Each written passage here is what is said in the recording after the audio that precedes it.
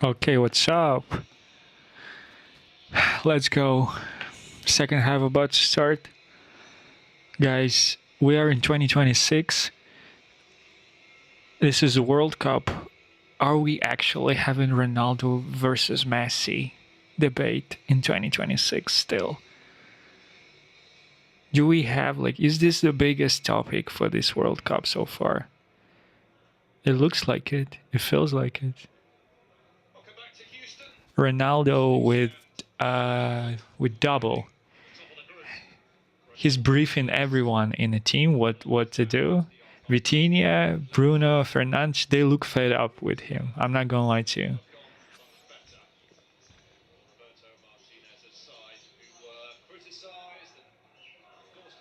But he scored 2 goals, so it's like, what can you do with this guy? He's still a good striker. But like I said yesterday, it's very difficult already for him to keep up with his pace. With his younger self pace, I guess, whatever you want to call it. But yeah, this guy, of course, he's still dangerous. I don't think we have to really talk about it. I think it's obvious.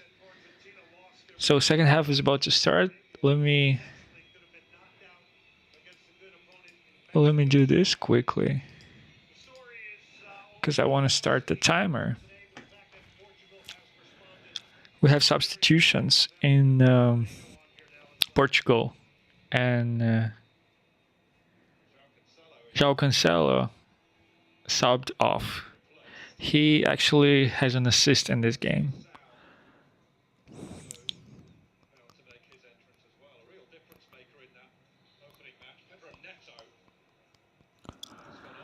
Well, let's see what Portugal is going to do. Uzbekistan scored a banker, but it was cancelled because before goal it was a foul.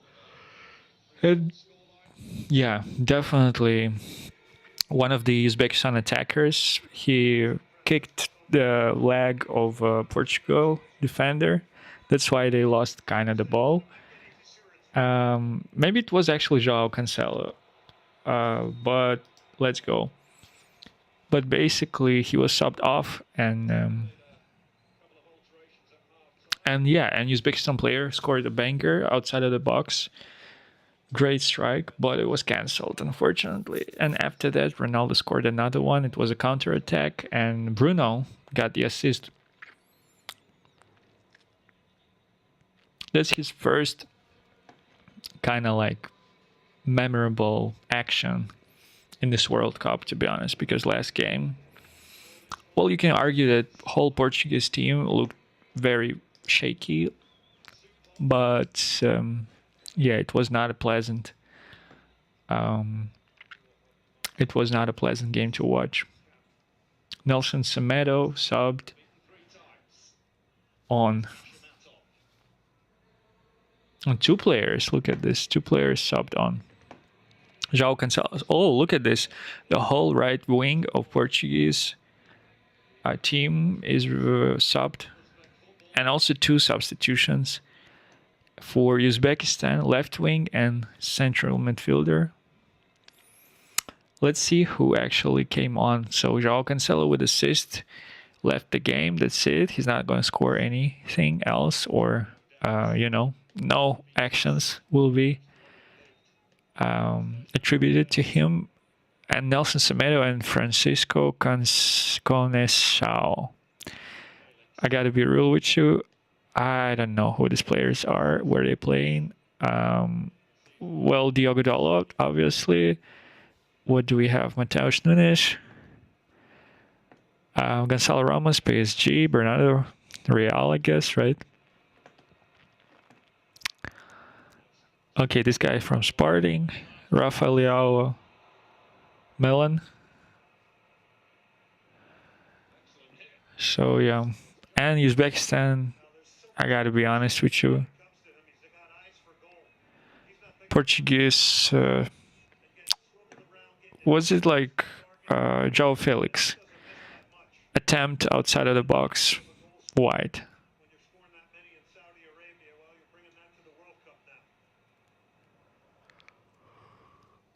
It's crazy. I missed the first half because I was eating, and it feels like I'm gonna be yawning so much because I feel sleepy. But let's see. I'll try to drink this Coca Cola and just be, be energetic.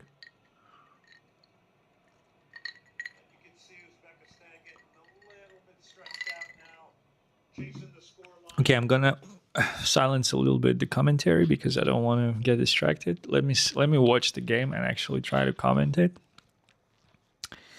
Um, so before this game, Messi already made headlines. Everyone was talking about him.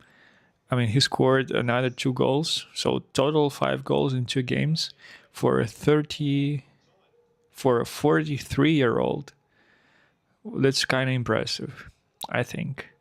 And obviously, Ronaldo had a stinker in the first game, and now basically he's going to redeem himself.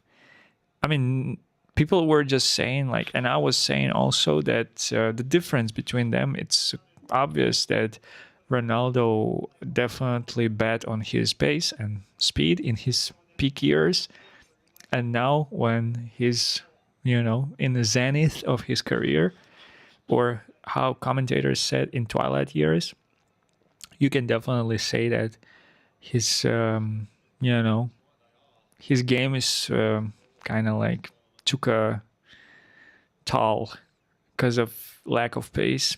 He still score goals and has immense experience, and his striking ability is, also he can score a header. I mean, no one said that he cannot do those things. He can, obviously, but in order for him to do that, the team has to play for him, and the team has to pass him the ball. And at some points, it's like it feels like he's a liability sometimes for Portugal. In this game so far, they fed him and he scored. But let's see what's going to happen to his stamina in the middle of, let's say, of the second half. So Portugal are playing out from the back through the left wing. Nuno Mendes scored a free kick today. Okay, so Uzbekistan trying to press. And there is an opening on the wing, but I think Uzbekistan will clear it. Yeah, absolutely. Ronaldo trying to press the keeper. Almost successful.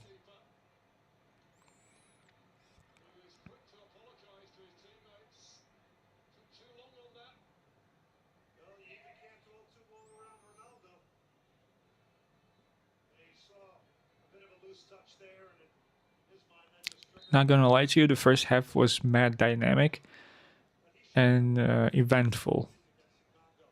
4 goals, 1 goal cancelled, and a bunch of chances for both teams. So it was really a good game to watch. Oh my goodness, what Uzbekistan are doing? Who was that? Was it Husanov? He tried to do the back heel, but it almost backfired.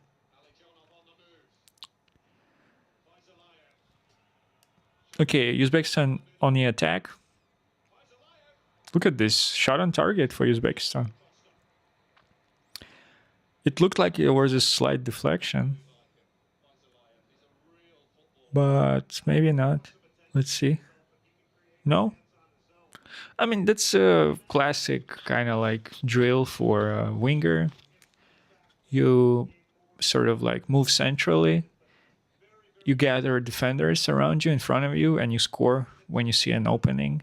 So the keeper maybe, will have difficulties, but the shot was just central, like literally in the center of the goal. So it was not dangerous.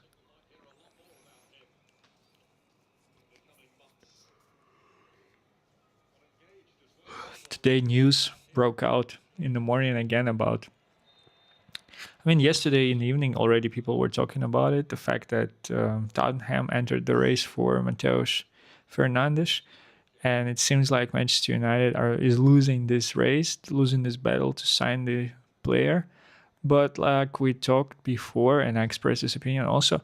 I mean, I'm not gonna lie. I think if Tottenham will get him, actually, I think a chunk of fan base will be a little bit frustrated because of the fact that he was sort of promised to Manchester United purely because of his nationality and the fact that, you know, he's apparently a big fan of Bruno Fernandes. But you cannot rely on those things totally, because still, like, a player and his wishes are one thing, but also he belongs to a club. And if the club, let's say, sees that it's time to sell, and they decide who they're going to sell to, all those things. So basically, you can barely do anything there because they need money. And the price tag that they set, let's say if Tottenham are able to actually meet this price, then probably he will be sold to Tottenham. But to be honest, it's hard to be really kind of panicky because it feels like they know what they're doing. The people who are responsible for transfer, summer, and signings, I think they know what they're doing. And the overall point of this new ownership is pretty clear, right? So no one wants to overpay, and they want to stop this idea of United tax. And I mean, you gotta agree with them, even though I'm not sure that this United tax will go away anytime soon, because I don't think we're gonna be. I think we're gonna be even more stable and more successful, steadily eventually. So I don't see how exactly the United tax will go away. Let's say we just stop overpaying, right, for these players, and we're going to miss out on a lot of talent, obviously. The question is, how can we replace, you know, um, these targets? Because those are quality players from Premier League. Like, where exactly are we going to scout the replacement for them? That's a big question that no one really can answer at this point. Okay, son, with my camera. Let's see. Let me see quickly what's happening. Maybe I have a call, probably. That's why the camera went blurry.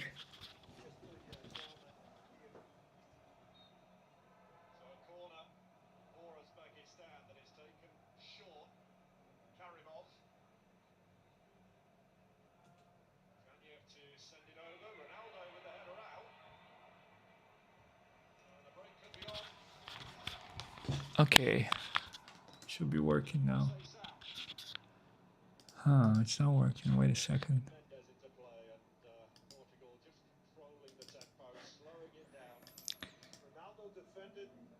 Let's just quickly change the source. There you go. And we back, and we back, and we back. I don't even like Chance the Rapper that much, but this, for some reason, this and we back, it's stuck. What happened to his career? His last record, I think it was he promoted it on Joe Budden podcast. He went there, he kind of like talked about it, and he became a little bit more serious. And his album was like kind of political and stuff, but I haven't heard it, so he didn't convince me. After this interview, I didn't want to listen to the record. So I guess we're not that back. But the football is back and my camera is fixed. So Portugal are about to take a free kick, and Bruno Fernandes he looks so stressed out. It feels like Ronaldo is constantly just telling him something. Like it's like it looks like Ronaldo is constantly in this player's ears, and he's trying to like communicate something to them, and it's so frustrating, like, genuinely, because it doesn't look like players are, happy with this kind of free advice from the GOAT. Okay, Nuno Mendes, I think, is going to take a free kick. Maybe Bruno Fernandes. Let's take a look. No, it's Ronaldo. Maybe Ronaldo will take it. It's three players.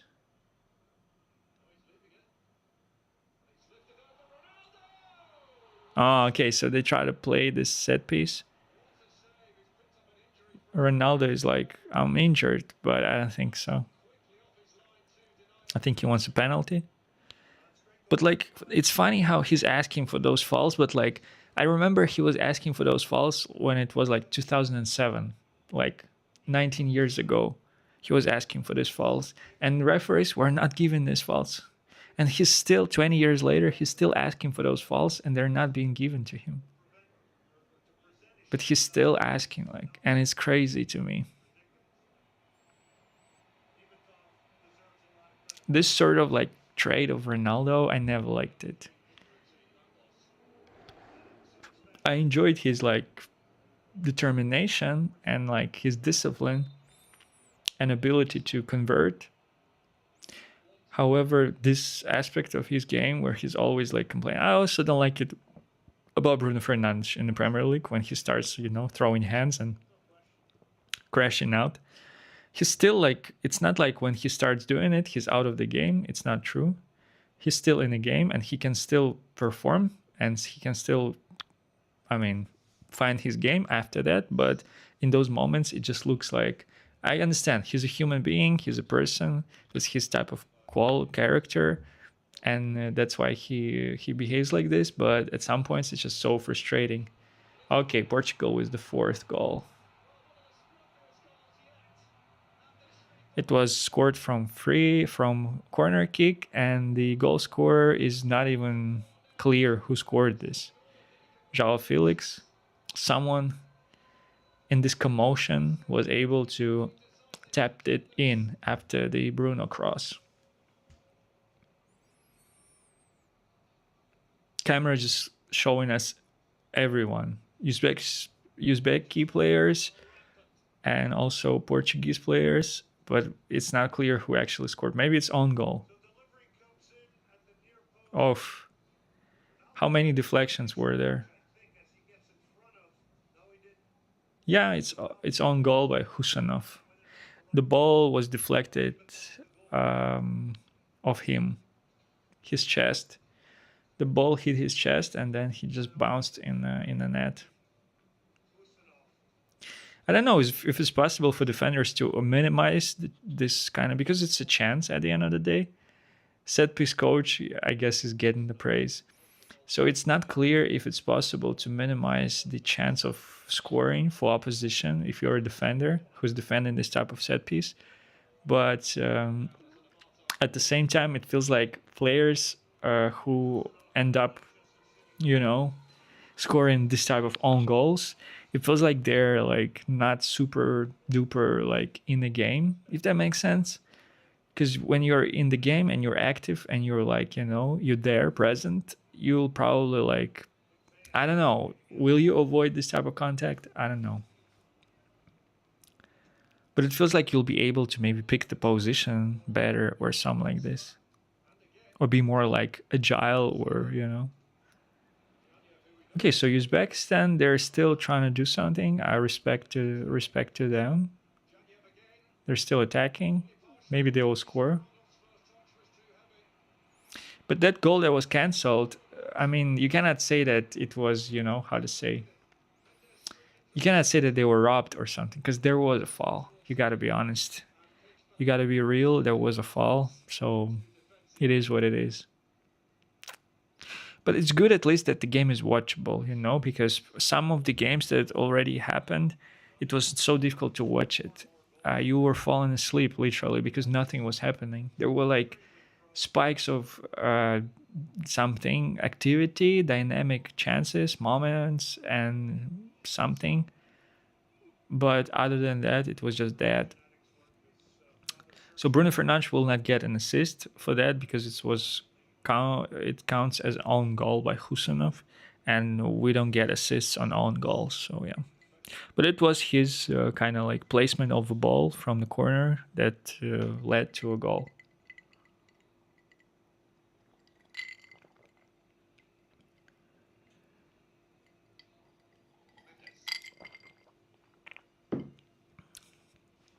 Portugal are looking better for sure, but Uzbekistan. Oh my goodness, Bruno was punched in the eye orbit, socket, whatever you want to call it. Someone just like touched his eye with their fingers like this. Yeah, it can be uncomfortable for sure. Sometimes you be doing something like washing your face and you hit yourself with a finger in the eye and it hurts. Imagine like if other person does it too. Okay, Joao Felix subbed off. Looks like he's leaving the pitch. And this Francisco Trinchao, that's a player of Sporting, and that's a player who was coached by Roman Amorim 2 years ago, maybe 3 years. It's interesting who's going to be signed by Milan this summer. What are going to be the incomings?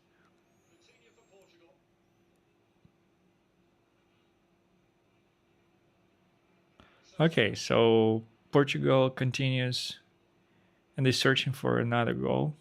Respect to them for that.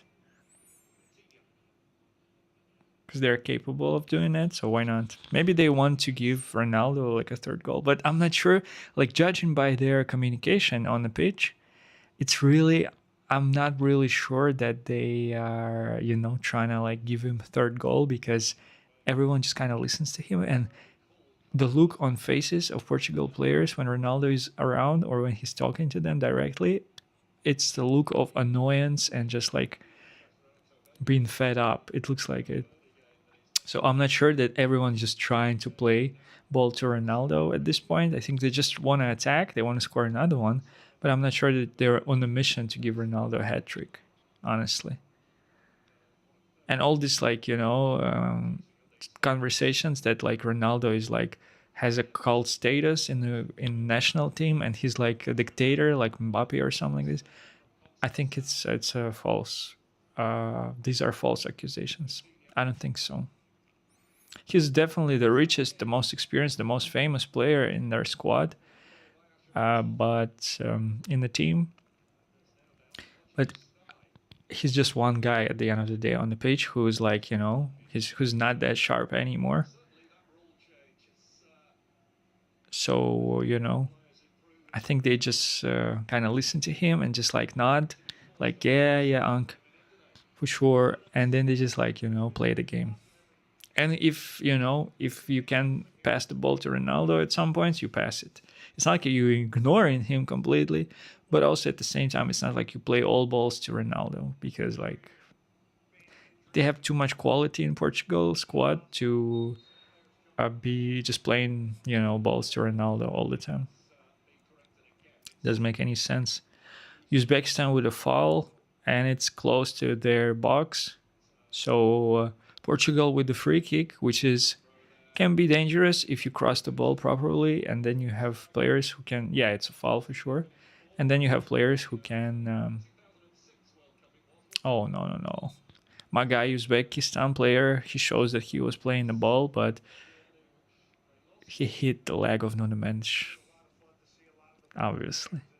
And Nuno Mendes will be the one who'll take this free kick from a left hand side. Let's see how he's gonna curve the ball. Oh, kind of like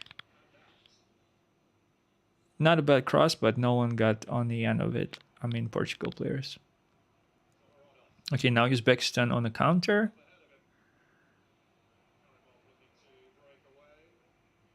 Goal kick.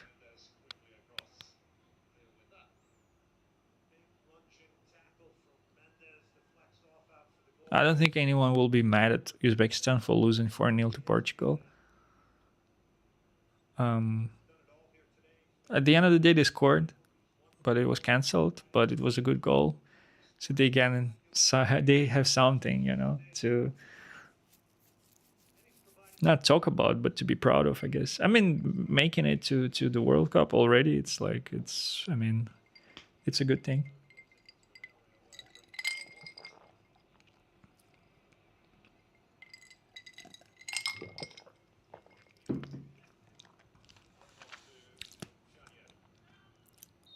Oof.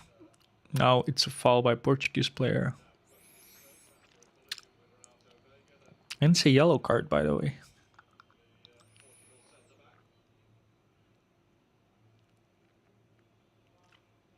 I think the game is done. The question is whether Ronaldo will get a hat trick. He's already like top World Cup scorer for his country, which is it's huge. It's a huge achievement for him. 10 goals, I think, something like this. Messi has 18.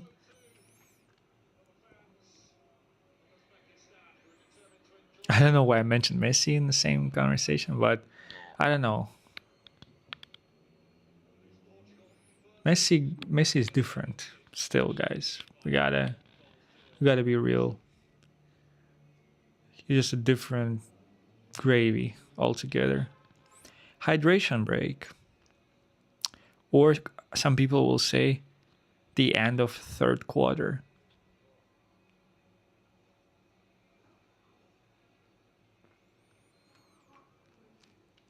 I'm gonna take a break actually, like, because like, what are we gonna do for 1 hour? I'm just gonna sit, yap for 1 hour until the England game starts.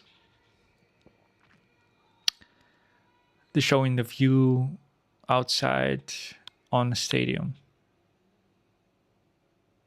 view of the stadium from the outside. It's okay, nothing too crazy.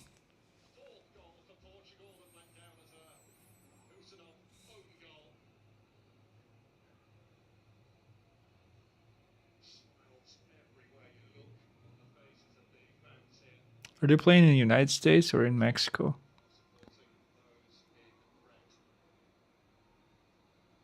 That's unclear. Some people are wearing sombreros on the stands.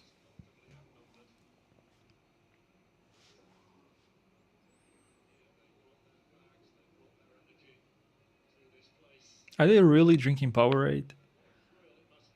Cannot be. Imagine like the level of heat. You're running, you're out of breath, you're tired, your legs are a little bit heavy. And then there's hydration break and there's like ice cold Powerade for you. I'd rather drink just water, to be honest.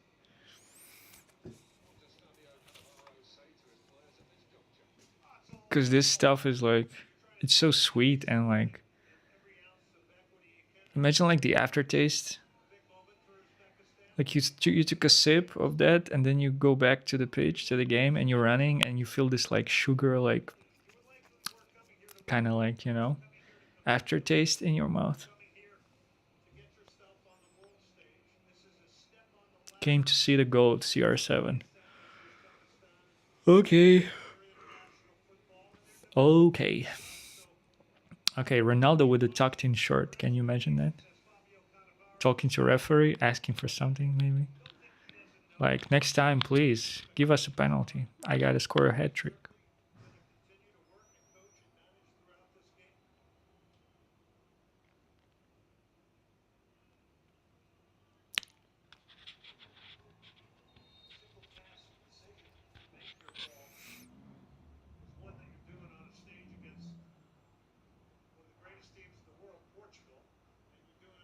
Okay, Uzbekistan with the ball. They have the possession. And they turn it over. And they want it back, but they turn it over again. Yeah, the ball right now, it just like doesn't stick. Uzbekistan again. Goal kick. Okay, Portugal won. The air duel, and they're now in possession. They're just shuffling the ball in their half.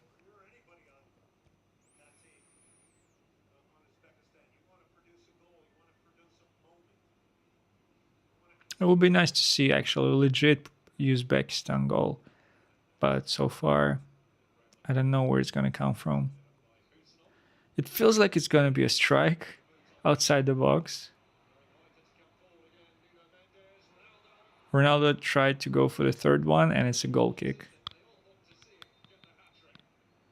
Ronaldo is frustrated, and he's like telling off Nuno Mendes for something. Like, you passed me the ball the wrong way. Like, Ronaldo is like jarring.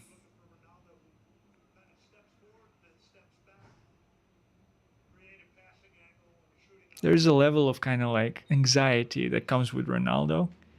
He's like anxious, low key.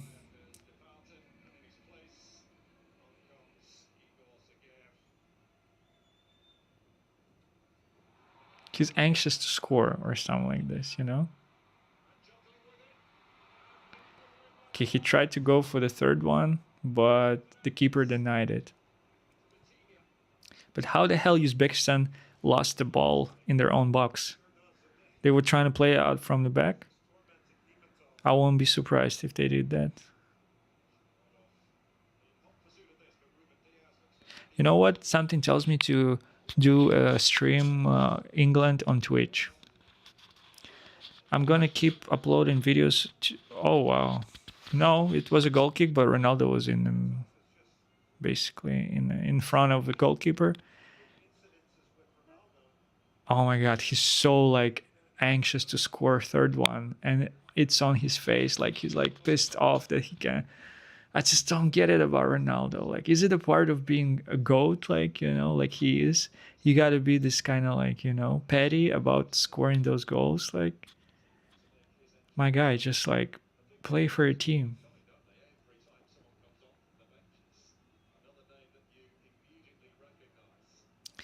Okay, Portugal with the ball on the right hand side, and there will be another substitution. I think it will be Bernardo Silva. I think he will replace Bruno Fernandes. This is my opinion. Maybe João Felix. We'll see.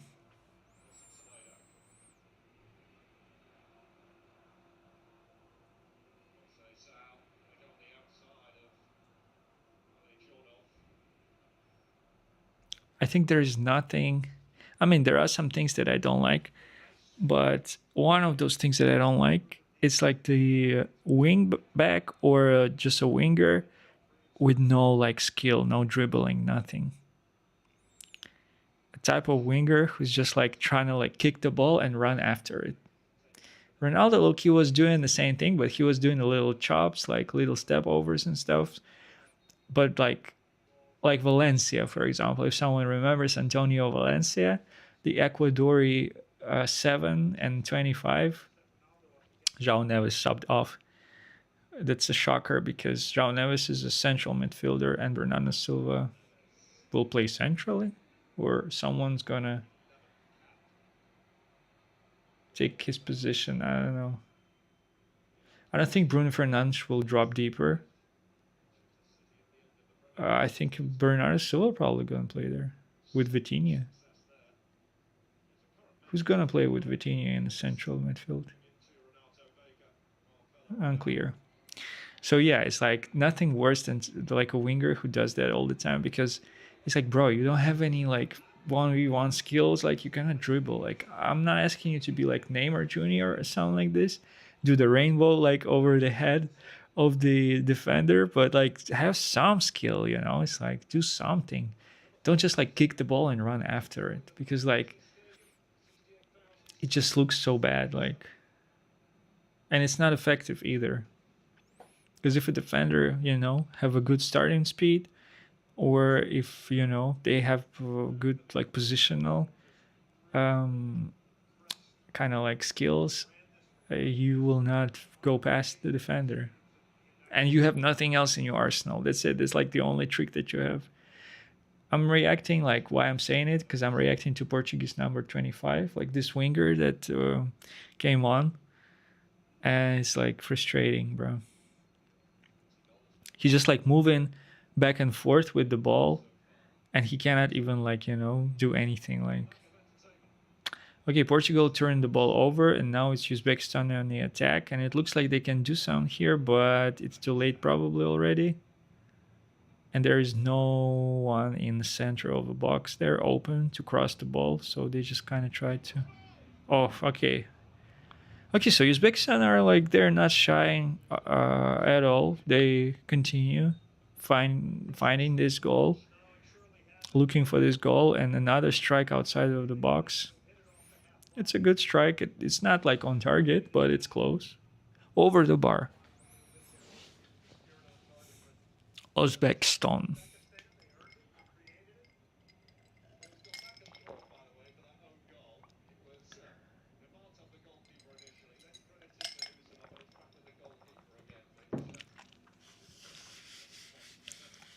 Okay, we're entering the last 10 minutes of the game, excluding extra time.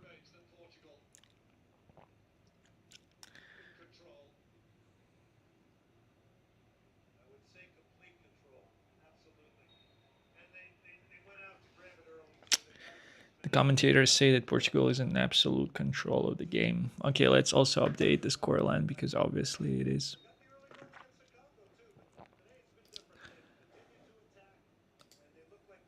Obviously, we have more goals for Portugal.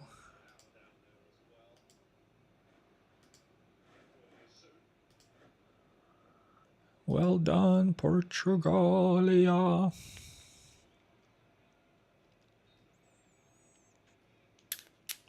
I wonder if I can do a Twitch stream without going through this like copyright school or something. They send me this link. I mean, it's reasonable. I have to like go through it.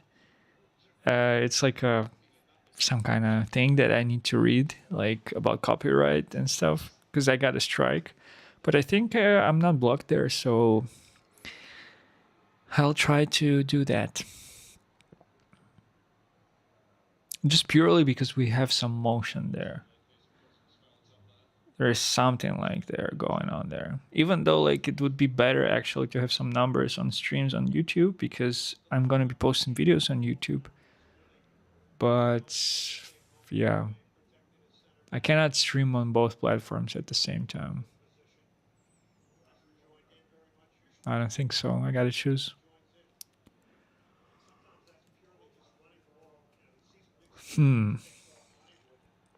Oh no, that was a horrible pass by Uzbekistan and Portugal again with the ball.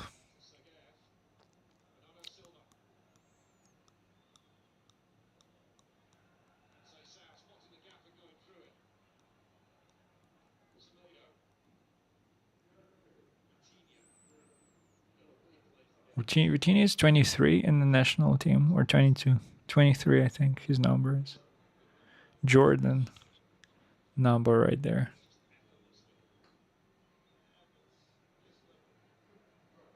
Bruno tried to cross the ball, but it was blocked. Lazy cross also. Like the player was in front of him and he didn't try to, shake him off. He just like crossed straight through the player and obviously it was blocked. Okay, Uzbekistan with the attack. And they tried to, win a header in the box, but no luck. They press in now, but again, it's very difficult. They're late. But also, it's kind of like they cannot press with big numbers because they still have to defend. They maybe don't want to concede the fifth one, but they're always a little bit like late when they're pressing, so they cannot win the ball. It will be a corner. Yes, corner for Portugal.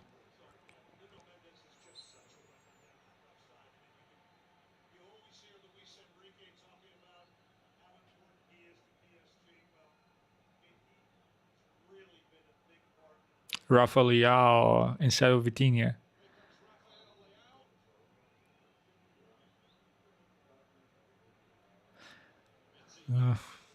Vitinha is not happy. He wanted to continue playing. Well, it's time to chill sometimes. Great player.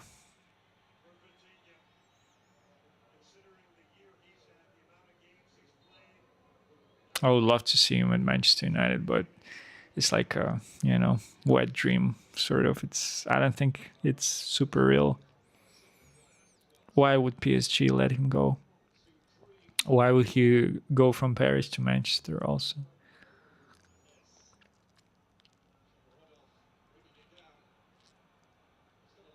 And the price tag on this player, it would be like 150 mil or something like this.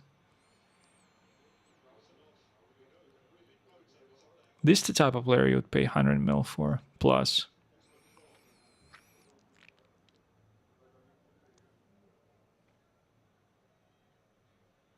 Not Mateus Fernandes, with all due respect.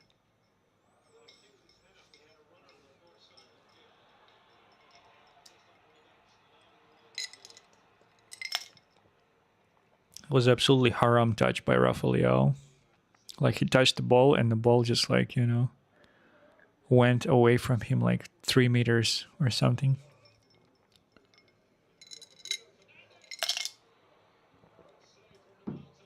There was a save by a keeper while I was drinking Coca-Cola. Bruno Fernandes apparently had a go. Okay, Rafael now doing something, but like the accuracy on his passes is very poor. He was able to win 1v1 on the left wing, but after that it was like, what was that? It was Garnacho level of cross. Like he didn't even see what he's doing. Okay, Bruno Fernandes with this attempt on target, but it was saved by a keeper. Playing in the United States of America, yeah, it's another ugly stadium in the United States of America.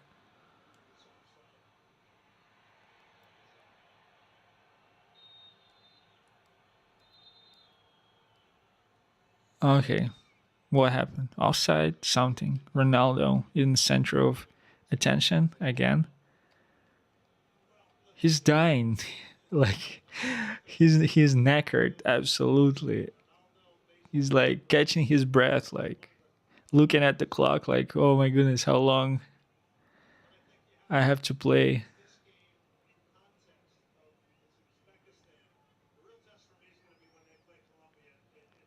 Oh yes, next game Portugal Colombia. That's gonna be very. Colombia will introduce,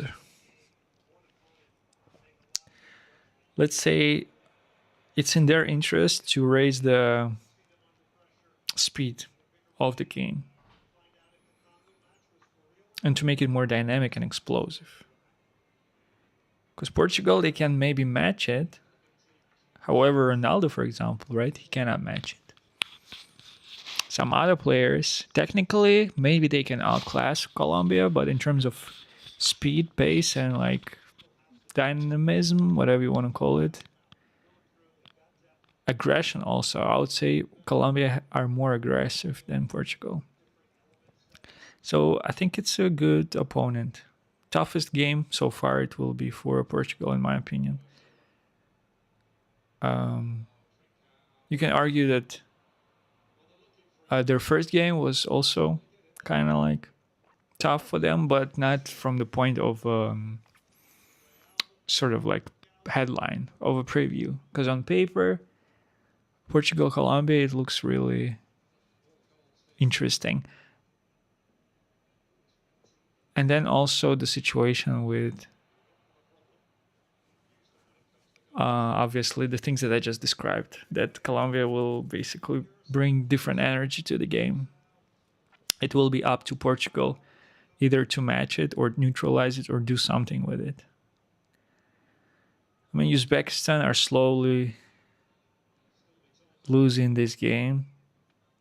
They're not going to do anything, unfortunately. It's not possible. Rafael with a goal. 5-0. Good strike. Good strike. First touch. Fixed his first touch, scored a goal. And now it's already a big score.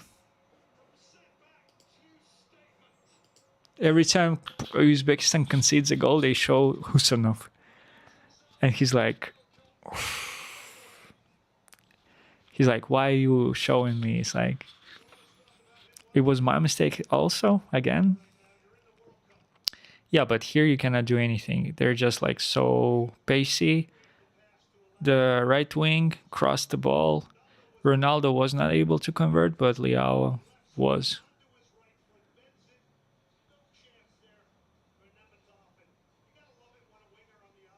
Good job. Good strike. Top bin.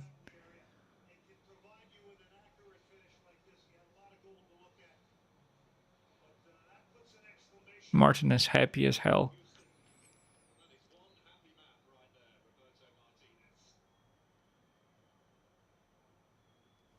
Okay, that's a good comeback from Rafa Leao after that red card. Unnecessary. 5 goals unanswered.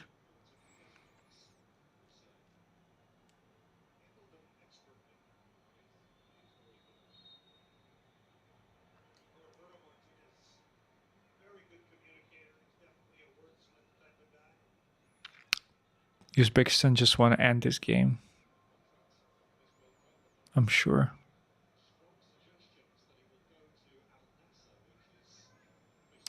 I mean, they're still moving the ball kind of actively, but what can they achieve in the final third?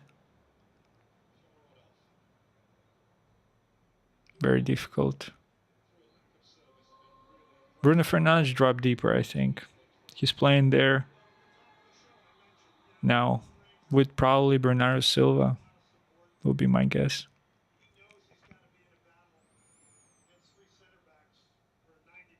It's a dull central pivot, but you gotta think that it's like a C option, I would say, for Portugal. The cross was shambolic. If I was Ronaldo in this case, I would complain because this cross actually it was trash. It was so high. Even Ronaldo cannot reach it.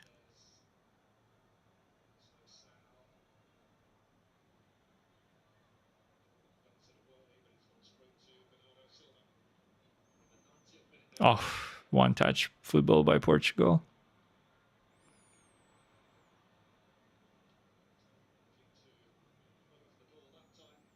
Okay, Uzbekistan keep searching for something. But they're not taking any risk also. Like there was a chance to actually pass the ball to the right wing, but they didn't do it for some reason. I don't know why. Nah, release the ball, boy. Right wing, come on, pass it. Ah, possessional attack by Uzbekistan with 5 minutes to go. Oof, they almost turned the ball over. It was Ronaldo, can you believe that? He was tackling someone in the center of the pitch.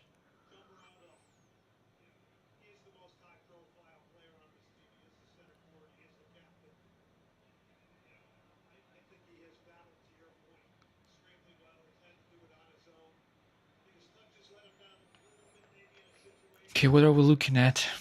Another turnover by Uzbekistan, but they fouled. Someone fouled. So they're gonna have a chance to have a set piece. Rafael again, his strike. I mean, clean strike. No chance for a keeper whatsoever.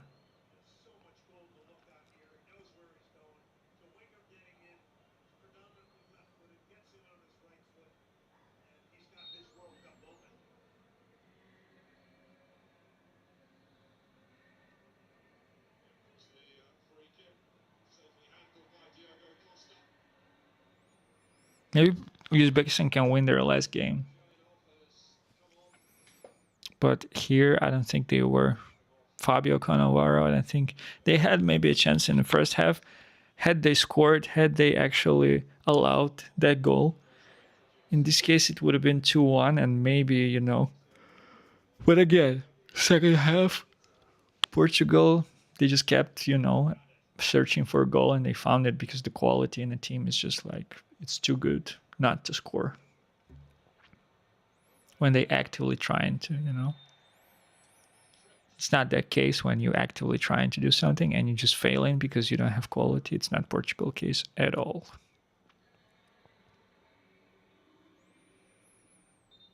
They're showing a goal from a referee cam.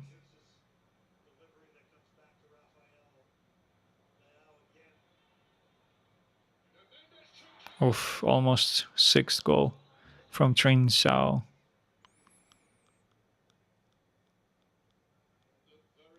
Is he the only player at this World Cup with a mustache? No beard, just mustache. Is he the only one? Oh, so close he was. Why Trinisao is not playing in central midfield? Why there is Bruno Fernandes and Bernardo Silva? Trinisao is number 10? Who is he? I thought that he's a central midfielder, but apparently he's number 10.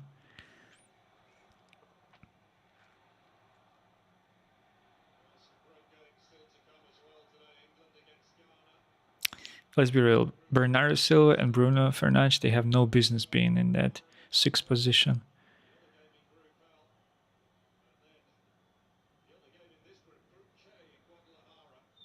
Rafa tries to win a duel on the wing.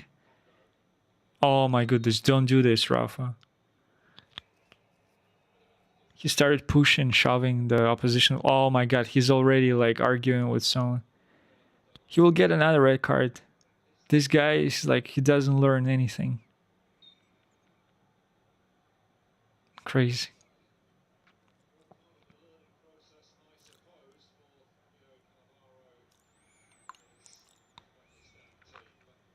Okay, they don't want to score another one. They just pass and shuffling the ball in the center of the park.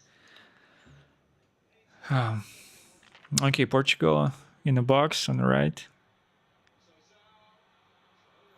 Okay. Ronaldo with a foul. Can you imagine that? Oh, he's knackered. That's it. Uzbeki players arguing between each other. But guys, just chill out.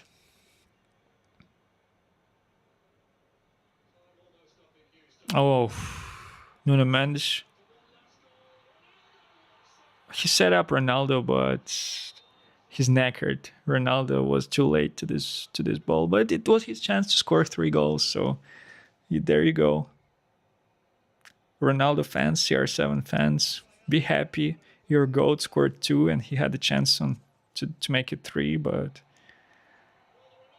gotta be thankful. Look at this. Portuguese players just dropped on the pitch. They're tired as hell, probably. Maybe they're praying, but I don't know. I don't think there are Muslim players in Portugal squad. So why would you, you know?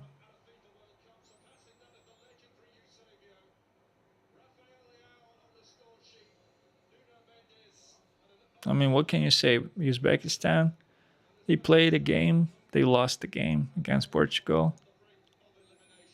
Someone will get Ronaldo short. Who that will be?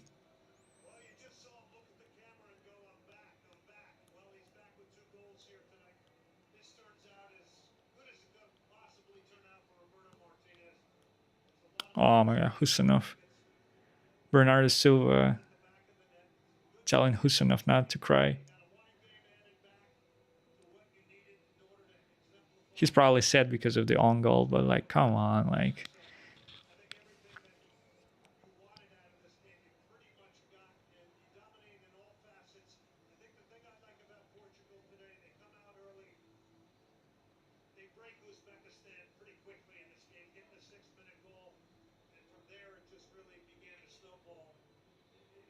I mean, what can you do? Come on. The game is the game. Like the classic said. Oh my goodness. Okay, so what does it mean for Portugal? Let's see. Group K.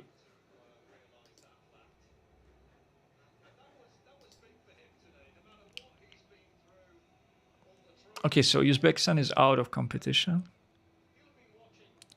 Congo have some kind of chances, I guess. Sorry. So far, Portugal, Colombia are going to the round of 32. However, Congo can also go there if they win against Uzbekistan, and Colombia loses.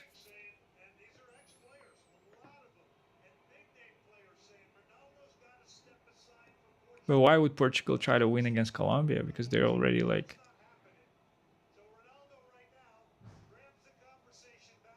Okay, let's say Uzbekistan wins 3 points, right? So Colombia 3 points.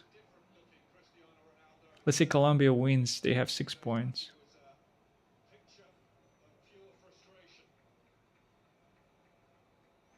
DR Congo wins, they have 4 points.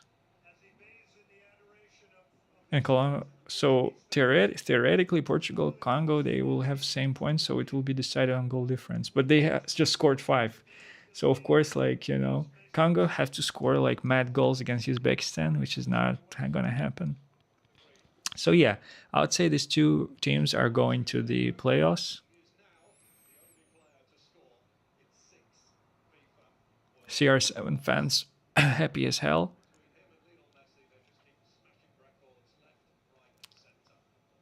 What the hell is that?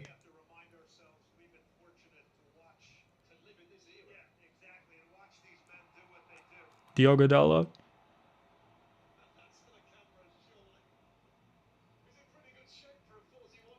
Diogo Dalot wanted. He's like, I don't know how to explain this, but you have like those players who are like those people like who are like you have a knight, right?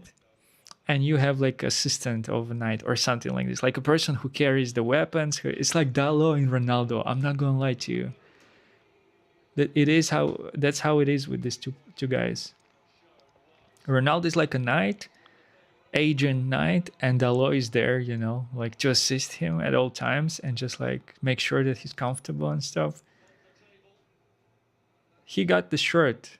Dalot, for some reason, wanted the shirt, Ronaldo shirt. I don't know why he can have that shirt at any time, on demand. Probably he can just like call Ronaldo and ask him for a shirt like anytime. So why he took it now, no idea. Okay, so Portugal were more time in possession. They had more attempts on goal, more attempts on target, more XG, everything more. Portugal passes completed and ball recovery time also. I mean, they were faster, they were better, they were more technical. They won the game.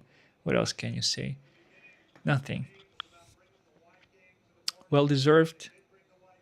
Good job. We got to stop the timer. 5-0. Strong.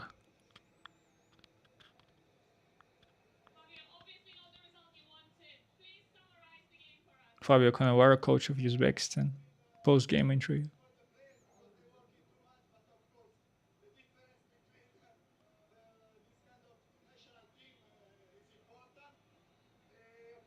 The difference, yeah, he says it. Maybe he's a coach of this lesser team. He shouldn't talk about this difference. I mean, he's like on this happy to be here vibe, basically.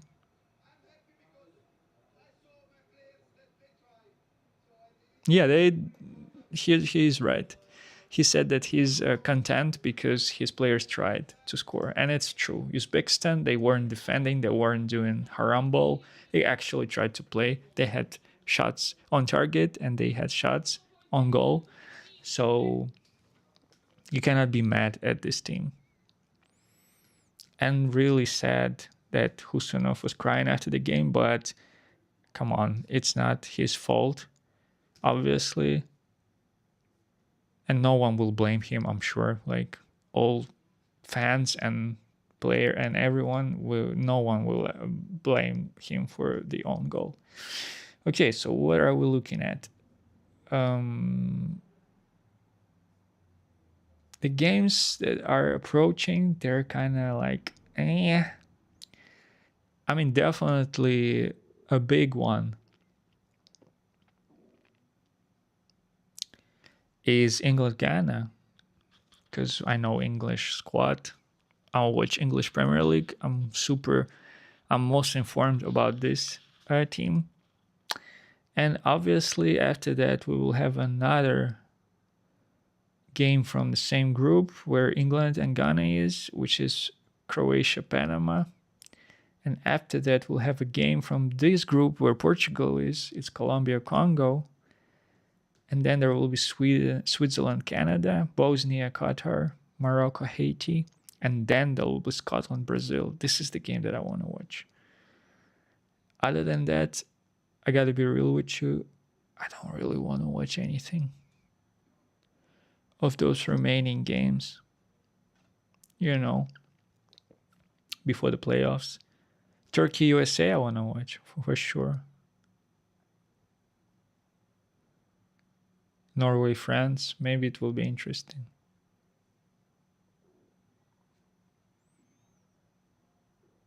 Uruguay, Spain, I guess also it's a good title.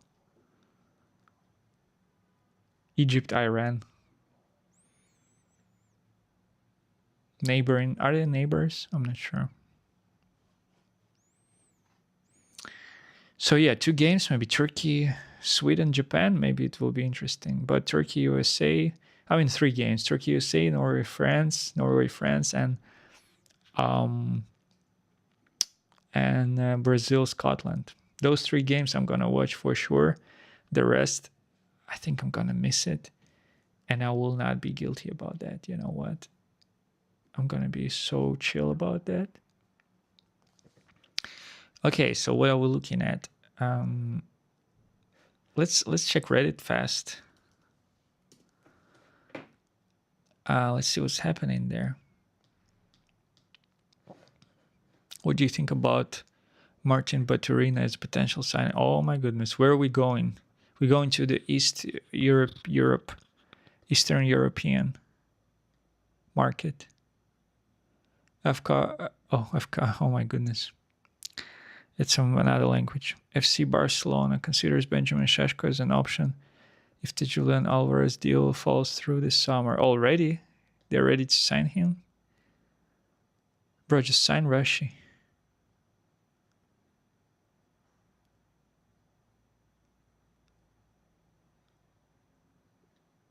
Okay, I'm not gonna climb that mountain.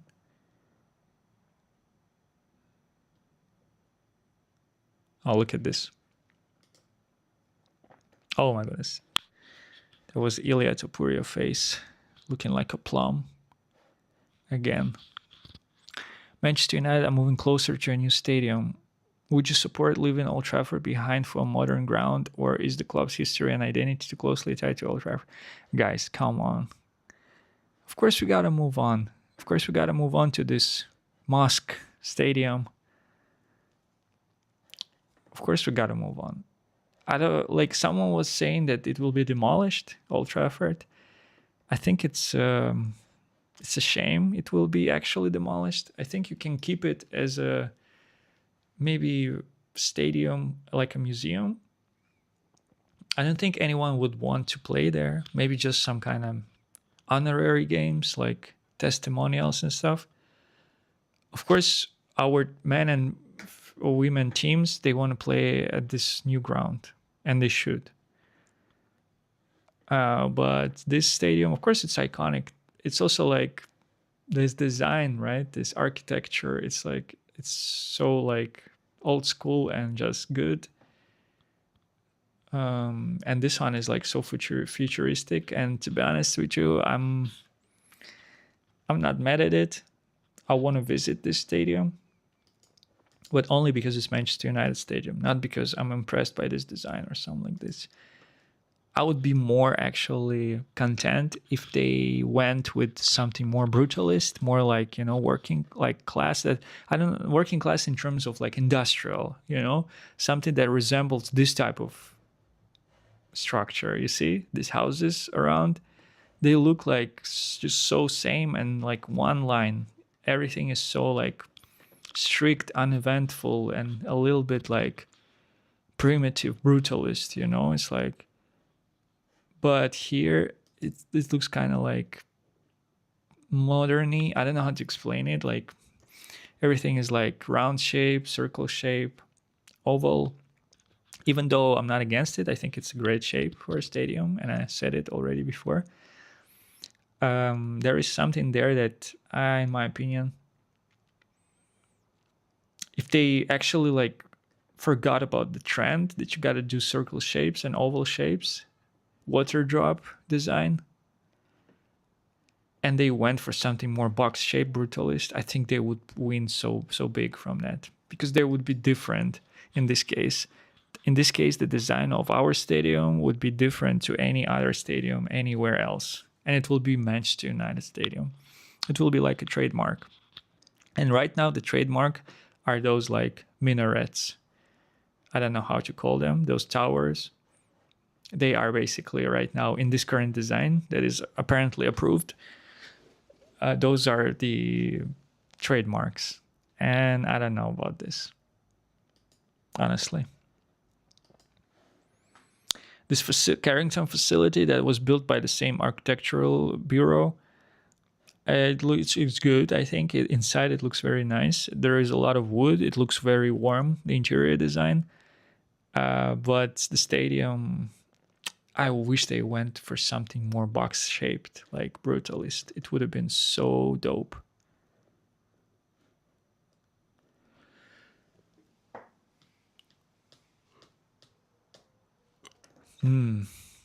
Support and not happening. I don't understand people who are saying like, don't you just play at Old Trafford, just renovate it, play it. I don't understand this, honestly. You gotta move on. You gotta move forward. Like, imagine like this stadium already had so much events. It has its own history and meaning, and no one's gonna forget about it. However, maybe it's time to just move on from it. Okay, alternative Rashford take. Let's read it. Oh, that's a lot of text. Okay, so is it Rashford in or Rashford out? Okay, I think this is in defense of Rashi. This post, I think, says that it's like, let's take him back, and I agree with this. I don't want Somerville or Rafael. Just bring back Rashford for 2 seasons. Let him run down his contract, and he's free as a bird. And until then, we have a squad player who's our own. You know, what's the issue?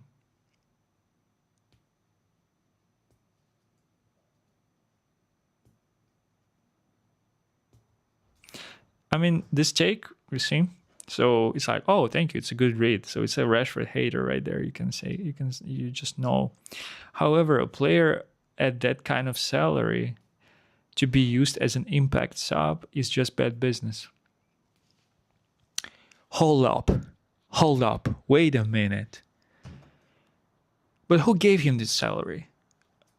The club gave him that salary. I mean, yeah, previous like leadership, let's say previous management, whatever you want to call it, but still it was our club. We gave him that salary, and we at that time he deserved that salary because everyone's expectation was that he will continue in the same manner, in the same fashion. Things went sour, whatever. We changed coach, we changed everything, we tried to change everything. Rashi had issues like any other players also, but he was more like kind of maybe he wasn't trying to hide it, or he was like probably displeased with the whole situation. Got picked up a conflict against Amorim, which was not easy, which was not hard to do because a lot of players had issues with this coach, and left the club. And you know what? Right now, suddenly, sometimes you just have to like own your previous decisions, even though they were not made by you. In this case, like other people were given him this contract, and like new people that came after, they were like hostages of that decision. But still, like, own it. We gave him that salary. He's our own player. This is his last big contract. His next contract will not be on the same salary.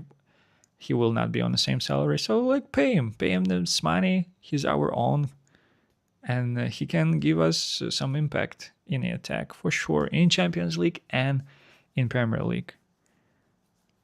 I wouldn't play Rashford in cups, but even there he can help us. Who says that he will want to start though? This one I don't understand. At Barcelona he was happy to be a squad option, but all of a sudden he will want to start when he comes to Manchester United again. I don't understand this. And I don't think it will be the issue will be like with Ronaldo and Oli, for example, because it was so different. Because we just saw Ronaldo. He's so petty. He's so like diva in how he behaves and communicates. Rashford, you can argue a little bit of the same, but they come from the same club. Like Carrick, he known to be very like, good with players, and there is no indicator that he will fall out with Rashi whatsoever. If anything, there are indicators that actually everything will be very good. Let's see what OP replies to that. Thanks. The wages are an issue, which I mentioned in my post, and it's the strongest reason to move on. It's losing argument for me because the fans seem to just want him gone. That's true. A lot of fans want him gone, and like some fans, they just don't like Rashford, but some fans like Mina, for example, they actually like Rashford, but they want to see him gone because they think that if something goes wrong at the club, Rashford will be a scapegoat, which is a little bit like kind of trauma-driven like thinking. But what are the indicators, once again, that something will go wrong, first of all? Yeah, we haven't seen our transfers. They're still in progress, but we'll see that in August. And besides that, we'll see that in September, of course. And besides that, what are the indicators that everything will be bad next season? And like why Rashford should be a scapegoat? Because right now we already went through that cycle. We already understand what the issue was, who was basically contributing to this like turmoil at the club. This issue is eliminated. Now, why Rashford should be a scapegoat? I mean, some clueless fans, maybe they will do that, try to do that. But it's obvious that if the atmosphere in the team is good, then Rashford will be also good, and there will be no issue, and there will be no scapegoating, nothing. They will be just playing football, busy winning games. What are we talking about here?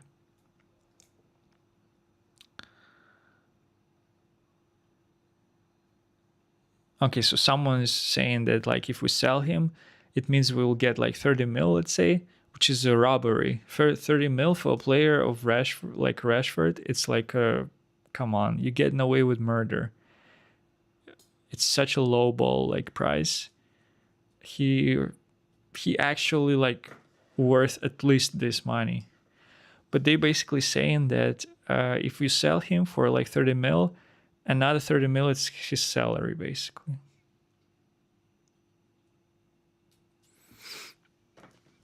But who's gonna name me one club who will maintain this type of salary for Rashford? Explain to me. So I will explain to you this situation, and also from the point of Rashford, right? So you are playing for the club, you're scoring goals, then the club decides to just change managers every season.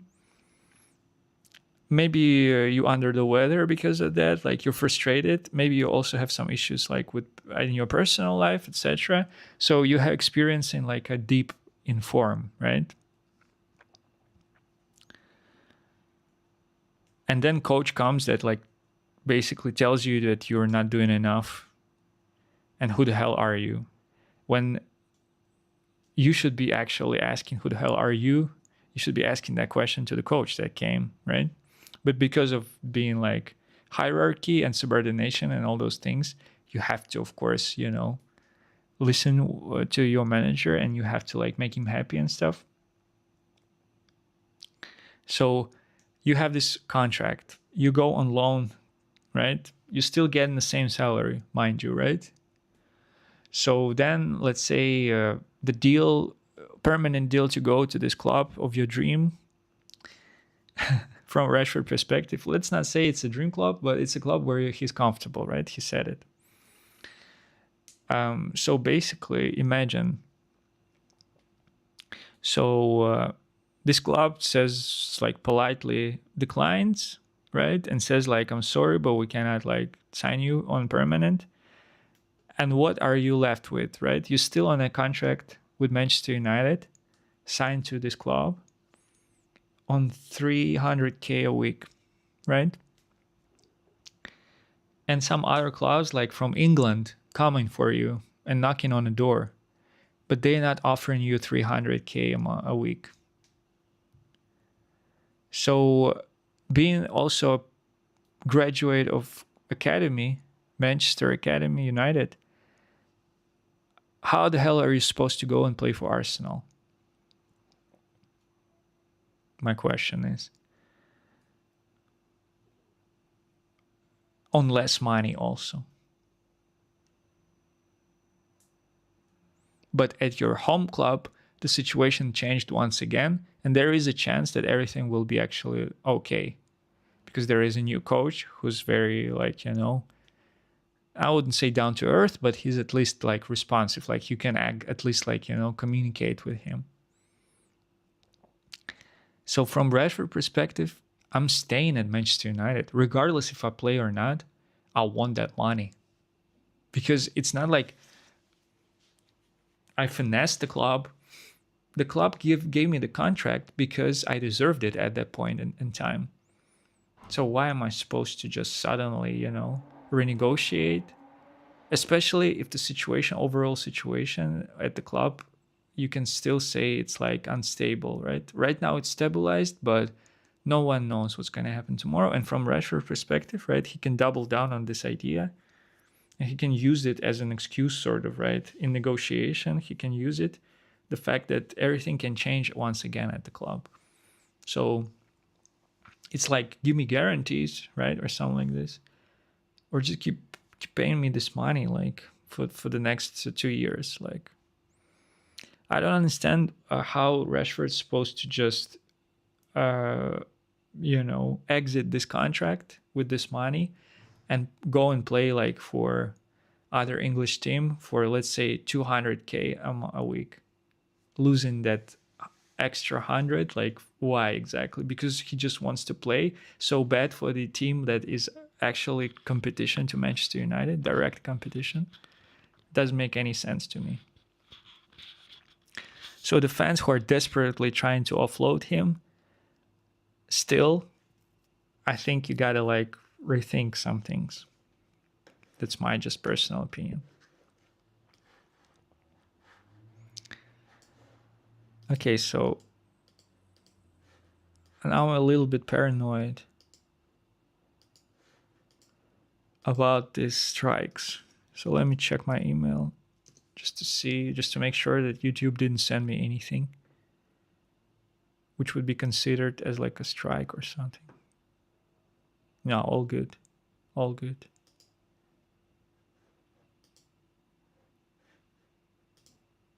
No issue. So good. Okay, let's continue. Okay.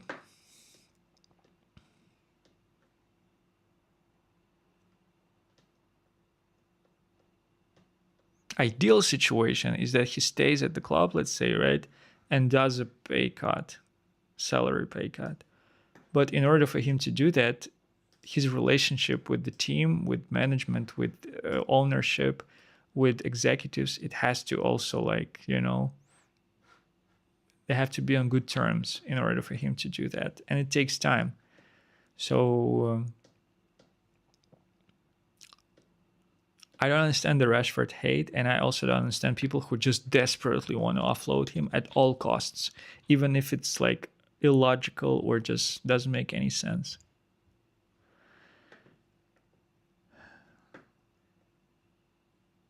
Oh, there you go. That's just the meanest take.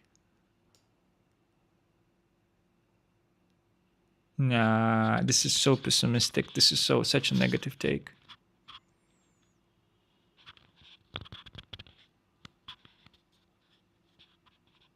But you gotta try again. Like, yeah, of course he prefers to stay outside of England, but like it seems like all roads lead to Manchester for him right now.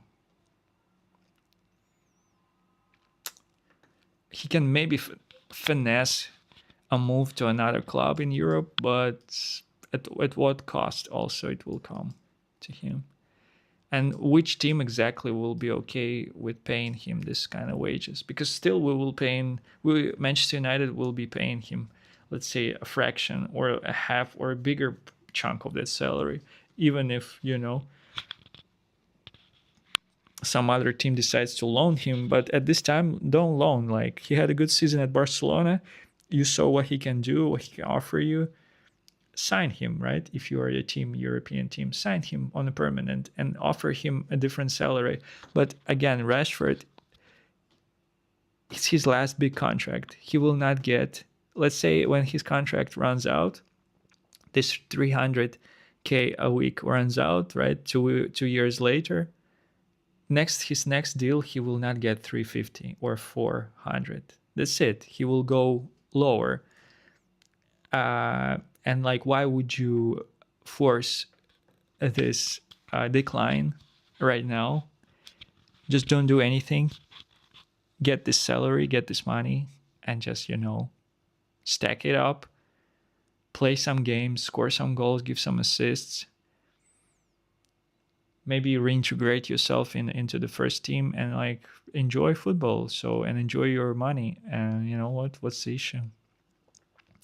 But he's wary of the fan base. He kind of like afraid of that they will crush him.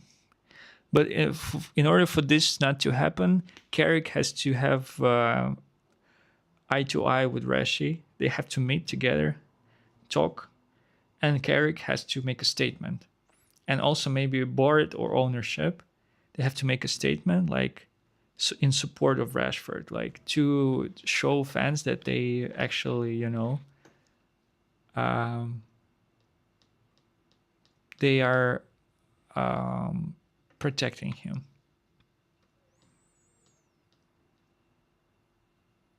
That's it. And then later, if fans will crash out, you just double down on that support and just remind them that it's like you being like ungrateful or fickle or just, whatever case may be. I think he burned his bridge probably with Amorim, just like Garnacho or like some other players. Kobe. We don't know. This one, if it's true, then yes, of course. No point in coming back. You cannot come back. But if there's still a chance that it was an issue with Amorim, not with the rest of the club, then what's the issue then? I don't think that it's about the collective, right? Those are different things and different situations. You can't compare Keane exit to Rashford exit, because Keane exit happened when we had stability in the club and it was Sir Alex reign. But there was a different issue there. It was an issue of like clash of characters. And Ferguson was not able to neutralize Roy Keane, like he neutralized Rooney, for example, later, or he neutralized some other players who were popping off. But Rashford had issue with the coach who's no longer here. And the question is, once again, what was his beef? Was his beef with board or just with coach? I wouldn't say he's elite talent. He has really bad spots in his game, but his experience and his ability to just change games, it's undeniable.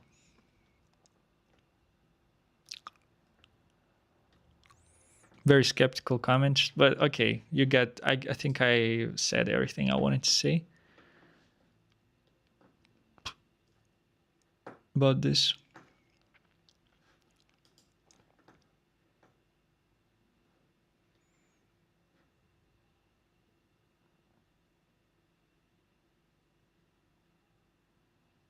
Harry Maguire continues talking.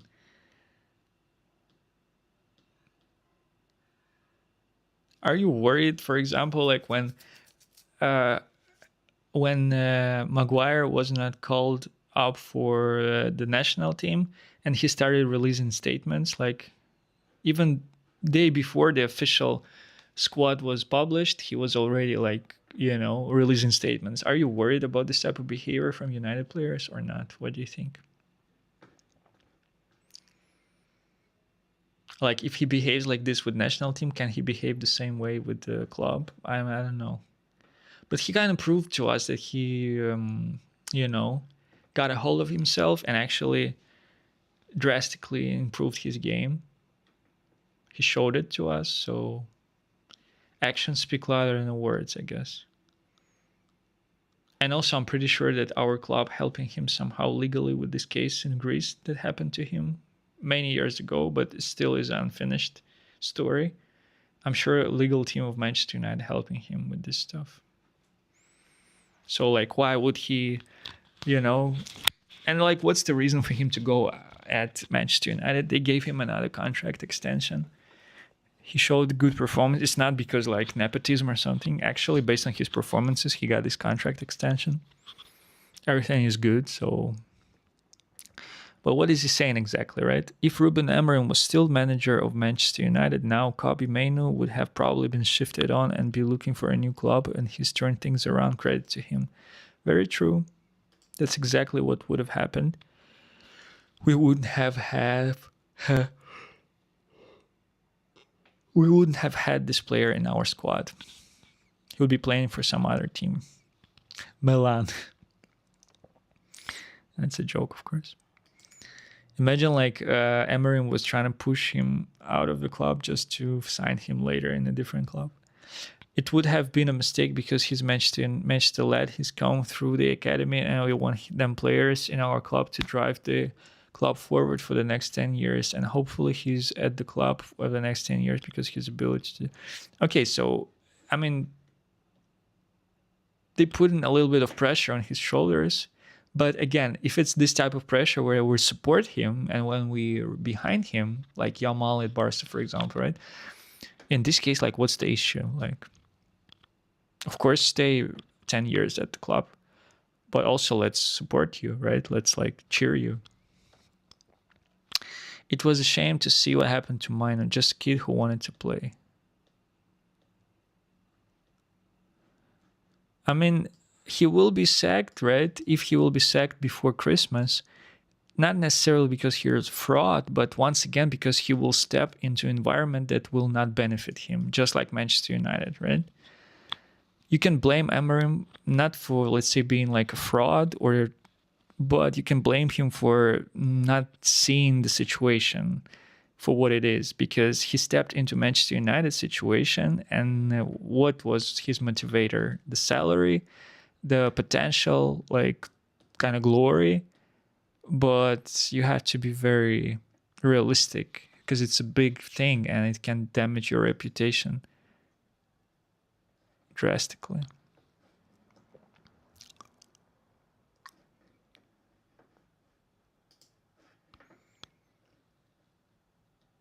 Ah,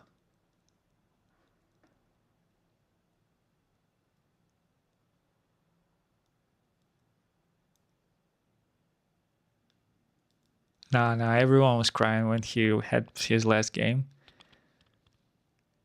When he had his last game for Manchester United, everyone was in tears. Like, I'm telling you, I don't know what, but something special about this player.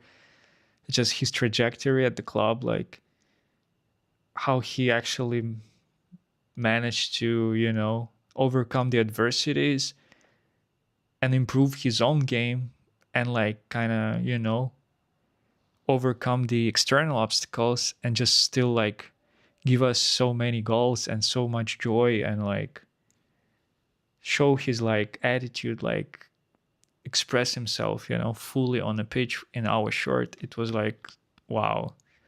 What a player, really. Yeah, I mean, come on. Let's not do this. Yeah. GOAT. That's a real GOAT right there. And a leader also, an experienced player. Okay, well, let's not watch these goals because I'm not sure if it's going to copyright it or not. Some old school goals. Cunha for Brazil. Okay, let's check other subreddit Manchester United. Because this is not the main one.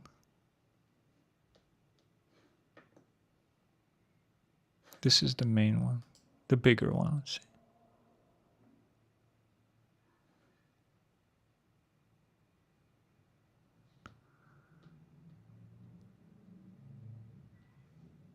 Yeah. He's going to be playing with Messi. He played with Ronaldo, now he's going to play with Messi. That's pretty cool.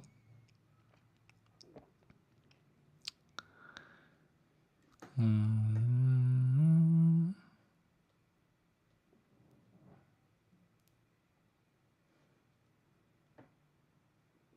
4 minutes ago.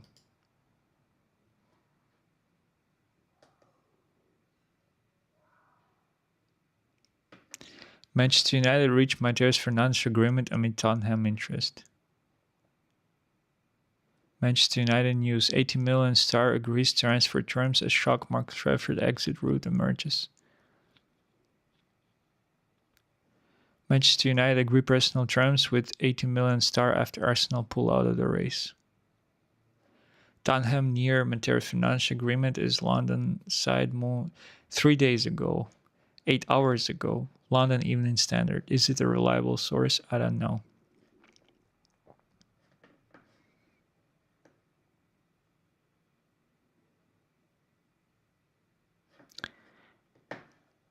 Well, we already had personal terms agreed with Matheus Fernandes, I'm pretty sure. Just judging by how we approached our previous...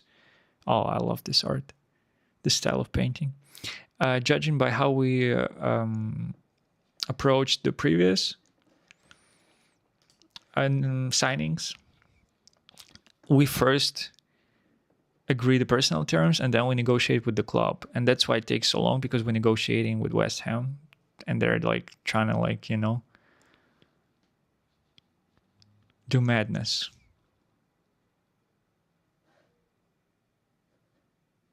I don't understand the sentiment of this post specifically. As the greatest man in history once said, when the seagulls follow the trawler, it's because they think sardines will be thrown into the sea. So who's the sardine here? Who's the seagull in this metaphor? I'm not quite sure. Oh, so basically it's saying chill out, we're going to sign Fernandes. I mean, no one knows what's going to happen. Man of the match. Look at his knackered. He's so tired. Look at his face. Be the first to comment.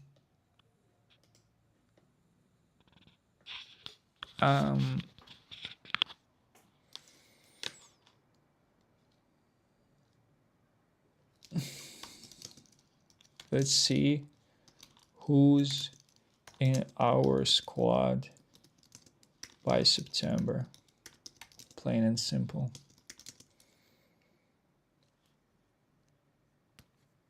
And even then, let's wait and see how these players will settle in the club and perform. So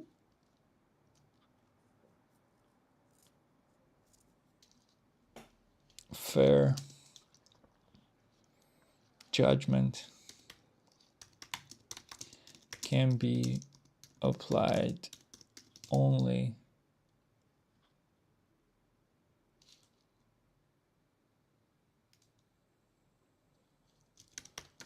a couple of months into the season. Well, a couple of months, maybe it's a stretch, right?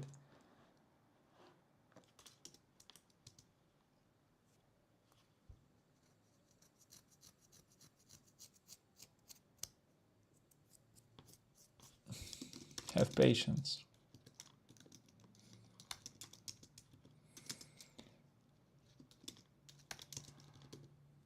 Ineos.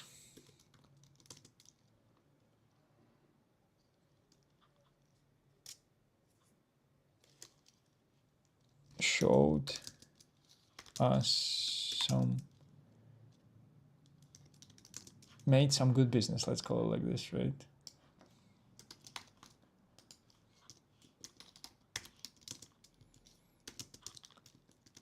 No reason to doubt them just now.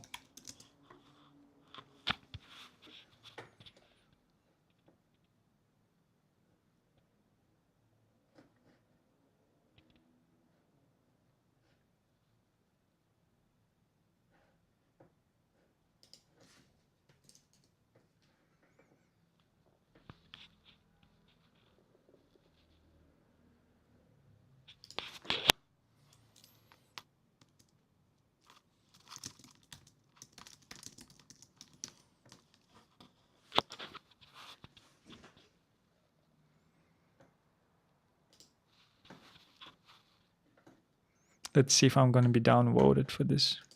I'd say it's a reasonable kind of, nothing too crazy take. Just a chill, reasonable take. But let's see how it's going to be received. Okay, they posting pictures of Ronaldo with in Manchester United. After he scored, obviously, right?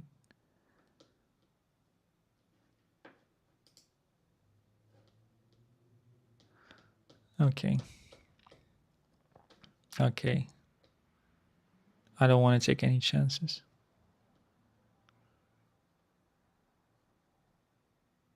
Bruno assist was so good, yeah.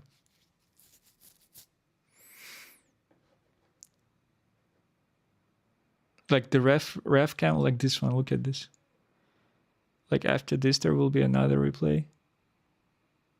Look at this. Oh no, it's his strike already. What about the pass? It's like a corridor of players in between two players, and this player was not able to tackle the ball, which is like, and it was so light, such a light pass also. He didn't overhit it. Good job.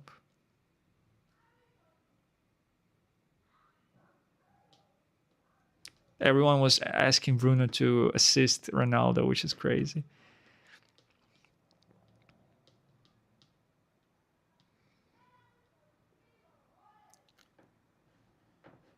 Oh yeah, that's the free kick that they were trying to score.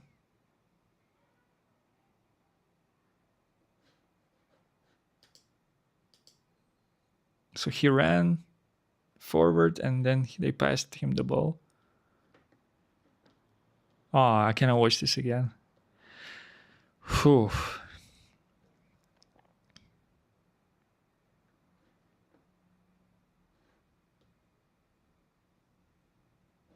Like, let's imagine worst case scenario, Tottenham signed this player.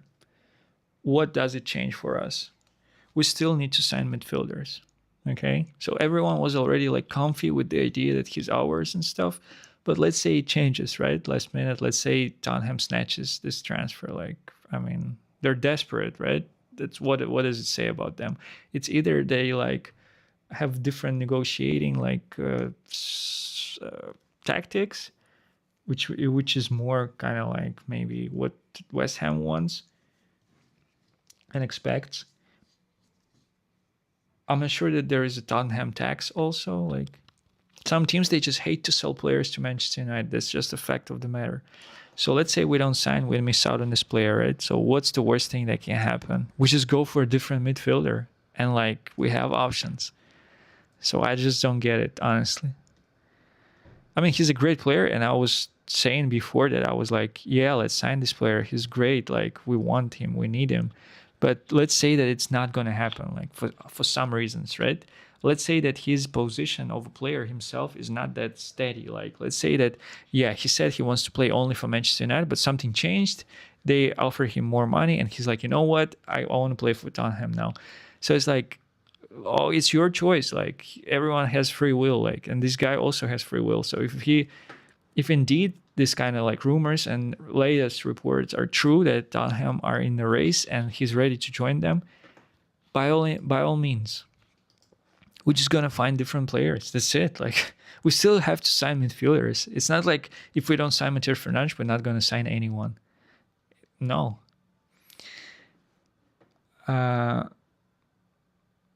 Okay, so this guy hopefully goes to Liverpool because just because of this, we're gonna sign him. Just because of this like emotional like terrorism.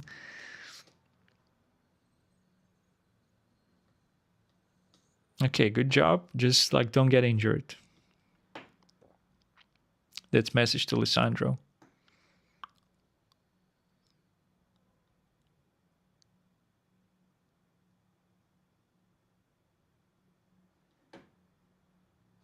What? Netherlands wins World Cup? For what? For how are they gonna win it? Despite the odds, like something like this?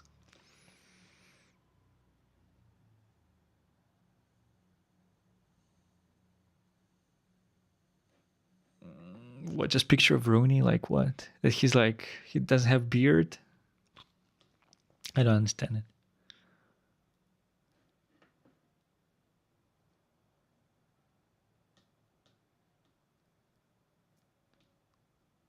Wow, this is a crazy laptop.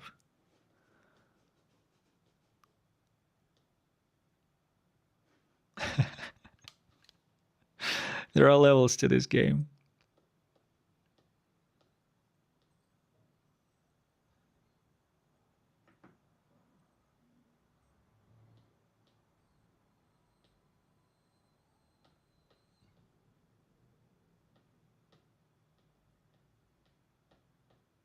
Rooney putting some pressure on shoulders of Maino.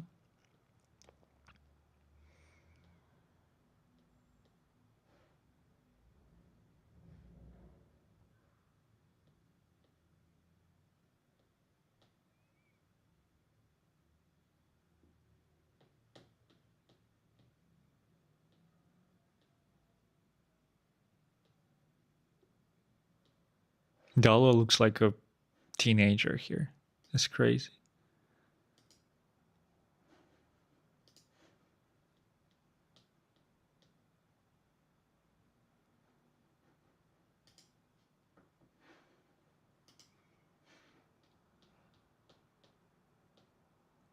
Yeah.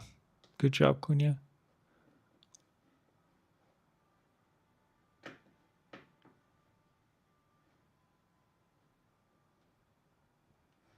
Good job. He deserves this recognition.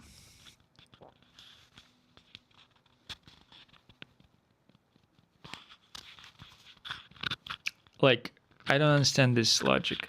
If he actually does it, he still goes to Tottenham, which is English team, which will still kind of land him in the realm, like in the space of English media.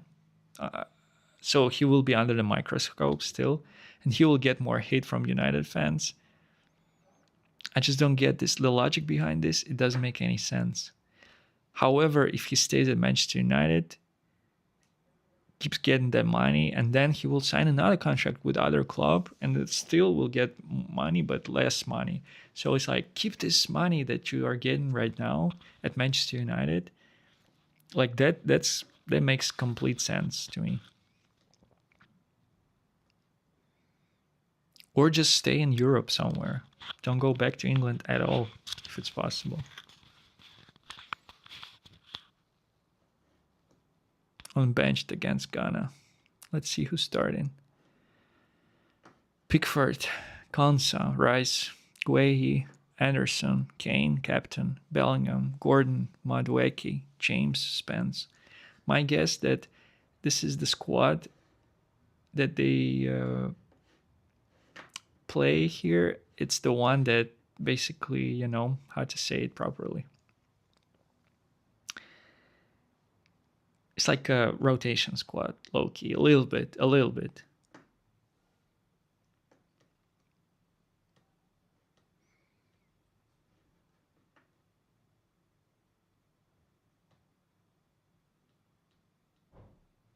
The game is about to start. I think this stream already started, so let's update it. Yep. Okay. They're about to start. Is it the same stadium in Philadelphia or where they're playing? Like the stadium that was under the thunder, under the rain yesterday when France was playing with Iraq.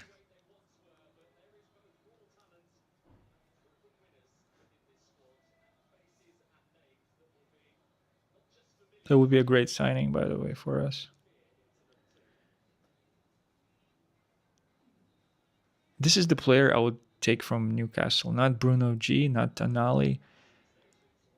This one.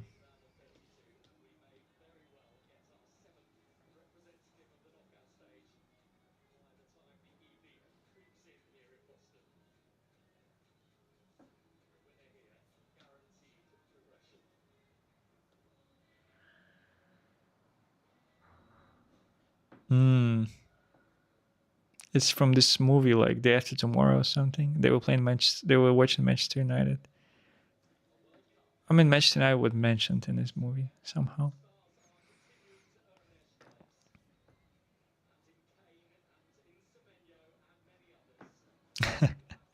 So they're signing Rashford or what? Like I remember, like I heard already people were talking about it. Like Barcelona are like now they don't want to sign him, but they're still posting like it's their player. It's funny.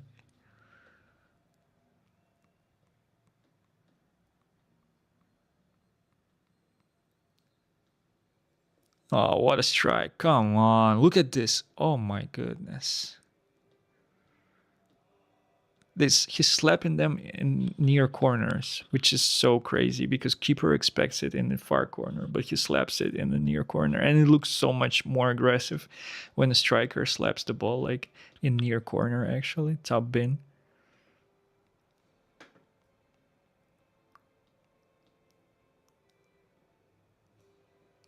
Oh, what the hell is that?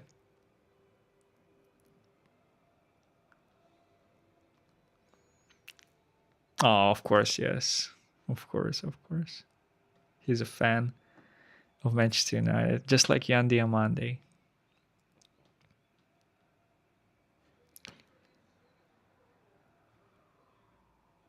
It was a dope crest. Look at this. I really like this one. So I wonder what's the story behind it. I really want to research it. Like why we introduced the devil in 1940s, but then change it in 1960s and then 70s and then reintroduced it in 1973. So why in those like 33 years we were without the devil on the crest and then again we introduced it because it's such a what other team has a devil on their crest in football? New Jersey Devils, right? New Jersey Devils in NHL, but it's a completely different thing. But apart from Manchester United, who are the Devils? Like Belgium, they call them the national team. They call them Red Devils. But in football, Red Devils are Man United. And I wonder why we went 33 years without the devil on the crest. It's interesting. Was it like culturally driven? Like, what was the reason behind that? And obviously, gold and green, Newton Heat. That's the colors of the protesters, anti-Glazer protesters that were happening like super actively, like when it was 2013 or something like this, 2010 maybe. I remember, yeah. People were wearing gold and green at the stadium. It was a massive protest.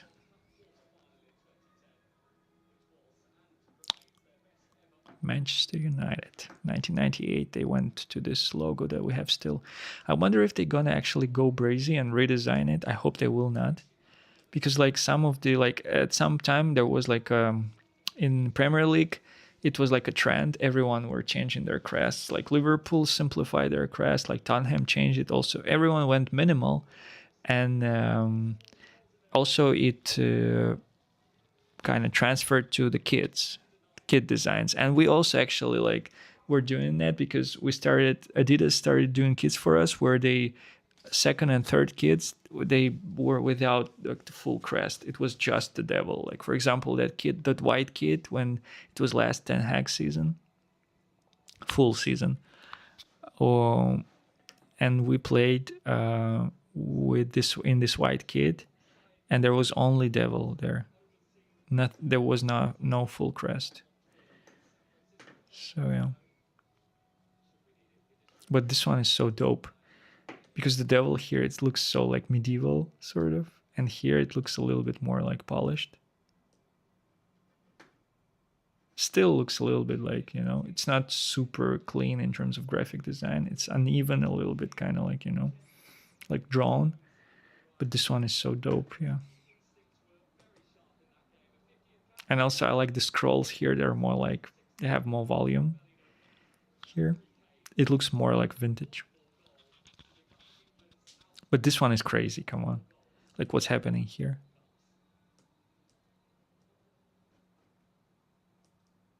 Lion.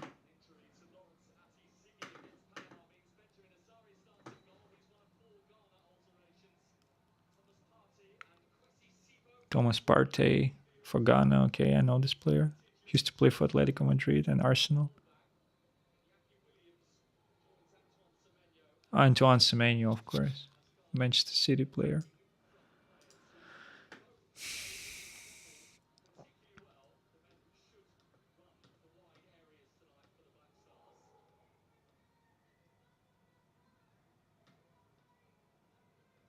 Okay, so just Ronaldo news.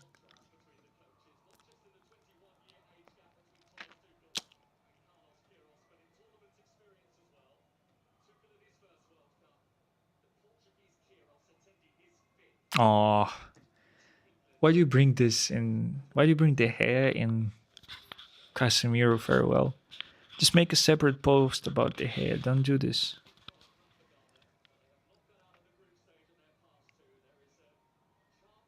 Let's see the sentiment of fans actually, like how they feeling about this. At some point in time, you have to wake up to the reality of transfer market. If Matheus Fernandes is worth 80 mil, is Allen's worth?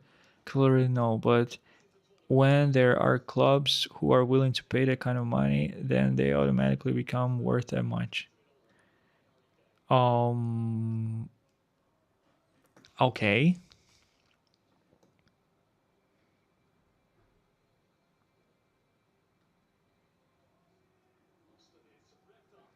I want to have a snack right now, and then we're gonna start the game because it's about to begin. First, I'm gonna do the timer, and then I'm gonna change the names of the teams.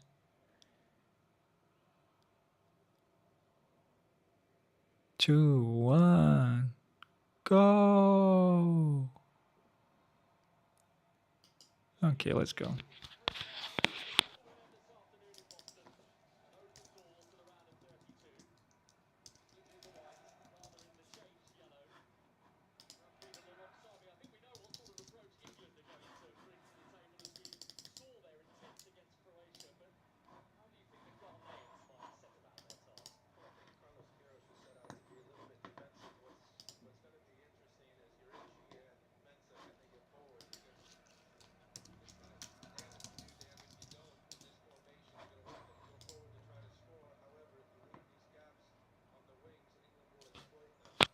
Okay, so we started the game. I'm gonna have a snack. So, like 5 minutes. I'm just gonna mute the mic, but the camera will be still on. Like this.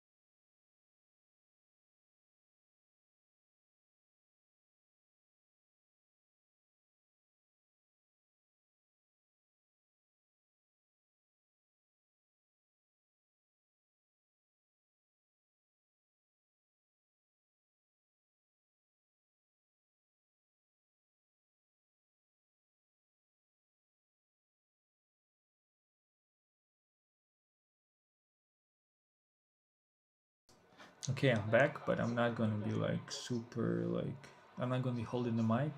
I'm still gonna be talking because I don't want to chew into the mic, to be honest. So I'm kind of here, but I'm watching the game and I'm reacting, but I'm also eating, snacking. Let's call it snacking.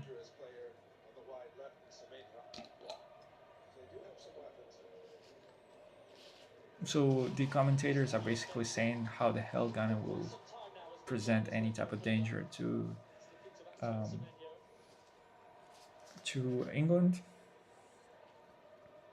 And to be honest, in this case, it kind of depends a little bit on Ghana, but also it depends in a major way on England because they can just, kind of chill too much and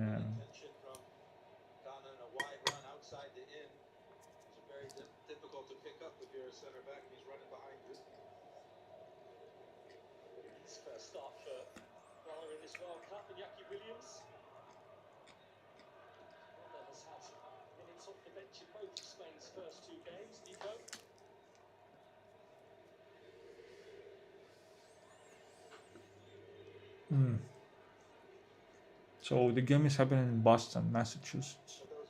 It's not Philadelphia.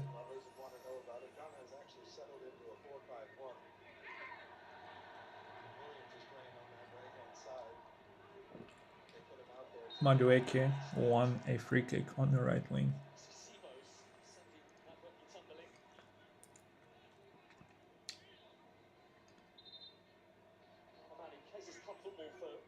Yeah, slight contact, but Madueke was looking for that contact and he found it. And the ref was convinced. So, free kick. Who's going to take it? Declan? Yes. Donny can also take free kick because he's a part of Arsenal team. That free kick merchants.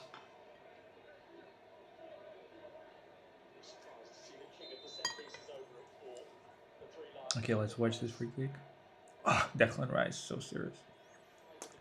Okay, she whips it, and yeah, denied.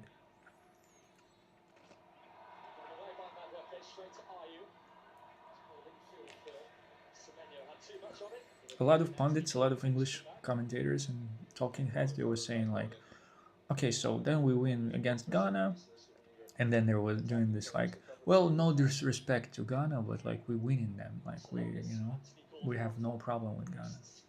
Okay, let's see.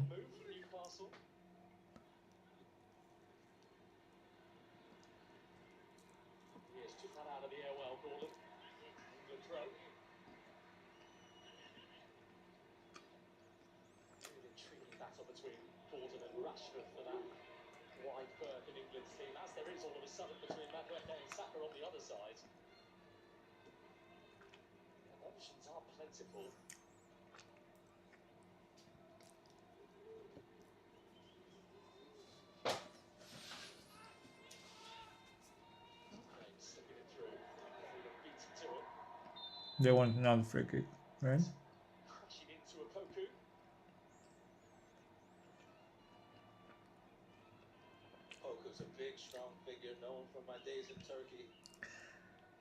I don't know what happened here. Kane. Oh, it's a previous. They're just showing the touches of English players. Bellingham just bumped into a player because he was trying to tackle him, and in the process, I don't know, something happened, but there was no clear like punch or kick or shove or anything. But Bellingham wanted, I guess, he wanted a free kick. Was not given.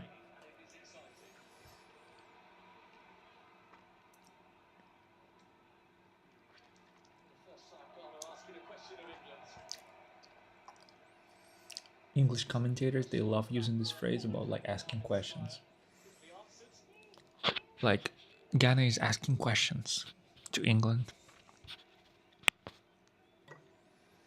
Meaning, like, are they producing anything in the attack?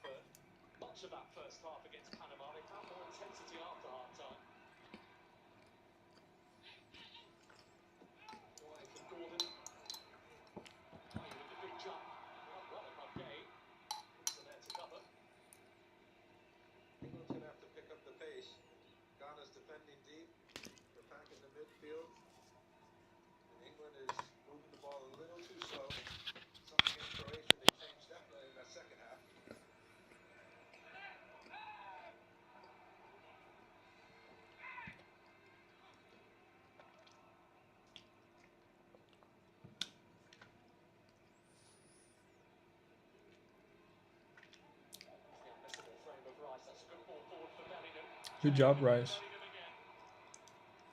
So England tried to do something centrally with little passes, little flicks. They try to move and find a shot, but Bellingham was too kind of like all over the place. Couldn't get a hold of the ball basically when it mattered.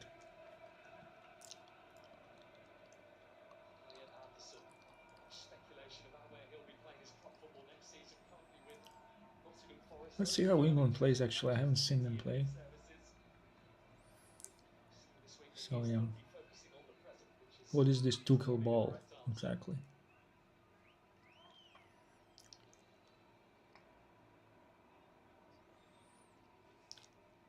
Anderson and Rice in the central midfield.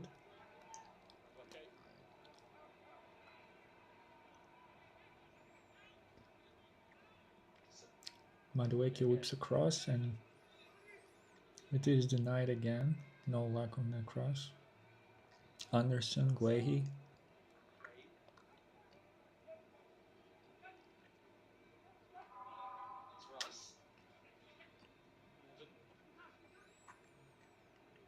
I mean, they keeping the ball. I mean, but they're not really. They cannot find any opening.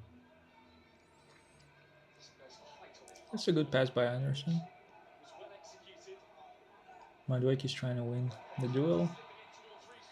Reece James overlapping, I guess, whatever you want to call it, but he was in the box.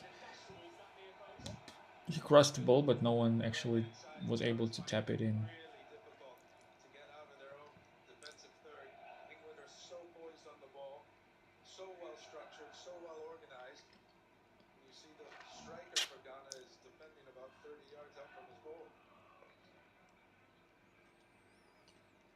Yeah, Ghana just ran it after the ball. Semenyo is trying to press, they're trying to win the ball, but no luck so far. That's what's frustrating sometimes when the team is doing pressing. Like, it only kind of works well if everyone is on the same page when they press. If one player goes for it and the other one is like later, so it will not work. All players have to come at the same time, pause. They have to put pressure at the same time, and that's when you win the ball. Ghana starts to fall, I guess. They fall against Gordon. And it's another free kick. I would say now it's a little bit more maybe dangerous because you can try and shoot from there. So who's gonna take it? Gordon, Rice. I think Rice scored that type of free kick against Real Madrid last season in Champions League. So Gordon, Reece James, and Declan Rice are near the ball, and they are trying to figure out how they will play it. And Anderson is in the middle, just by himself. Kane is probably the only one, and maybe Guehi and the other central guy. Yeah, it was a strike by Rice, but they kind of played it a little bit. Reece James just like touched the ball and then The Rice took a shot, but it's over the bar. What can you say?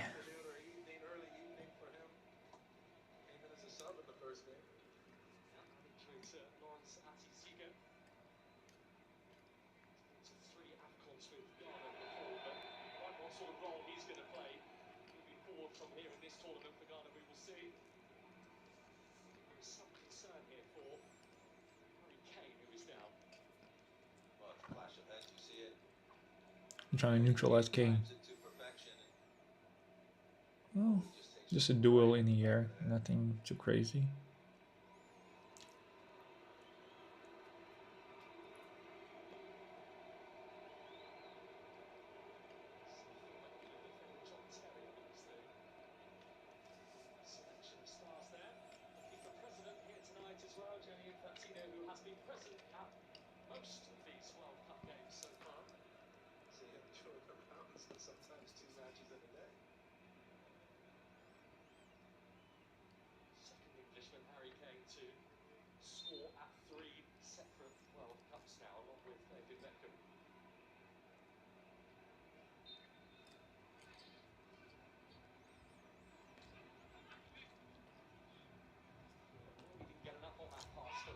Oof.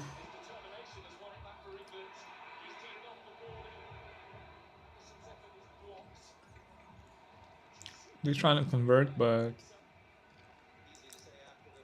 there are no clear chances for them to shoot the ball. It's all a little bit like, someone is blocking the shot or someone is like intervening. So there are no clear kind of like chances or spaces where you can just do that. So they're still looking, I guess. Let's see. Gordon on the left wing. Oh my god, Gordon dribbling is like, I mean, yeah. Jet Spence with a cross. Rice. So far, Ghana is 30 in the defense. They just like keep in the shape and they're not really like, they marking players. Very hard to find an opening and just like, you need to increase the speed of passing, I guess. It's like low block, basically, right? That's what they're doing, Ghana, right now.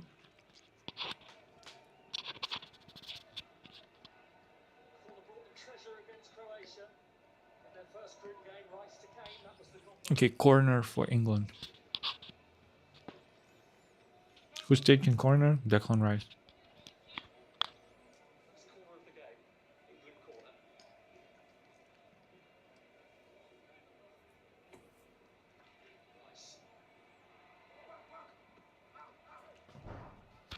Nothing so far for England. Throw in. James. 10 seconds you have, bro. Anderson. Spence. Anderson again. Bellingham. To Madueke.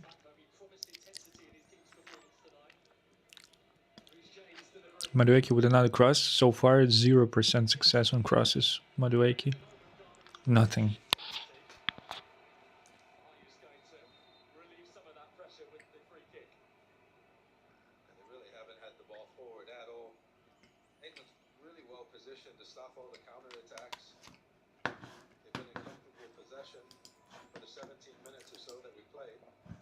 I swear to God, Ghana captain looks like he's like 50 years old.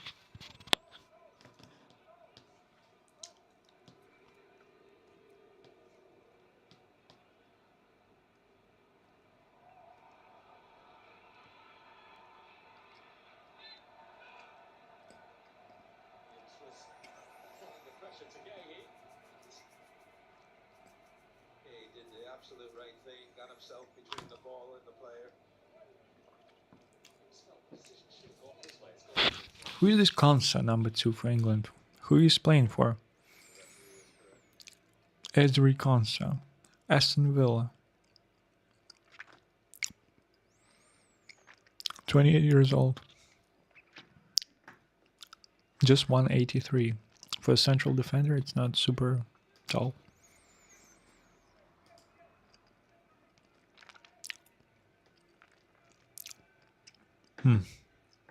Interesting. Barcelona, not Newcastle. Jordan Ayew, I think. This guy looks like he played since 85 or something like this. He's been playing since 85. He looks tired.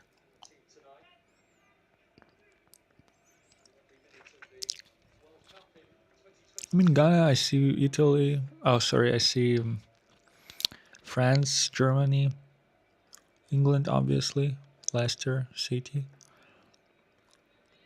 Oh, Williams, really? Nico Williams playing for Spain and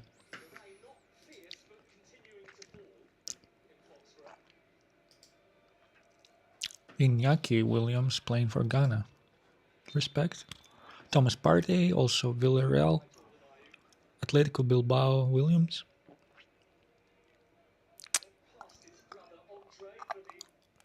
Interesting.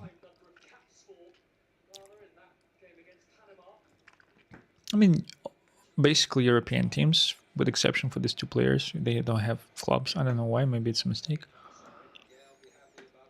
England, Europe. So they know about this type of style of football. They know how to do low blocks, how to do all this stuff. Reece James bumped heads with Jordan Ayew. Take it easy on Jordan Ayew. The guy's like 55.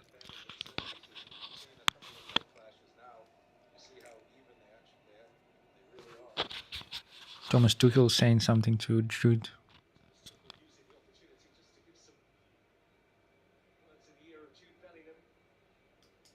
Is there a beef between Tuchel and Bellingham? Tuchel trying to be like the main guy basically there. And Bellingham, he's like kind of playing along, from what I understand.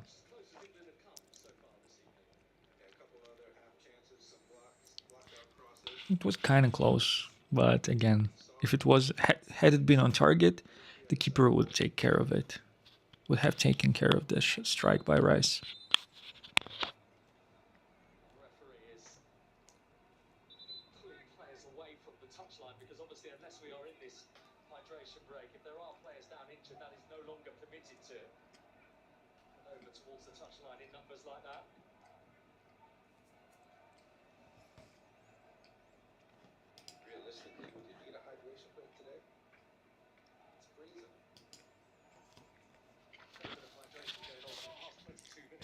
Wanted to say something very important, but I think I checked the views. I saw that someone was watching, and I was like, "Fuck yeah!" Carlos Queiroz. Look at this guy. He's wearing a chain, a gold chain. This guy was crucial for Manchester United in that like era, like 2006, 7. I just noticed that everyone's saying this on purpose at this point. Okay, people are on purpose saying 6-7 just to say 6-7. Instead of like 5, for example, people are saying, well, it's 6-7. All shit. So Ayu apparently he has a cut on his head. That's crazy.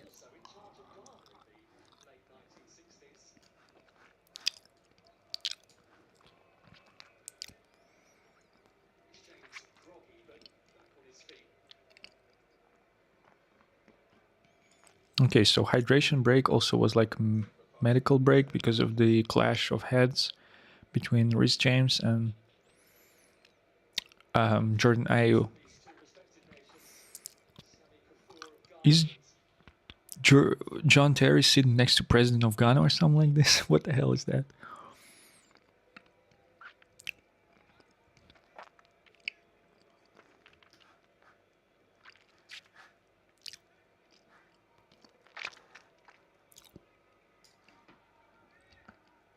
Okay, we continue the game.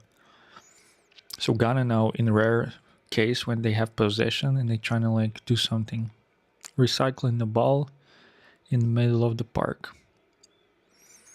Let's see how they will even attempt. Like let's I'm not saying they're gonna score right now from this attack, but let's say what's the idea there? Like basically, they try to attack through the right wing, and there was something there. Okay, so it's a throw in for England actually.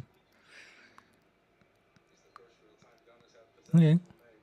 Yeah, so this possession for Ghana ended, and Jordan Ayew now wearing like a beanie, but it's not a beanie; it's a bandage on his head because apparently he had a cut, which is crazy. Let's hope he's okay because as you get older, like especially in the age of Jordan Ayew, you gotta be very careful. Your body heals slower. Okay, so they try and play through Madueke a lot and less through Gordon. But Madueke, right now, he's kind of useless. Let's be real.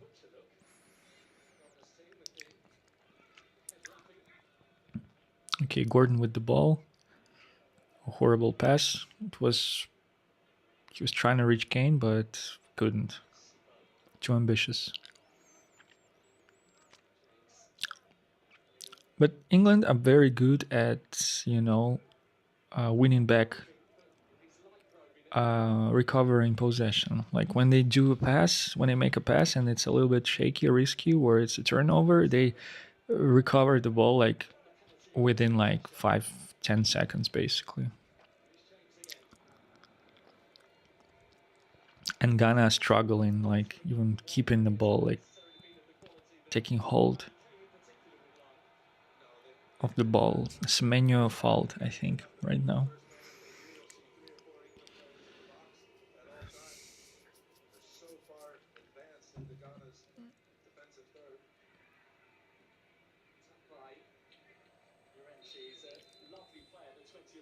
Yeah, it's nothing for Ghana right now. They're struggling.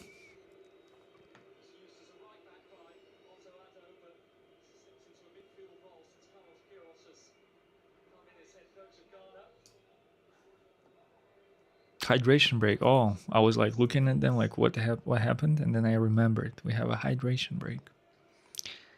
That's the end of first quarter. Yeah.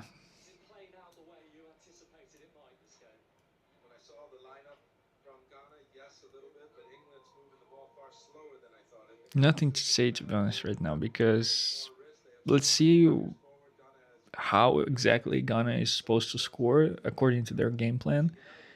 It's frustrating because England, I'm not saying they're all over them, but definitely they're more dominant.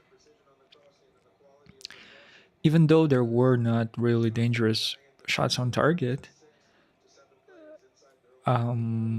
England were able to just keep the ball longer and string more passes together compared to Ghana. And the recovery time on there also for England, it's pretty impressive, I would say. They're able to win the ball back when they turn it over rather quickly, I would say.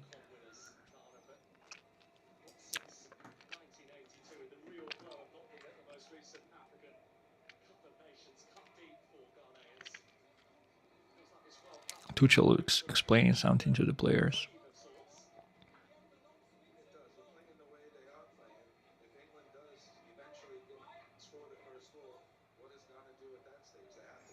He's telling them probably to try and like I don't know make runs or something. He showed it with his hand like and go like maybe he tries to like you know motivate them to make runs and like play like I don't know long balls or something more risky passes.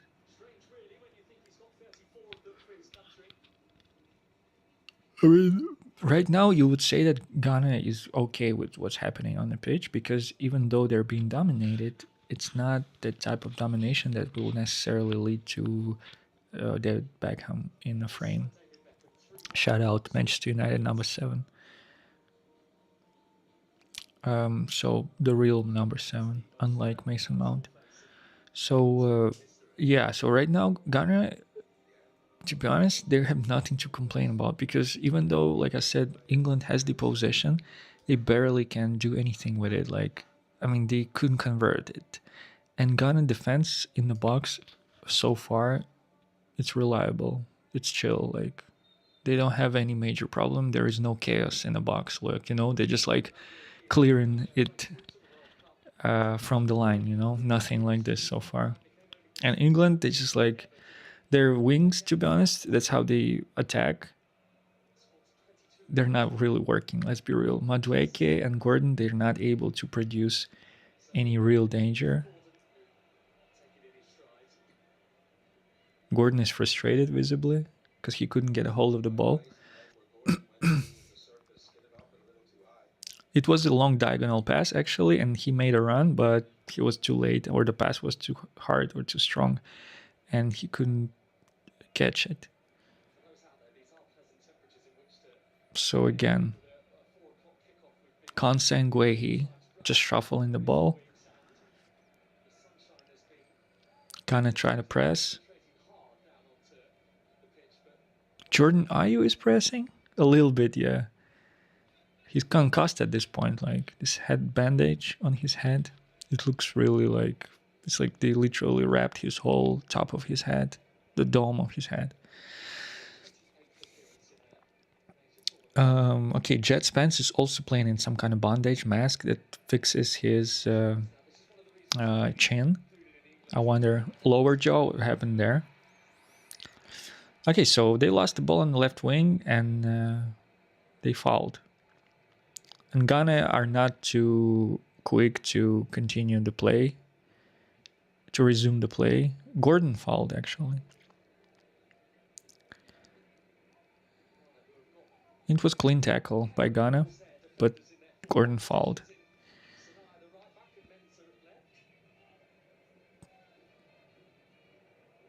So where the chances can come from for England? Set pieces, for sure.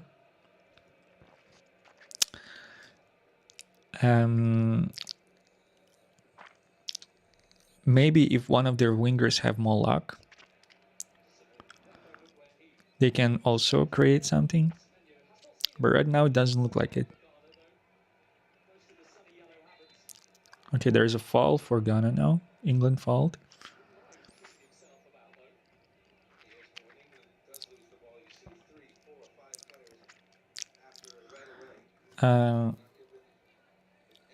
So what else? Substitutions, obviously, for England. They can change the game.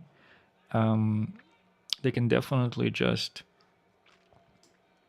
sub on Saka, for example, or Rashi, for example. And they already can maybe have more dynamic wings. Because Rashi will also shoot, for example. If he will see the chance, he can cross the ball. I would say his crosses are better than Madueke's crosses. Because he will not spam crosses, Rashford. If he will see that there is actually a target there, he will make a cross. Other than that, he will try to do something else with the ball. But Madueke already 3-4 times he crossed the ball just into nothingness, into the space, into the zone, but not necessarily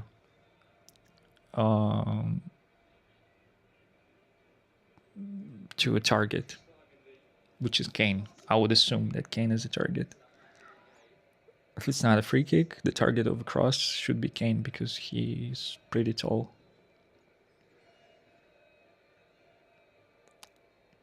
So yeah, to be honest, like if I wanted to say that Ghana is like basically England is playing Ghana's game right now, I wouldn't say like that, but I don't really understand what was the plan, because usually the teams have planned for the first like chunk of the game, like to score like a first fast goal, like basically. And in case of England, it's unclear what was the plan there exactly.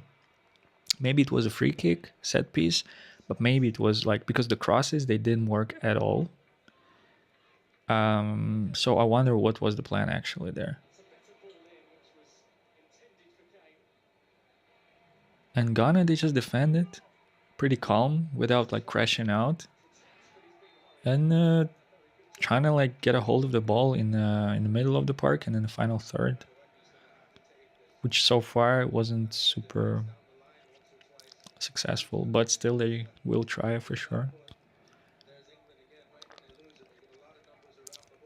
Yeah, Bellingham tried to shoot, but two players blocked him already.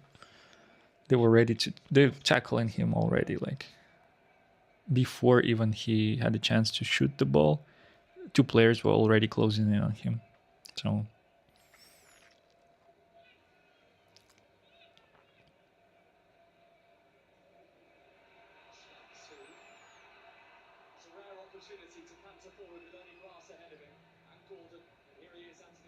okay, Gordon on the left wing, crossing the ball. Ghana keeps defending. Solid. That was too ambitious. Ayu concussed. He cannot run that fast. Okay, so and England with another possession.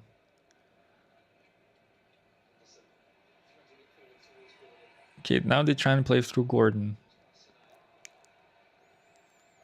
Through the left wing, but they lost possession and Ghana are with the ball right now. Oh, wow. It was a bad touch by Ghanaian player. And they lost possession, and now England at it again.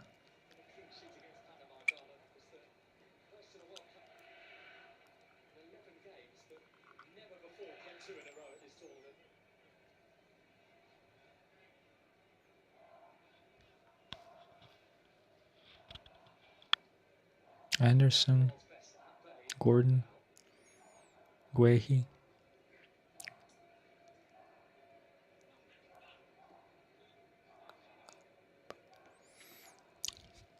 Yeah, it's definitely a low block by Ghana.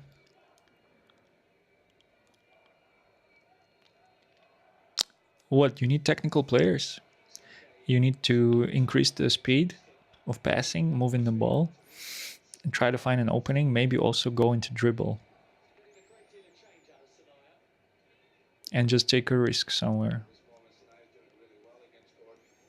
So there is no other way to do this, like, because if they will just keep this shape, defensive shape, I mean Ghana, and they will be disciplined enough and focused, they will take care of this because they don't really have that much aerial threat like England. Yeah, they have Kane. Maybe Rice can do something, but he took a shot now, but it was over the bar. Okay, so now Madueke actually crossed the ball on top of a head of Rice. So this actually was a calculated cross, and Tuchel is applauding. Like he likes what he saw. Because before that, Madueke crosses, they were just into nothingness, into the abyss.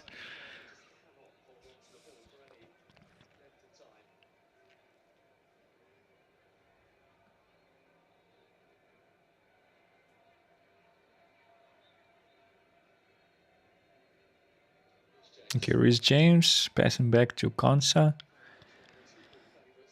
Gueye. Spence.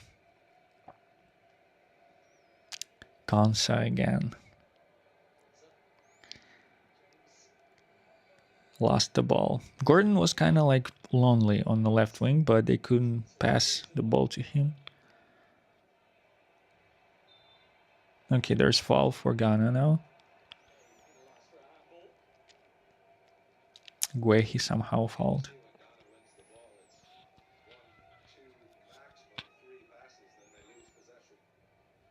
Is it coming home, guys? Is it home already? What do you say? They were showing English fans.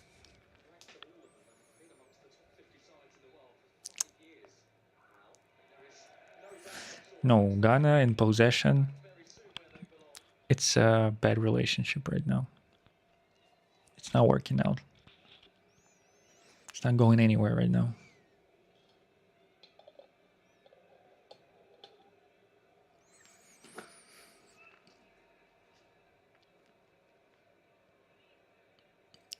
Theoretically, they can hit them on a counter, of course, but like Ayu is not that fast. Semenyo can be there, but he's playing like a left 10. He's not a 9. And Jordan Ayu is a 9, but he's so slow. He can be like a sort of target man, but now he's kind of injured also. Maybe on the ground he can just do the hold up, like, you know. He can hold the ball, release it to a wing or someone.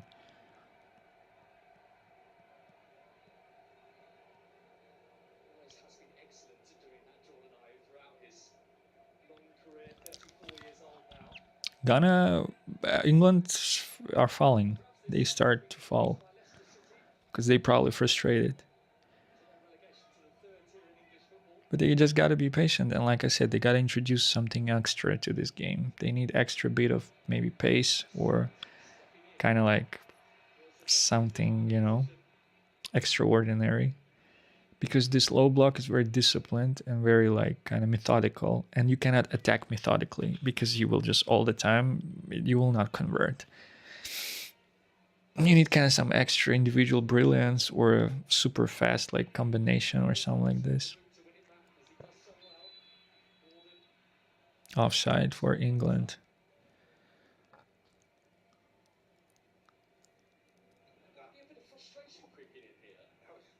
The commentators say that there's a little bit of frustration creeping in. Well, I think it's too early to say that they're underestimated Ghana, but they're not really, you know, looking like bad, low-key. I mean, they cannot string anything offensively, but at the same time, you know what? It's like England cannot score a goal either. So it is what it is. And here and there, England starts to fall also.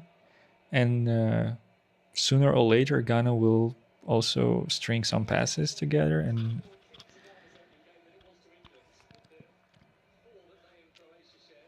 I mean, English central duo defensively, they're pretty. Oh, Rice with a fall. That's a yellow card right there. Good decision, good call. No need for that. They get irritated, they get frustrated. Some of English players, and that's why they're starting to like, you know, be a little bit aggressive. But Ghana, kudos to them. Like, look at them; they're disciplined and really calm. Like, they're not, you know, getting emotional or anything. Of course, it's a yellow card. He stepped on his foot. Of course. I think Rice just frustrated with himself, like, and with his team performance. I don't think he will say that, you know what, it's like I didn't step on his foot. I don't think he's that delusional, like. Okay, so last game, England in second half, they looked so much better, right? It's a fact. People were saying it. So let's see what's going to happen this time. Semenyo. Nah, he had to release the ball quicker. Ayu won a ball against Anderson. Wow, interesting. Anderson cannot do anything with Ayu. Wow, that's interesting. Ayu just was covering the ball with his back, and Anderson couldn't do anything. Like, the difference in, you know, it was drastic. Interesting.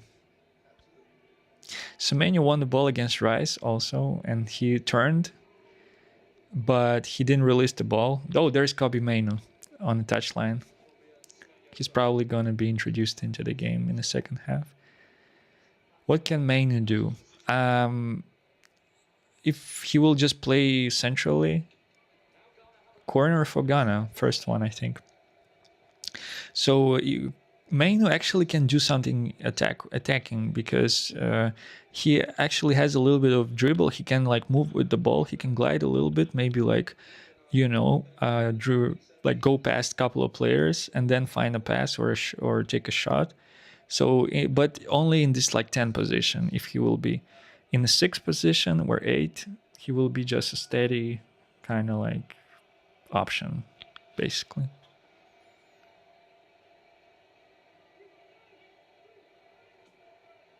Corner, Ghana. I mean, no danger.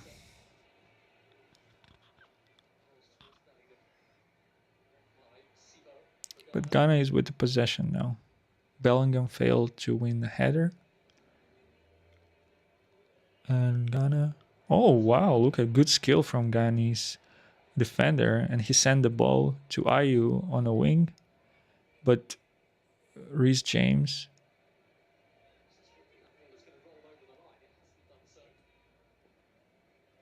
I mean, Ghana is not kind of like they could have pressed in this episode where Reece James were keeping the ball on the line, but they didn't press. And it's 45th minute. Maybe they just already ready, already ready. Maybe they just want to go and chill.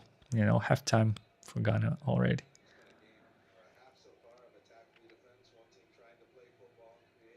Or maybe it's just they're actually being smart and they're not trying to, jump the gun there, and they don't want to go press with big numbers to reveal anything at the back. Maybe that's just the tactic of Ghana to be compact. But Carlos Queiroz, you got to give him his credit. He spent so many years coaching in England, being an assistant coach. Amount of experience he has and the knowledge that he has about English style of play, I think it's has to be taken into account. Okay, England with a corner, from what I understand. Rice, who else taking it?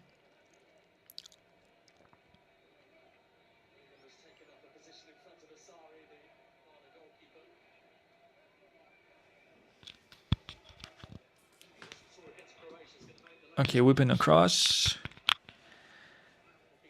Won by Ghana players, and yeah, cleared it. Another possession for England, and they start their attack. 5 minutes to play in the first half.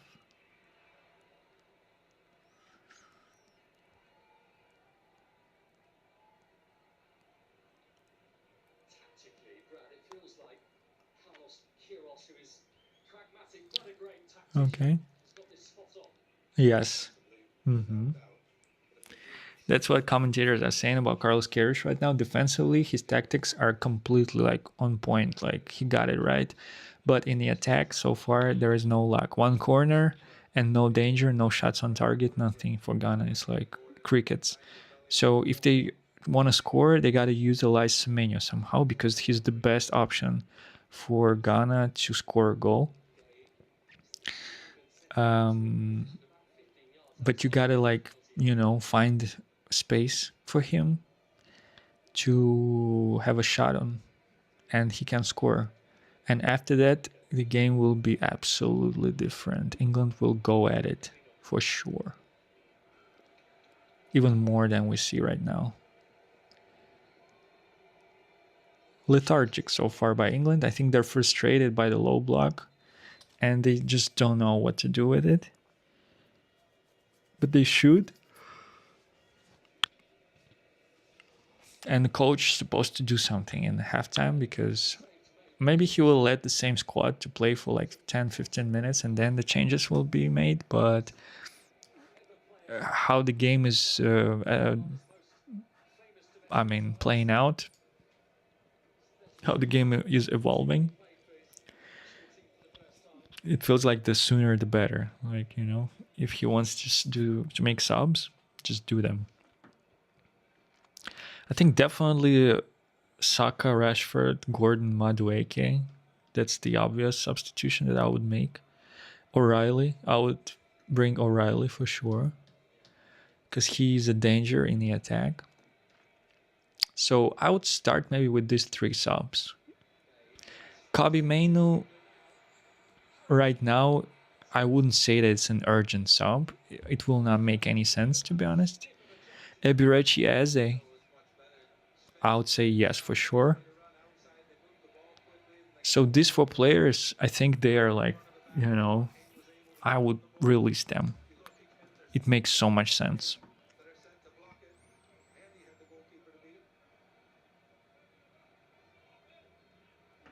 Once again, Nico O'Reilly, Saka, Rashford, and Eze.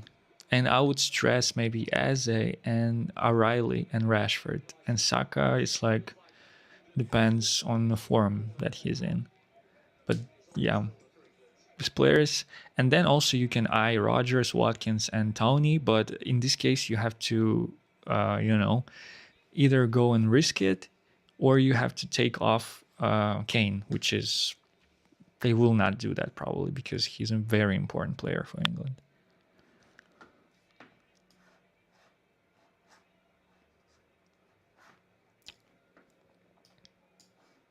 Okay, so 2 more minutes to go, and then there will be break. By the way, no. I mean, what can he do? I guess right when three players are around him, but kind of we know who Madueke is. I think he's a good sub, maybe who can bring energy and pace into the game where everything already is kind of like stale. But he doesn't really have a great pass, great cross, or great strike on him. He's not really that player. He can travel with the ball. He has a little bit of pace, but he needs space to do that. And when it's a low block situation scenario, he's struggling hard.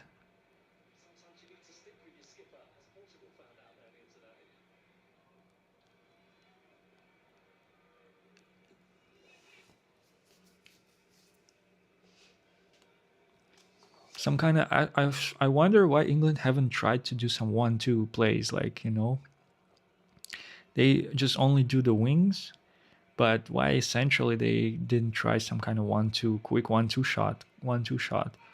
I don't understand why they didn't do that, but yeah.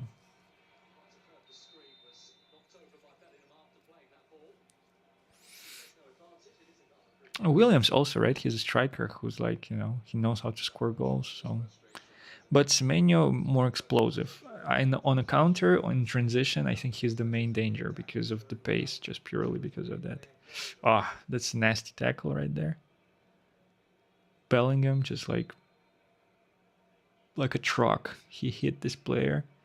To be honest, I don't like this fall. It's kind of it's nasty because never ever he was able to win the ball because the ball was cleared already, and he just bumped into a player who was in the process of uh, of performing a pass. So it's kind of nasty. If he tackled him before he started, to pass, okay, yes, but he was already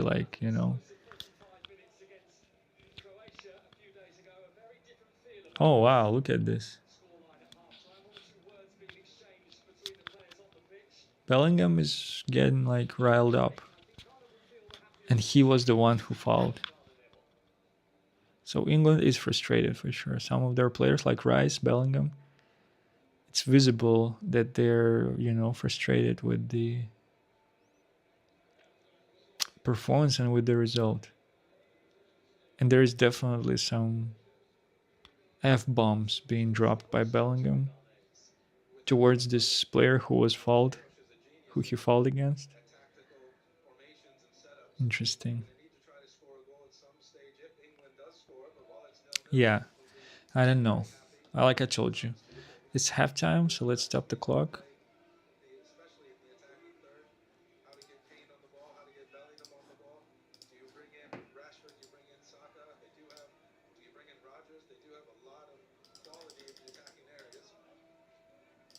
Oh my god, this manual scoreboard tricks, it's frustrating. I'm not gonna lie to you. Oh.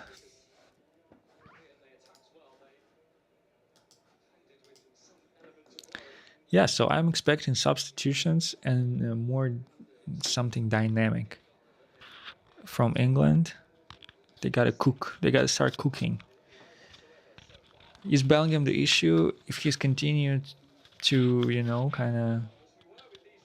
I don't understand actually what is his pattern.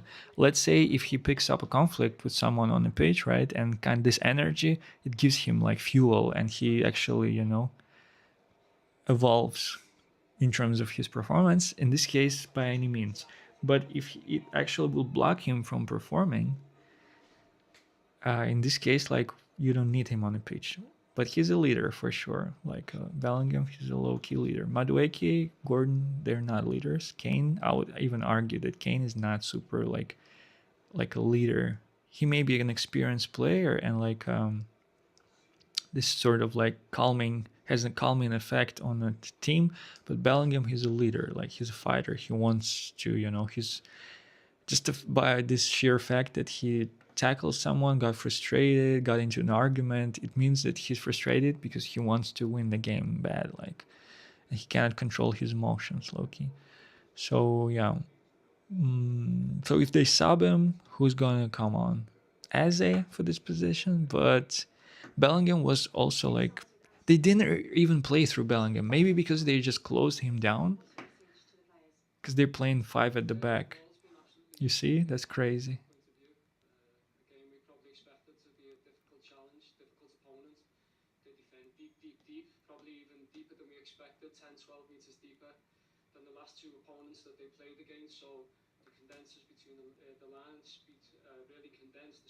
Okay, England are not ready for this Ghana.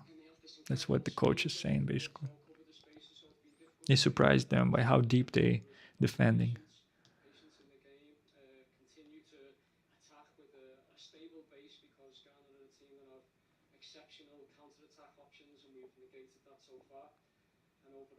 Yeah. England were blessed not to actually trigger a counter from Ghana because Williams as a finisher, let's say, right? IU, not a lot of pace, but let's say is like this sort of target.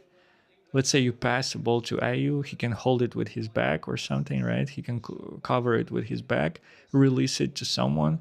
Semenyo, for example, he can make a crazy run. He can shoot the ball himself, or he can find Williams there. And there you have a goal, basically.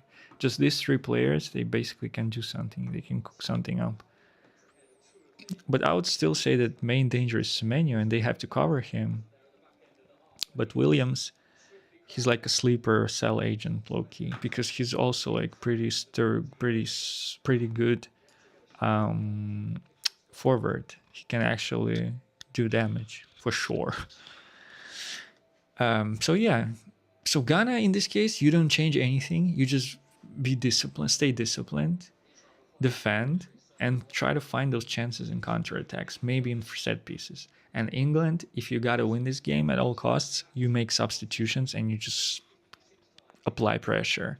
And you try to play centrally also, and you try to play quick passes, like 1-2 touches, and add more pace, more movement. Who can help with that? Eze for sure.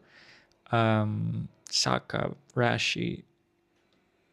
Rashi already looks like a better option than either of those wings because he can cross more accurately and he can shoot also, and he can just, be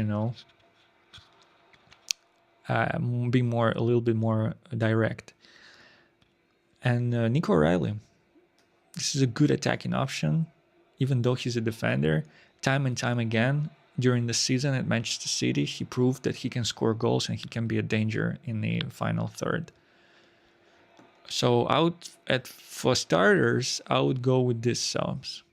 But Eze looks like the most obvious option, to be honest with you.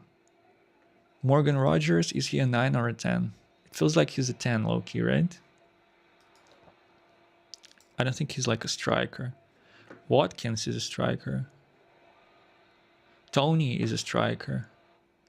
So do you need these players like Watkins or Tony in this game when you already have Kane and he's struggling to do anything? I'm not really sure. But you need some kind of mobile players who can move the ball quicker. Professional football who plays attacking midfielder or winger. Maybe Rogers.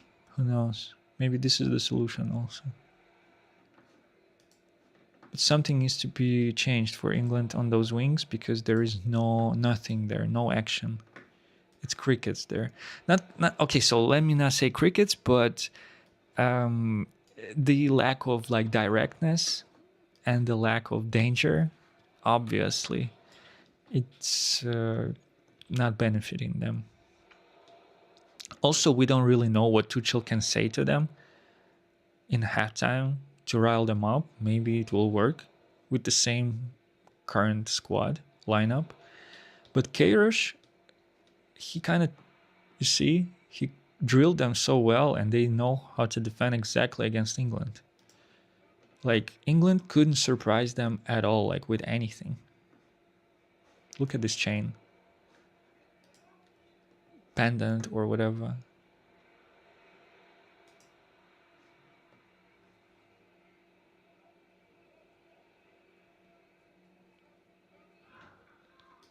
What the hell is that?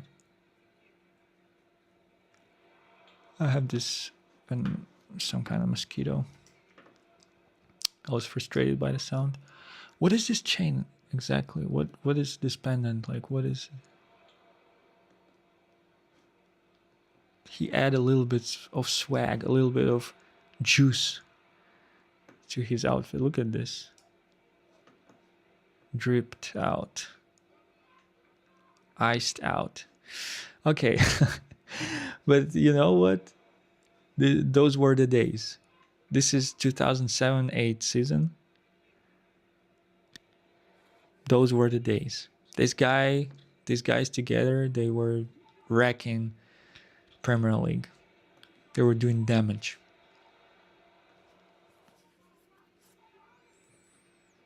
Big mistake for Moisey to actually, get rid of this guy.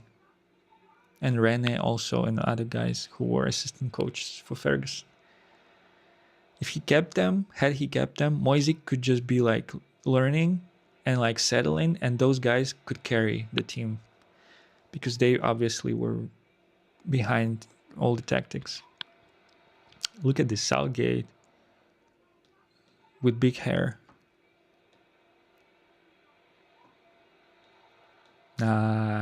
Those are goated. Those were goated times. And look at this. Look at this guy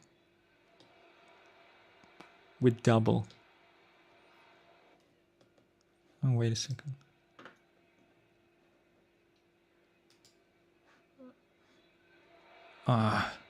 Jarring. 2 trophies on deck. Put some respect on his name. Neutralizing England so far.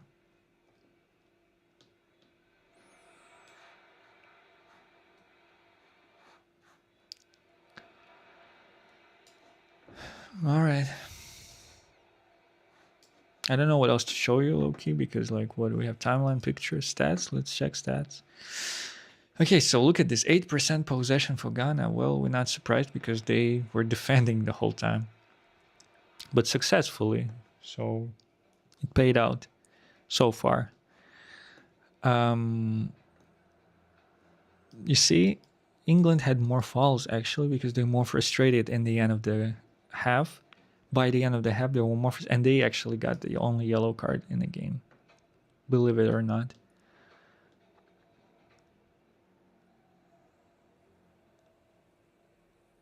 Oh, really?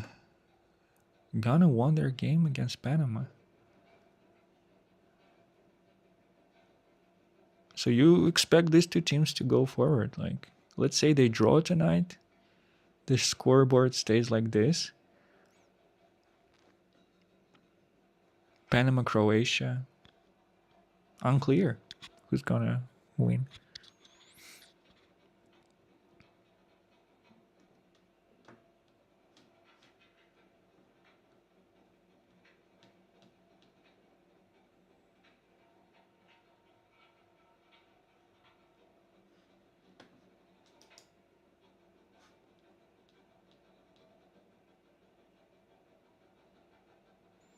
I think when I was looking at the groups before the tournament, and when I saw that England is playing Panama, Croatia, and Ghana, I was like, well, it's like Croatia are the only, like, sort of the only difficult opponent. But no. Well, that's what you get, like, when you're trying to, like, make predictions without any type of information. Because I don't watch I haven't watched Croatia road to World Cup, and I haven't watched like Ghana play football, like national teams. I gotta be honest with you, I'm not following it at all.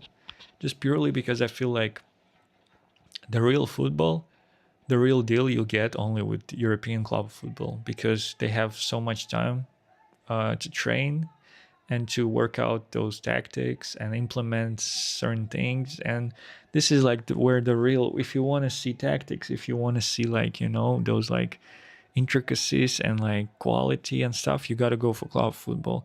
With national teams, sometimes everything is decided by moments or just by individual brilliance, or like if you have Messi in your team, right, he will just do a hat trick or something like this. So and a lot of teams, they're just like not trying to risk. Also, they're trying to like see the game out, maybe like, you know, rely on set pieces and some other things.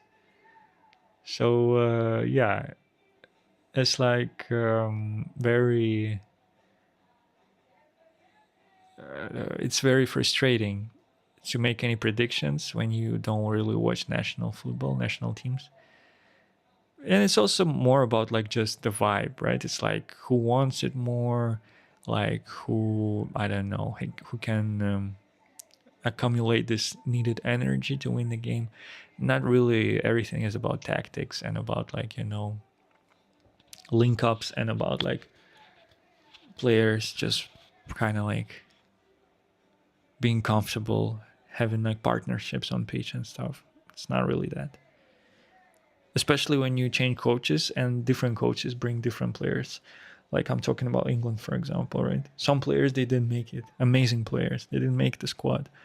So in this case, you kind of like you get a new thing each time. Okay, so the teams are slowly coming back from the emerging from the tunnel. Ghana first. They're showing us Semenyo, Sibo.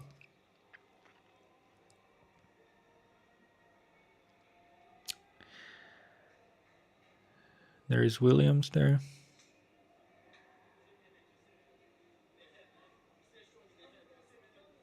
That's what Jordan Ayew tells them as a captain. He tells them like stay strong in your head, like, which means remember what's the game plan and stay disciplined to keep this England at bay, basically to continue doing the low block. Like I said, you got to be very disciplined and patient because it's frustrating. Imagine like having 8% of possession and still like, you know, stay insane. Can be crazy because of course as a football player you want to be with the ball, you want to like, you know, touch the ball, you want to pass it, you want to play, etc. But in this case you just have to defend and you have to wait for your chances, which maybe will not even come, maybe it will be a draw, but it is what it is. Other game plan will not work with England because they can just, you know, outplay you because they have more quality. So this is the game where, for example, right, the previous game that was happening, let's see, what was the game? Portugal, Uzbekistan, right? So in this case, Portugal have quality, and Uzbekistan, because they were actually more attacking and they kind of like were trying, like Fabio Cannavaro said, right, that they were trying to attack. Because of that, they left open spaces, and for Portugal, there was no situation like a low block case scenario. So the game was more open, and Portugal just used their quality. And the same thing can happen in this game. If, for example, Ghana, for some reason, decide to be more attacking, like and seek chances, England will just score because they just have quality players on transition. They hit them on a break and score that goal. Like anyone can score there. Even Madueke can score a goal. Trust me. So that's why he says you gotta stay strong, and like that's why he showed like this, and you know, because that's their game plan, and they are so far executing it to a T.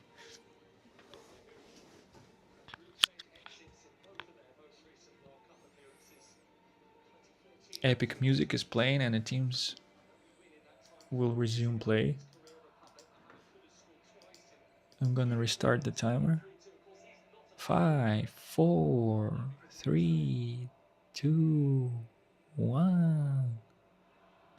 Jordan Ayew restarts the game. Let's go.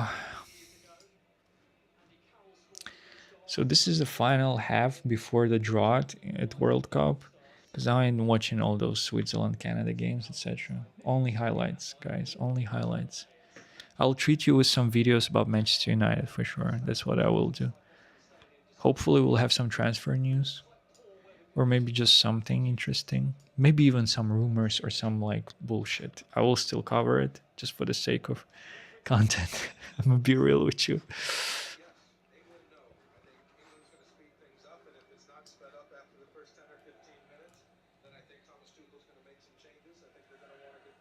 So commentators basically saying that he will wait and see how the players will react to what he said to them in halftime, and after that he will start making changes. So now we're just having the same lineups on both sides. Well, mind you, Ghana doesn't really have to sub anyone. Let's say if someone will be fatigued, they can just bring a player who can cover ground and mark someone. Let's say if they will bring fresh players, let's say England brings fresh players, right? And they will be visible that someone is fumbling it. So Ghana can just introduce another player who will just mark this fresh attacking force. And so far, you don't need to change anything. 5-4-1 is working for Ghana, even though, of course, it's like you can call it harambol, but what else? What other chances do they have against this England? At least they're executing their game plan. You can, of course, commend teams like Uzbekistan for trying to actually play football, but if we're being realistic, like what are their chances again against Portugal?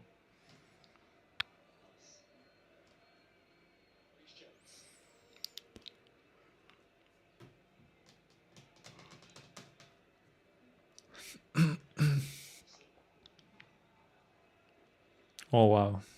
Anderson with a long diagonal pass to Gordon, and it didn't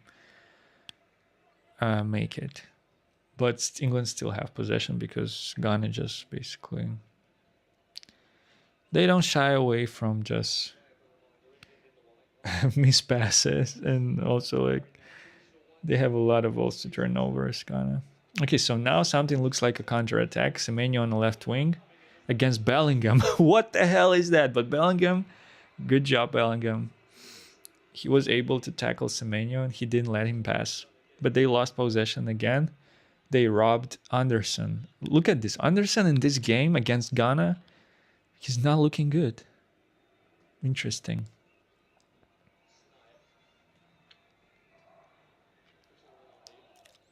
Okay, so now Ghana tried to do something in the attack, but Bellingham, kudos to him. He was able to tackle the ball and like move it further, but like Anderson fumbled it, and then Ghana had another sort of like a chance.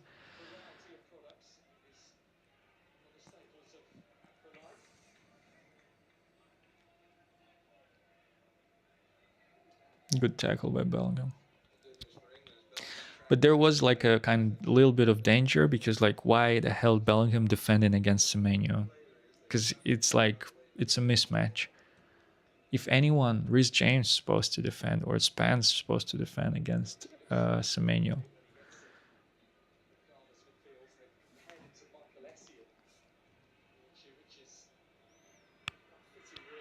Oh wow. Oh wow. Ghana is like doing something. There was some kind of danger right now.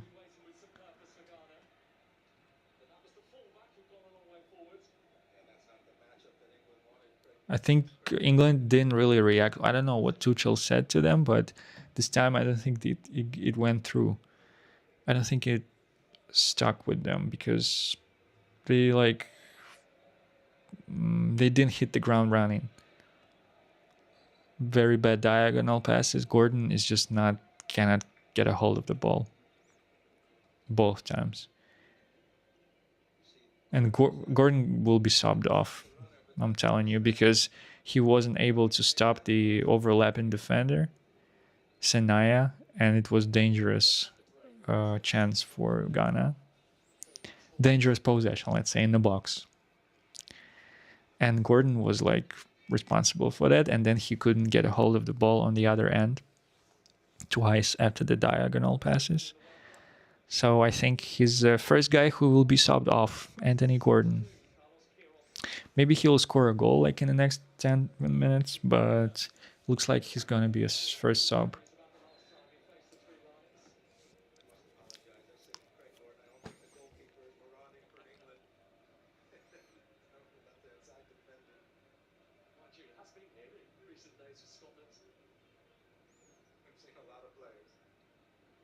Okay, now Bellingham to Jet Spence. Where is Gordon? Here it is. Drop deeper to receive the ball. Bellingham. Anderson. Bellingham. Guehi.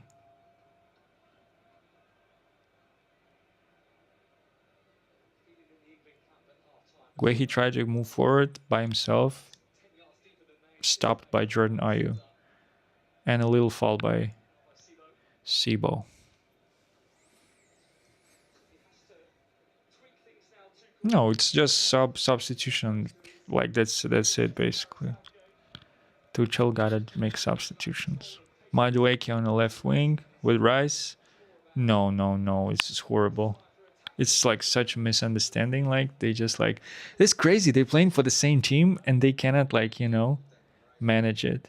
Such a heavy touch, such a heavy pass by Madueke. Declan was like, how much pace does he think Declan Rice has? Imagine playing at the same team, training like every basically day together, spending hours together on the training pitch, and you still don't understand that your fellow player doesn't have the pace of, I don't know, Mbappe or something like this. Just explode, like on the wing. It's like the touch was crazy by Madueke. Like I said, I think those two players, they're like the most obvious contenders for substitutions. Okay, so Anderson finally stopped Semenyo and was able to kick the ball out of his feet.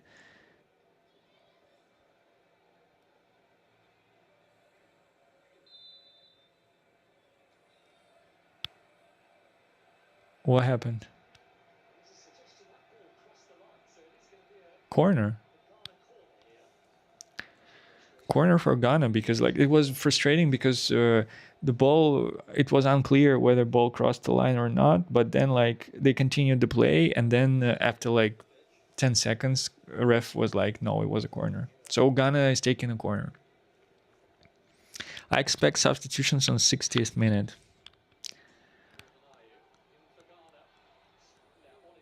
No one was able to clear that cross. It just went. Oh wow, that's horrible.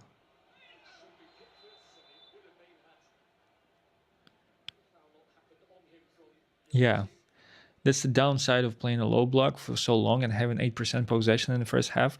You kind of forget low key how to attack a little bit. It was a pass, offside pass, and also overhit on that cross.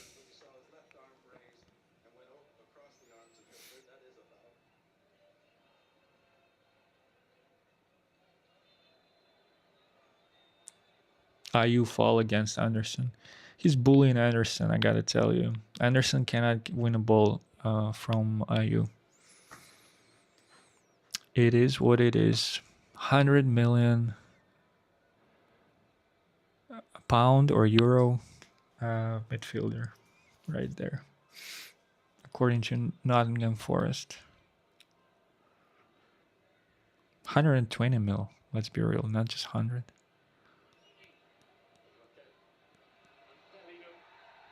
Bellingham asking for a penalty.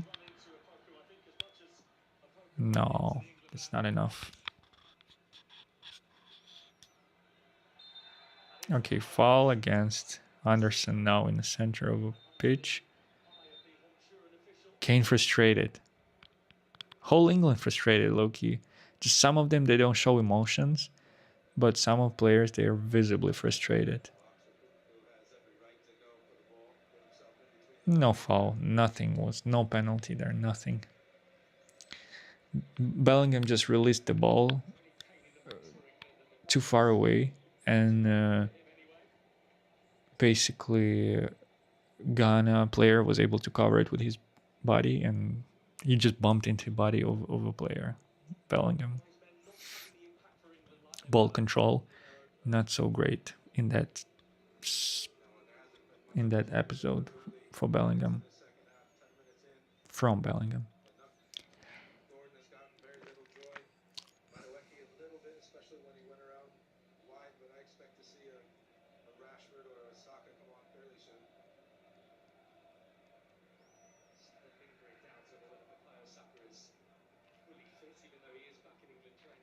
The question is, how bad does England want to win this? That's the real question.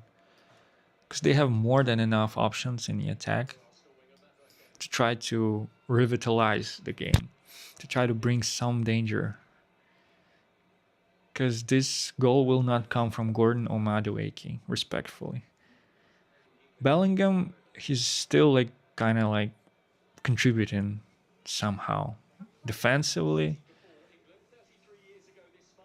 and he has a little bit of kind of urgency and anger to his game. But Madueke and Gordon, they just Gordon made a run, but no one is passing to him. Okay, now something maybe interesting. Jet spans. Gordon, you got us. Madueke with a shot.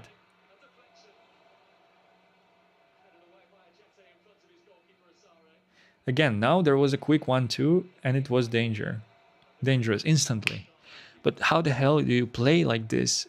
How the hell do you only figure that out by 55th minute of the game? Like, it's obvious that it's a low block, that they are very positionally disciplined, that they're very patient, and they don't care about the possession being 8% for them. So of course you gotta like move the ball quicker. You gotta do one touch, 1-2s, and all those things like runs, and be positive.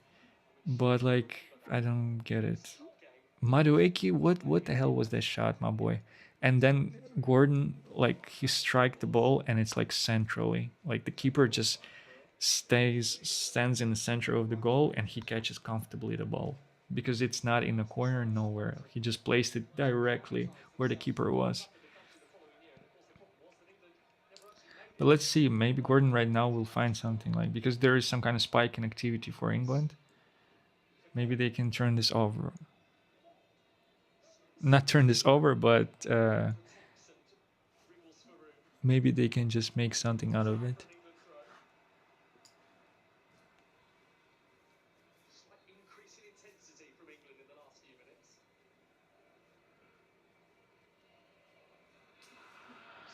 Rice lost the ball, released Williams. Williams. Wow. Ghana was expecting a foul, but no whistle. Now England sort of on a break, but not really. I'm sorry, but Gordon, like, it's not his game. The guy is struggling. Visibly. The guy is struggling visibly.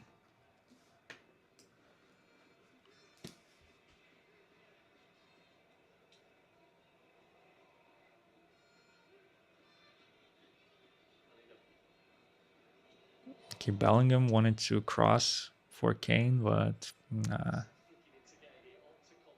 He couldn't get it over the head of a defender. Jet spans. Gordon on the left wing.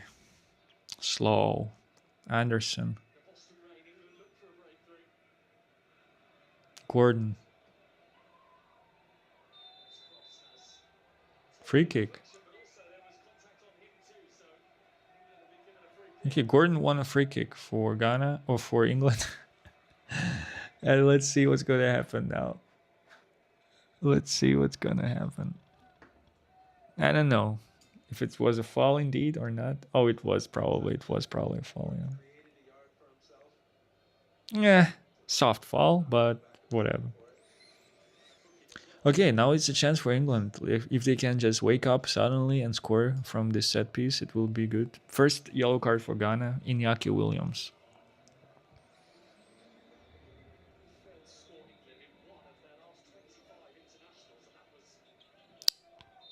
You know who's taking a free kick. Needless to say that.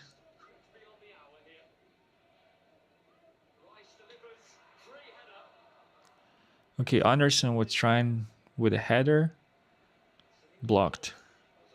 Another corner. I mean, just a corner. I mean, there was power on that strike, on that header, but it was blocked instantly.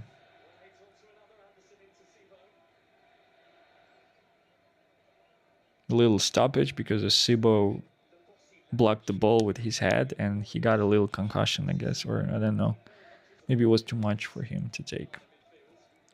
Okay, guess who's taking the corner for England? Set piece specialists. Champions of England.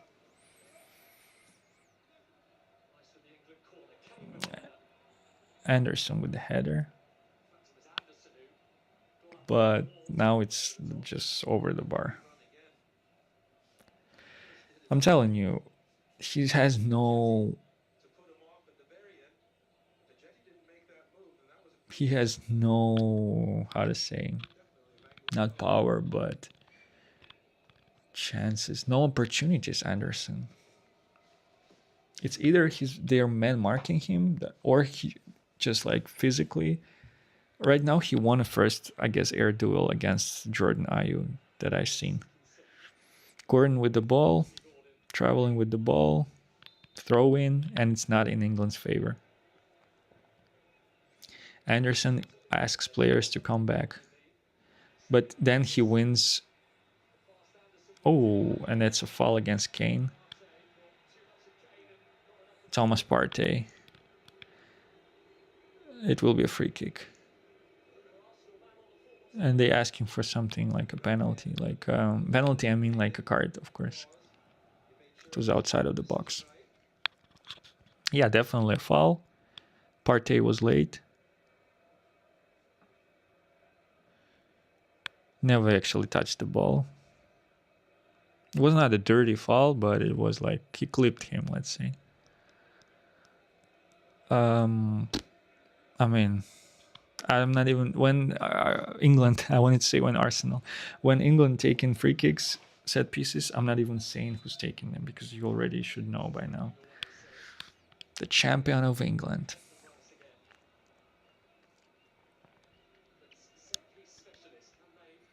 Set piece specialist.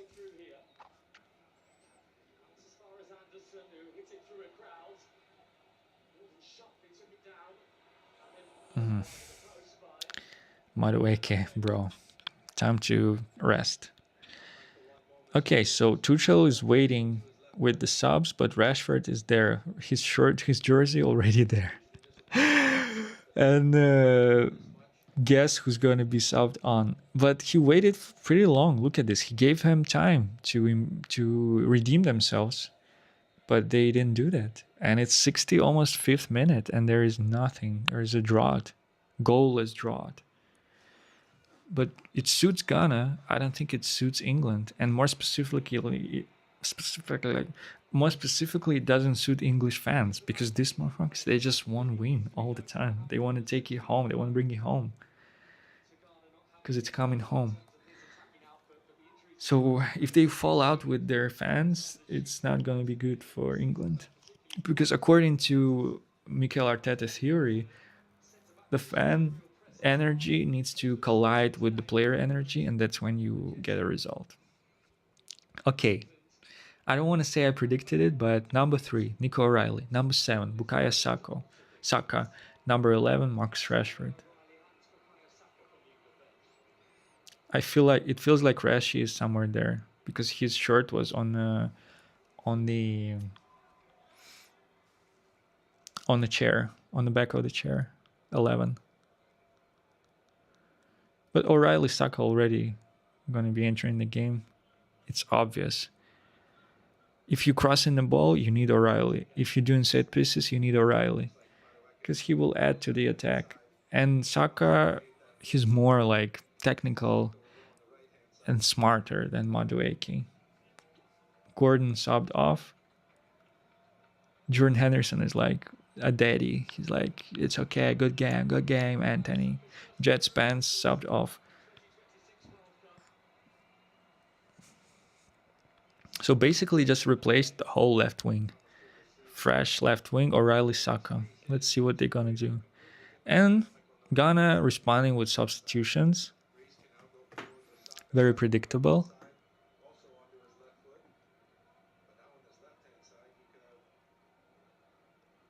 Iñaki Williams with the yellow card is going out of this game, and Jordan Ayew also. So basically, he's like removing his forwards, basically. And he's introducing number 7, Fatawu. Thomas Partey will be captaining for Ghana.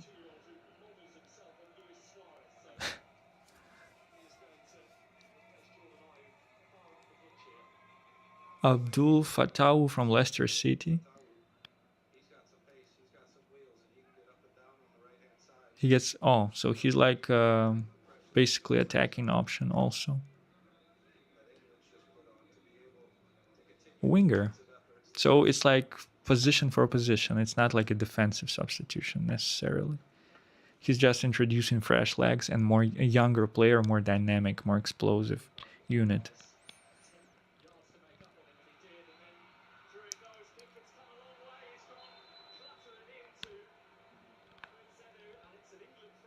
It's a foul.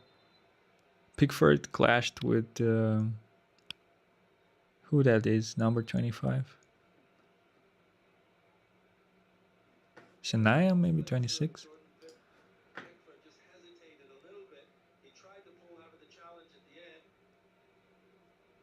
I would say it's a foul it's a Pickford foul, I would say. He just ran outside the box and bumped in the player. This fresh player. He didn't even try to. I'd say it's a foul. It should be, if anything, it should be foul for Ghana and a free kick, and probably a card for Pickford, maybe even red card. Lucky England. Pickford with some like shithousery, if we excuse my French.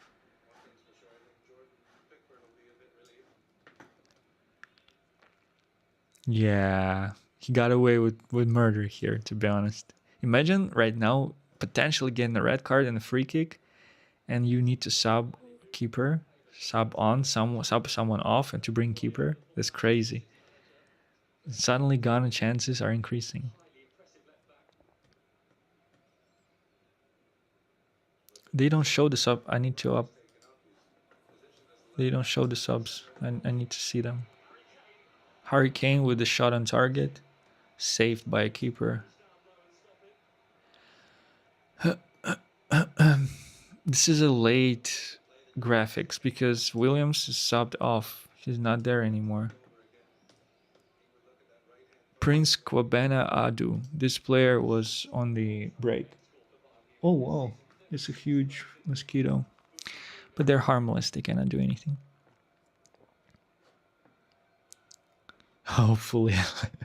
Let's not try them, but like from what I know,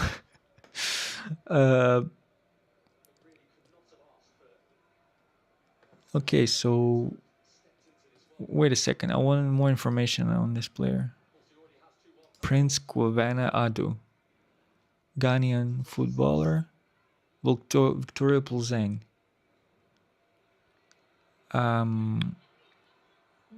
What's his position? Winger? Attacker? Attacker, I would say.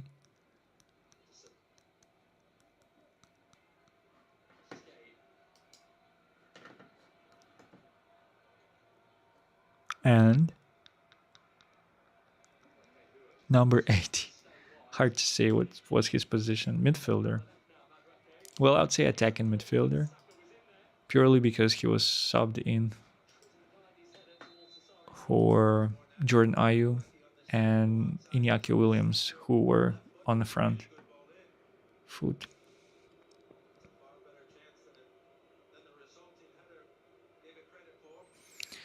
I don't know why, but England keeps trying with headers. I just don't get it. Like, what's the logic there? It really kind of frustrates me. Semenya's talking to the referee, and rightfully so, because there was a foul by Pickford. Pickford fouled outside of the box, should have been penalized. He deserved a card for that, but he got away basically with just nothing. And actually, foul was it was a Ghana foul, which is frustrating as hell. Carlos Queiroz talking something to Semenyo. Semenyo is pissed off about this episode, and Carlos Queiroz tells him like, "Let it go, probably. Like, that's it. Just move on from it." I assume that's what the conversation was about because Semenyo was asking something of the referee, and the referee already made a decision. They're not going to review it. They're not going to change it. You got to let it go. You cannot let it affect the rest of the game because there's still something there for Ghana for sure. Because England hesitating with making more substitutions, even though they kind of need it. But maybe they don't need to win the game so bad. Maybe they just gonna,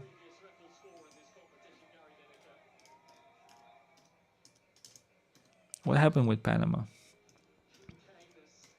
Oh, Paraguay, they were playing. Oh, they're about to play Panama, the last game in the group. So maybe they're confident that they will, maybe they're confident that they will win against Panama, so they don't have the urgency to win this game. I don't know. Maybe that's the reason. Why Madueke is still on pitch? It's a big question. Spence and Gordon were subbed off, even though Gordon was basically like trying more, even more than Madueke in the last chunk of the game before in the second half. And Jet Spence was subbed off also, maybe because of his issue with his chin, with his lower jaw, because he was decent. But Madueke, Gordon, on the other hand, and I would say Anderson a little bit also. These players, they could have been subbed, but they weren't. Okay, Rogers subbed on for Bellingham. And Eze is coming on. Okay, that's good. These are good subs. Bellingham subbed off, and Anderson also subbed off, I think. Really? Anderson subbed off. Bellingham probably fuming. Anderson subbed off. That's crazy. Who's gonna be there? Eze, he's a 10. Eze for Bellingham, and Rogers for Anderson, I guess. Wow. And Madueke stays on the pitch for some reason. Like, why? If anything, you were supposed to sub Madueke and bring Rogers, but Anderson, he's a more defensive sort of like, he has more defensive ability. Oh my goodness, Semenyo is crashing out. That's not good.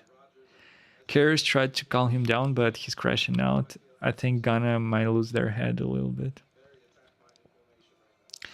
I mean, of course, imagine for 1 hour you're just defending against England. I mean, it's not that they're like absolutely brilliant, but still, the quality is there. So you're just defending, and player like Semenyo, imagine you gotta just defend and be positionally disciplined, but you are like, by nature, you're just like a goal scorer, like, and this kind of crazy transition merchant. And you just like, defending. Of course, you're gonna crash out, you're gonna be frustrated, and you're gonna, especially if you see the referees making a decision against you. So let's see if England can expose weaknesses in Ghana defense, and also if they can play on those. Morgan Rogers already like looks a little bit more kind of like dynamic, and he won a corner. But again, dribbling from Morgan Rogers is like, I don't know about this. It looked a little bit like, crazy.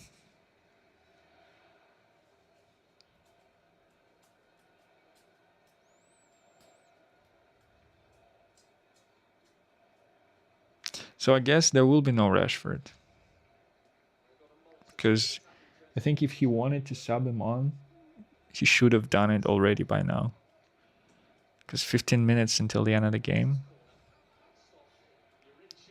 But still, I mean, he actually brought attacking players. Tuchel, you cannot really criticize him. But England, they're also crashing out. Madueke is a little bit also like, they started to speak, to talk, which is uncalled for. So whoever keeps the composure will benefit for sure, because just because, basically. You go figure why. But I think it's obvious.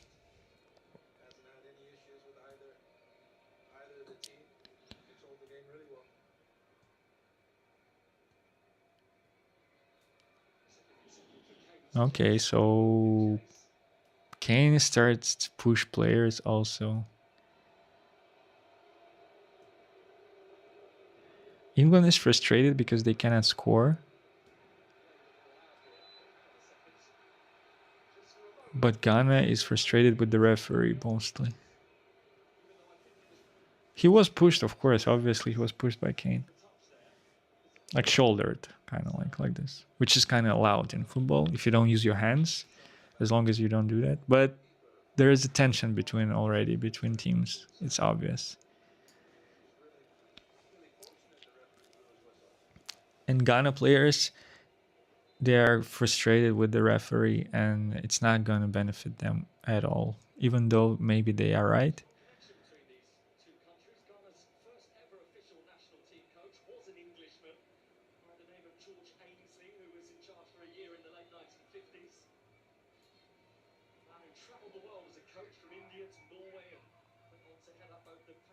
Let's see how the game will end, and then I will say something about Ghana.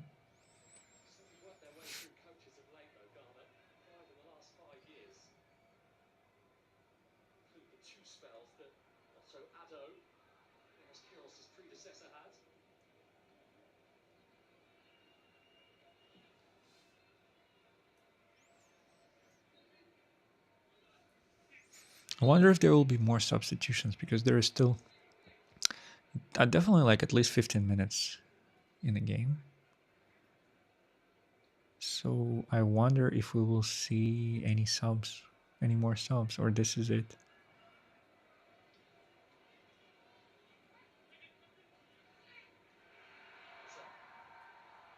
Interesting. Interesting.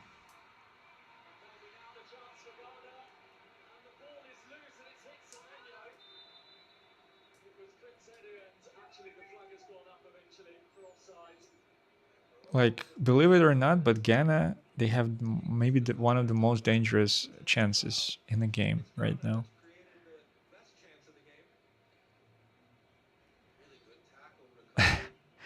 Prince, the 25th player, number 25, who was brought in for Williams, he tried to hit the ball when he was lying down, but the ball hit Semenyo because Semenyo got ahead of the curve, basically. Well, there you go, Semenyo. You shouldn't have crashed out, and you should have been patient, and you shouldn't interfere with the ball. Maybe if you hadn't done it, your team would have been ahead by now. This thing is huge. It hits like the backdrop, and I can hear it like it's like a mini helicopter. The sound, it's like zzz. Okay, not a helicopter, but something else. Something else I wanted to say, but anyway, this thing is struggling, just like England.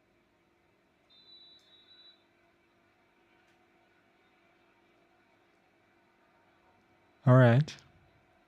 Oh wow. I can see the visual of this thing. You know what? It's nothing, but it's like so clumsy and it's like such a weird insect, Has largely been pragmatic from Ghana, but it will give them some hope like here. a flying spider or something like this. I don't know. It's weird. It's a final the best they managed back in 2010 when the likes of Asamoah Chan and Suleiman Tari and John Menza were at the peak of their powers. Okay, so England right now they will try to storm it, Uruguay, storm the fortress, the Ghanaian. Sorry, Rashford already crossed dangerous because he's better at crosses. Like let's be real, Rashford is better at crosses. Saka already shot on target. That's the pressure you should apply if you want to score against low block. You just like you cross directly on top of your target and then you shoot on target, and that's how you accumulate the pressure. Oh my god, already things started moving. There you go. Oh, Kane. No, Anderson is not on the pitch. The commentators, they need to smell the coffee. Wake up and smell the coffee. Anderson is not on the pitch already. So the first strike was by O'Reilly. Okay, so that's why they brought him in, because he can score those headers. And he hit the crossbar. All right, the woodwork. And then the after that, Kane tried to finish it, and the goal was pretty much kind of open, but he couldn't make it on target. Like he couldn't place it, the ball, inside of the net, which is so frustrating because it's Kane. It tells you that they were not kind of like, locked in. few chances, a big one for England. But already, look at this. All these substitutions, they could have happened after 45th minute. You don't have to wait for so long to bring on these players if you want to win the game, of course. A substitution by Carlos Queiroz, I think it's a defensive substitution because he saw that something started clicking for England and he reacted fast. So yeah, that's who can give you the danger, right? Rashi, Saka, O'Reilly. That's it. That's right. That's right.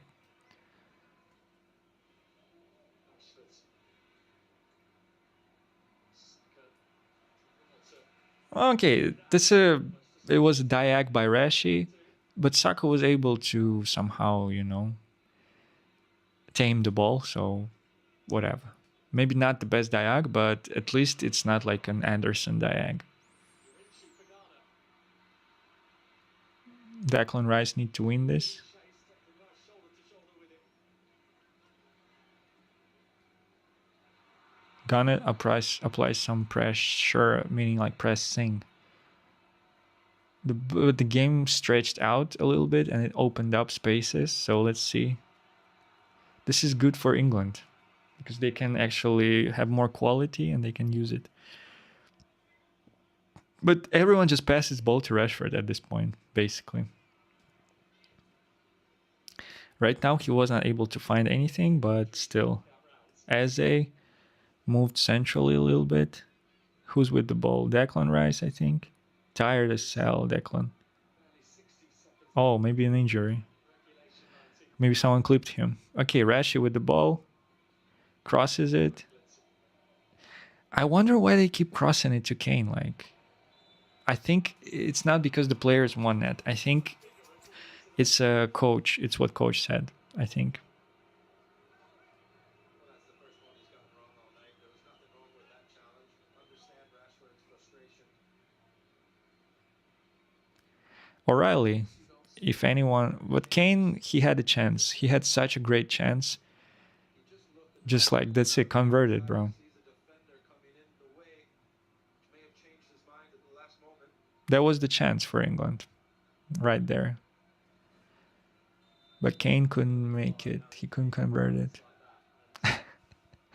But O'Reilly already, so I mean, this guy, come on, quality. whatever you want to say. City, because he's City, I'm United, whatever. When I see, oh my goodness, this thing tried to fly into my face. When I see quality, I'm not gonna like ignore it. I'm not gonna just like hate on it, oh, just because it's, just it's like wounded animal or something. Like it's just going all over it. So basically, the oh my goodness, what I was saying, O'Reilly, it's quality. He's quality. It's so obvious, and he's so young. Like, and look at this. He was subbed on, and he created like a dangerous chance. Oh wow! And he created a dangerous chance like almost instantly. I mean, someone created the cross for him, but he was able to hit the ball and it hit the woodwork. That's the most dangerous thing like that happened in this game on both sides. But who would have thought that after Portuguese 5 goals, we will have this stinker? I understand Ghana, and to be honest, I kind of have to respect their also plan for this game. But England, guys, you are better than this.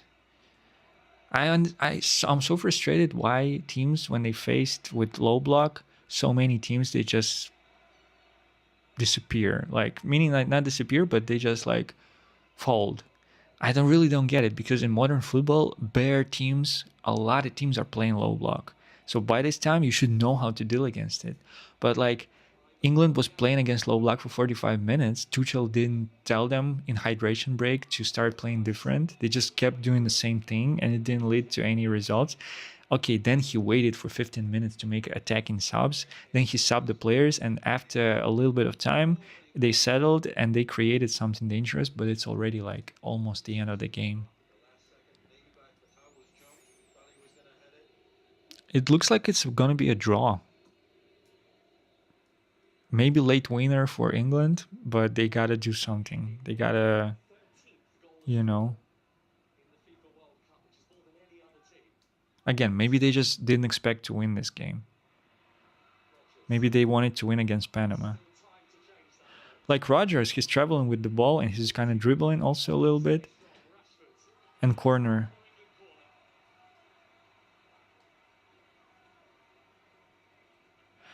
But overall, I would say it's lethargic. The performance was lethargic. I think that against low block, you need players who can just like get angry, but not crash out, but convert it to chances. Like, you know.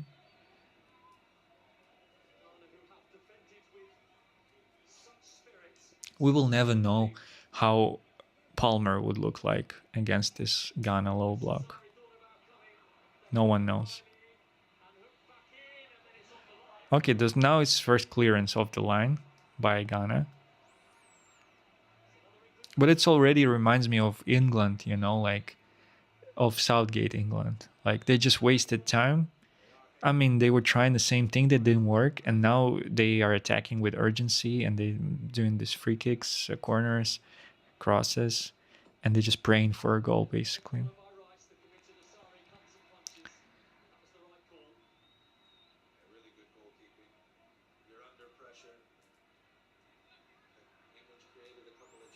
Of course, if someone's gonna score right now, let's say Rashi scores, right? Of course, they will like say, "Oh my goodness, you are greatest," but at the same time, everyone will forget about this performance, right? Because 3 points will be accumulated and the target will be cleared. Like, let's say they wanted to make it to the playoffs, and if you win this game, you make it to the playoffs if you're England, and if you Ghana, by the way, also. But but yeah, the performance is like to date was very bad. After this win against Croatia 4-2, I missed that game. I was expecting like something more interesting from England, and I actually watched the whole game, and I gotta tell you, nowhere near. Nowhere near exciting or interesting or something, you know? Very forgettable performance that lacked aggression and thought.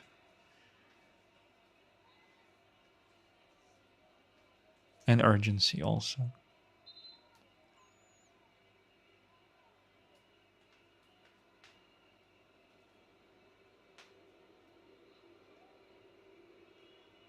Oh my goodness, English fans are just praying for a goal at this point. Substituted here. I think it's Prince Edu's name who's come up. Ghana made another substitutions before the corner. I'm not going to be surprised if England scores, but they got away with a huge kind of like miscall. I would say by referee when he actually decided to not book Pickford for his foul outside of the box. And did it affect the game? No, but if actually, let's say, if Pickford was sent off or he was booked and there was a free kick there, and let's say Ghana somehow like scores that free kick, the game would have been different for sure. But that's it basically. The ref should blow the whistle and it's a draw. Wow. It should be over, honestly. Semenyo still offering the energy to disrupt the England defence here. Frustrating game for Semenyo. If you are Semenyo, that's like you need to forget this game. If you're born to attack and score goals, that's it. Wow, what a stinker. Have stifled England here in Boston. One of their boys. Kane asking something from a referee. Bro, you had 90 minutes. You had 96 minutes to score a goal. What are you asking the referee for? Ghana keeper is like, yeah. Passage into the 32. England will be there as well, no doubt, but carrying disappointments, having blown Croatia away. What can I say? Ghana, disciplined, Ghana, calculated performance, Massachusetts tonight. smart performance against this England. After this, like, England after, like, not hangover, but after that, on the back of the Croatia win. Guessed England after Croatia win. Thought that it's gonna be walk in the park for them. Pundits were saying Ghana, with due respect, but we already have 3 points. We don't have to play them. And there you see, Panama, Croatia. I mean, both teams are basically in the playoffs. And Carlos Queiroz tactically annihilated. Sorry, that was a horrible pronunciation. Carlos Queiroz annihilated England, stifled and choked their quality, and neutralized this gap between teams, and was able to get a point from this game. Was it an exciting game to watch? Barely. Tuchel smiling for some reason. He's not, but the players are human. Kane is human, you can see. Bellingham probably human also. Rashi probably mad also. Ghana, who were so troubled really in the build-up to this World Cup. Ghana happy. Having appointed Carlos Queiroz with England sad. 2 months to go. Missed out on the Now they sober from that Croatia win, and they can actually prepare for Panama because they gotta win this also. But no, they don't really have to win this, honestly. Like, that's it pretty much. They made it. So, but the performance was horrible, and Tuchel will be heavily criticized by media, and the pressure already mounts.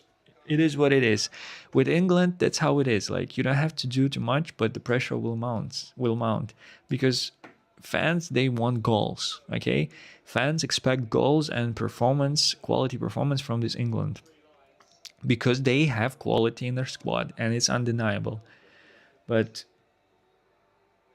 they have another coach who is like pragmatic, maybe more exciting, outgoing than Southgate, but still very pragmatic coach. That's what they're dealing with again, and the fans can turn on the team eventually. That's the worst thing that can happen. Especially now, Panama, they have to win against Panama so they can enter the playoffs with this like gassed vibe, like content energy. Because if they draw against Panama, or God forbid they lose against Panama, the fans will get on their back and the pressure will be on them.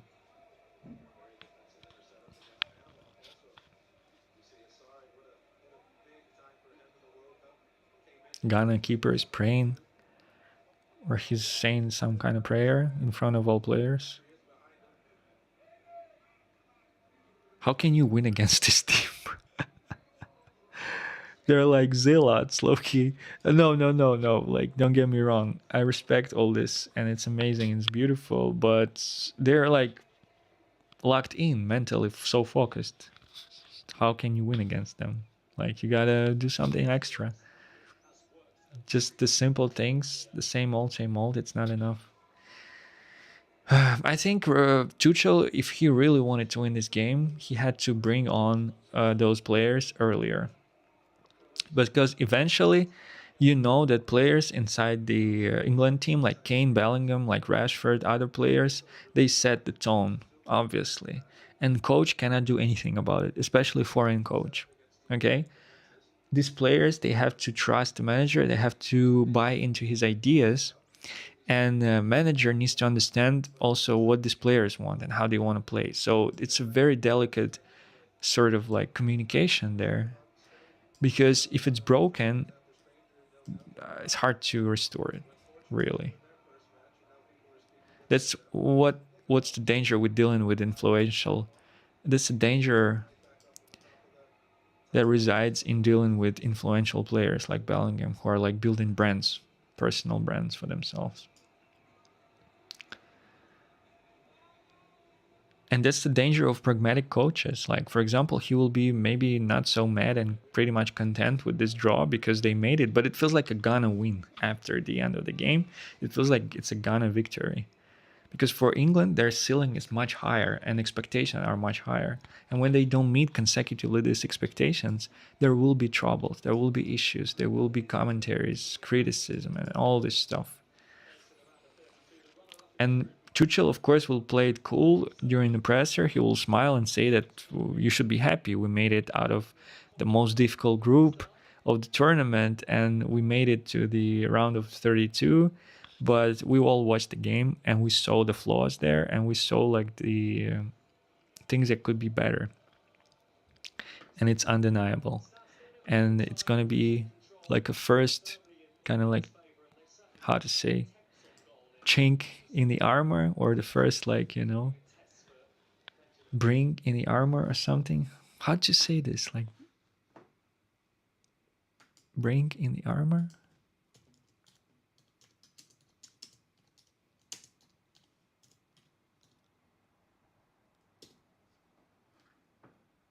Chink in the armor. I said it right in first. So it will be chink in the armor already for England, whether you like it or not.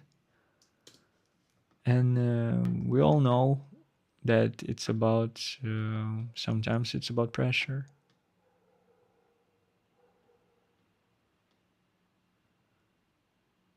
Yeah, absolutely. Very bad game, unconvincing game. A couple of successful duels, but aside from that, like, very forgettable performance. And this is not 100 million player. I'm sorry, but no, this is 60, 70 million. I said it myself. I could have said 80, but I said 60, 70. I could have said 65 and stopped there. Okay, I'm under 6-7 virus also. So yeah, this player is worth 100 mil. Okay, I'm joking. But yeah, I think this is a good post, to be honest with you. You know what? In no way, shape, or form, this player is 100 mil. And City, for example, if they really have this player already like marked, good job for them for waiting to wait, because after this World Cup, let's say England goes out somewhere. Let's say again, team play low block against them and they succeed, and something goes not in their favor. Anderson, as a leader, one of the new leaders of the team, cannot deliver. The price will drop. The price will drop.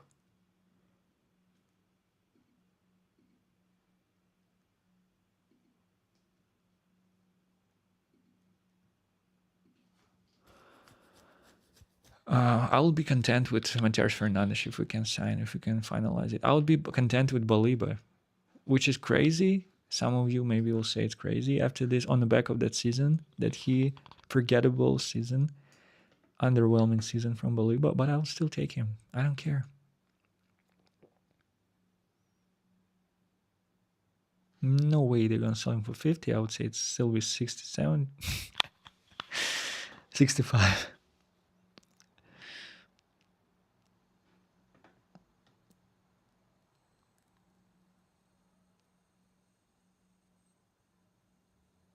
To be honest, I would have went for him regardless of his season if he already showed himself in the previous season, and we already were in talks. Just bring him, and that's it. No problem. Why not?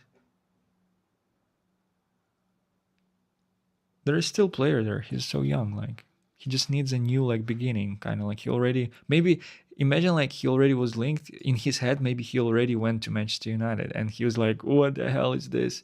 When it all just came crashing down, and he stayed at Brighton.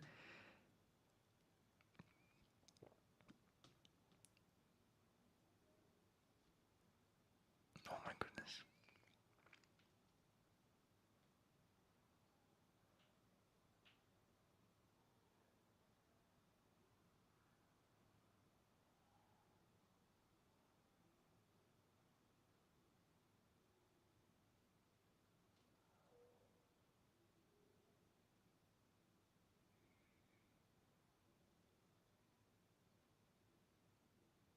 No, that's crazy.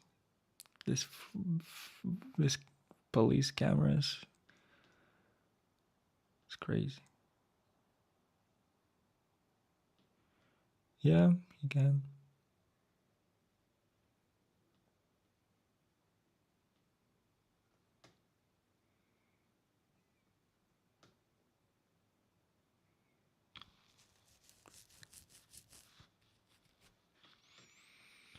Yeah, so I need to stop the timer. Let's close the cross scoreboard. I mean, what can I say about this? Um, what a stinker of a game.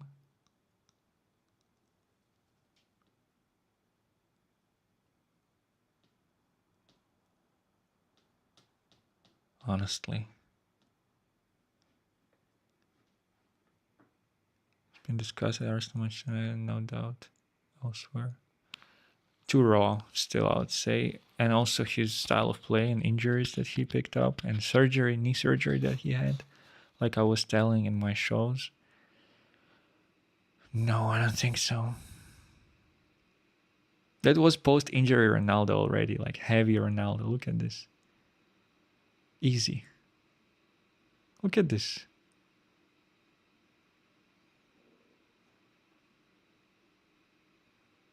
Ah, that's the real Ronaldo for sure.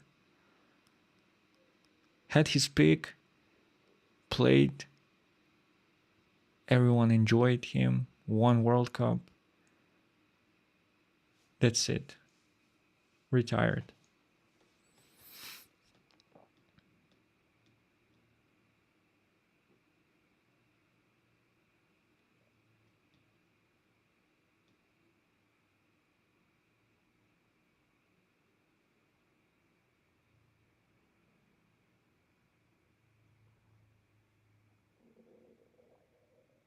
Interesting. I want to read this article. But let me read it and then I'm going to make a video on this. Because I like the player.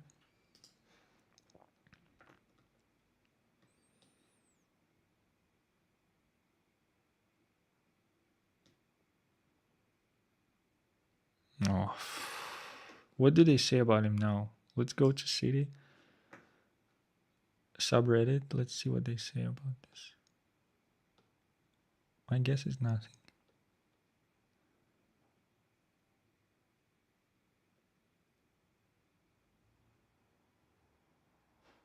I mean, their game plan worked, so who cares? And it was on England to score a goal.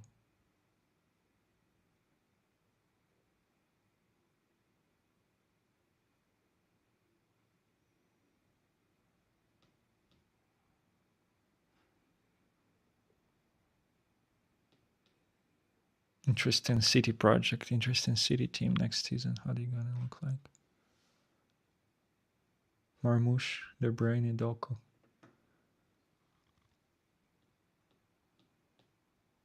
It was 1-1 game. And then Egypt won against New Zealand. Good job. First World Cup for Holland? World Cup goal. First World Cup goal. Good goal, yeah. Calm.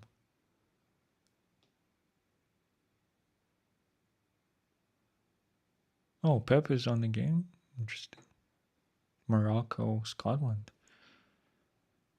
Why he's there? Why this game? Interesting. Yep. That's your new coach. City boys and girls. Okay, nothing about Anderson, but maybe later there will be something, but bad performance from him. And it's against Ghana, which is like low block, physical, disciplined.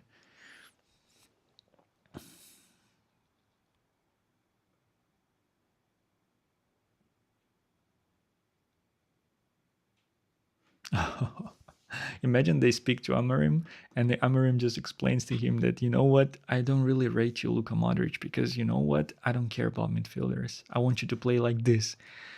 I think it might be possible that Modric will just like will leave, to be honest, that he will not stay.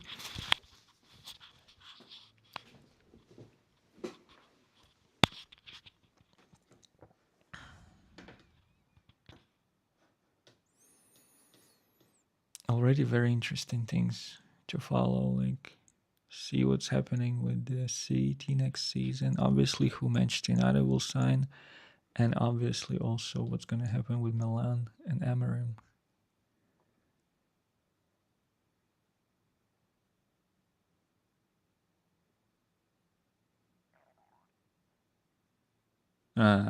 Alvarez says that yeah, he wants to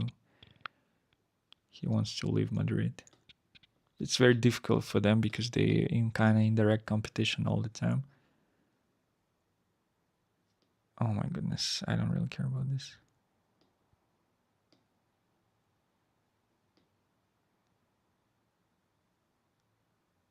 Okay, so let's talk about this a little bit, and it's gonna be the last thing we discuss today because I'm kind of knackered, low key, and I'm not gonna watch another game. It was enough.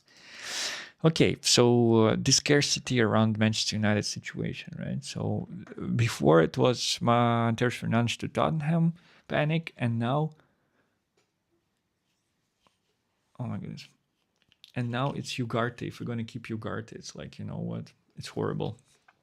Okay, let's discuss it quickly, right? Let's see. Having Casemiro leave and midfielder prices being astronomical, I have a feeling United will keep Ugarte for 1 more year as a squad player rotation option. I would be wrong if it's a hunch to do that.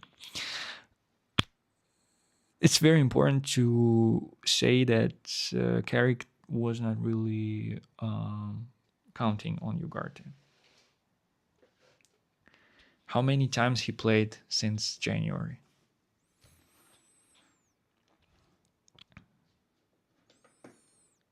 So what type of squad player rotation option he is if he never was used? Let's say we'll have more games for sure, right? But like also think what type of like profile Ugarte is and what he can offer on the pitch. Let's say with Carrick leadership, it's gonna be different.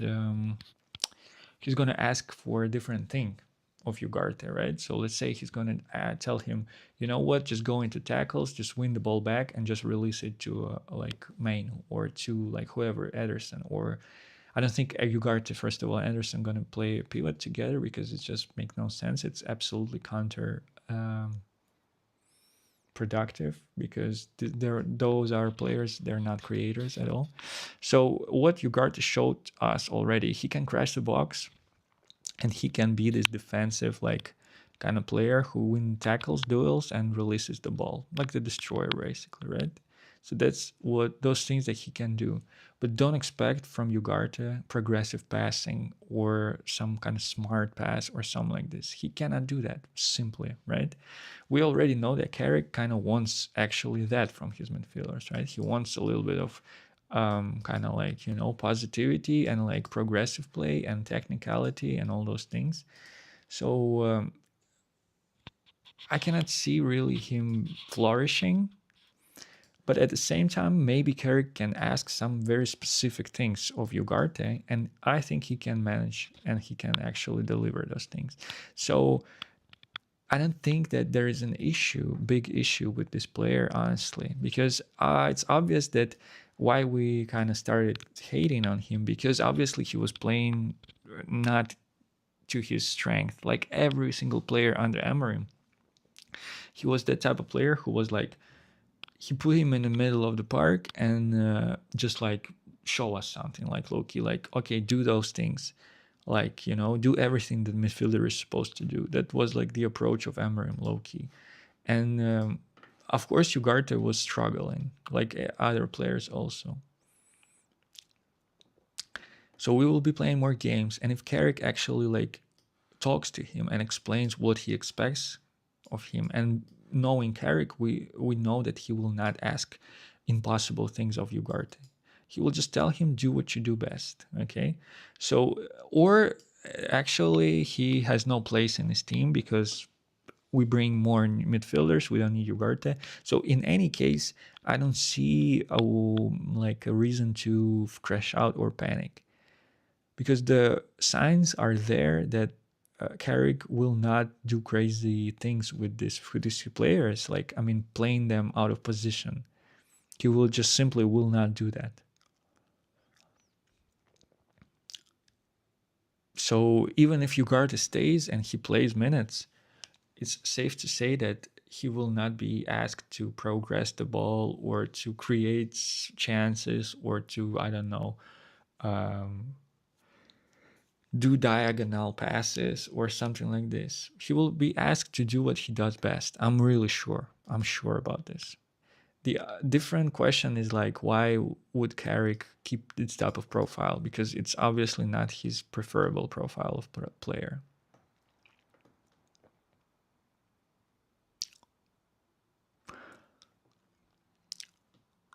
And also, I'm sure that Carrick will not create a bomb squad. So even if he stays and still he doesn't rate him and doesn't really trust him that much and doesn't maybe even need his service on the pitch, he still will be a part of the team. And I'm sure at some point he will have minutes. And so, yeah.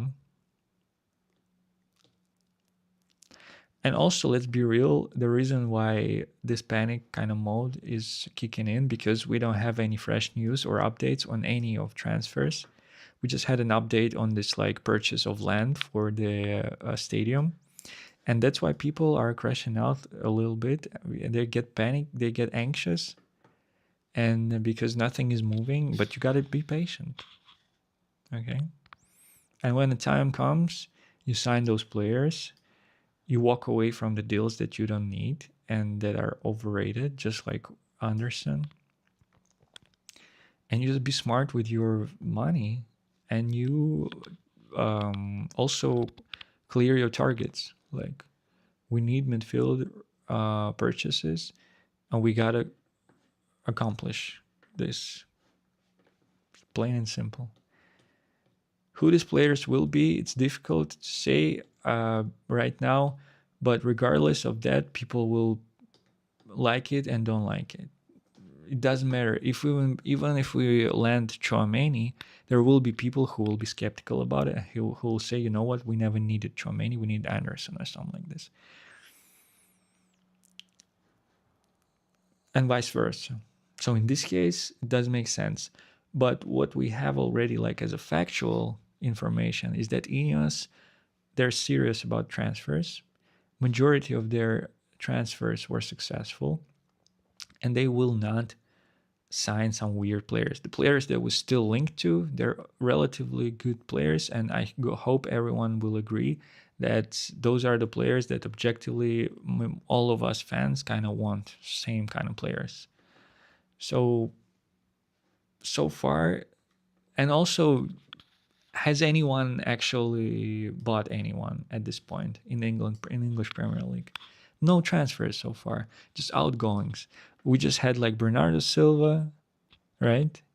And maybe some other players, but besides that, no big business in Premier League. They're still kind of waiting because probably everyone is negotiating. No one wants to pay crazy money for these players. Even City probably. They're kind of waiting to see how the World Cup goes. A little bit.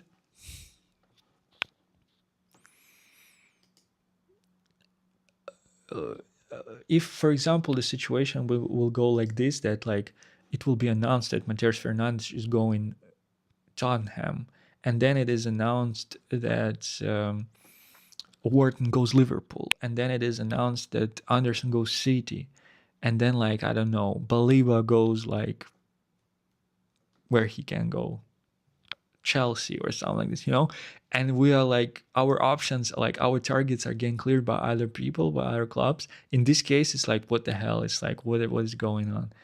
But so far there is nothing, like there is no information. And I'm sure that Ineos will not let this thing happen, like this nightmare scenario. It will never come to fruition, just purely because they showed their competence before.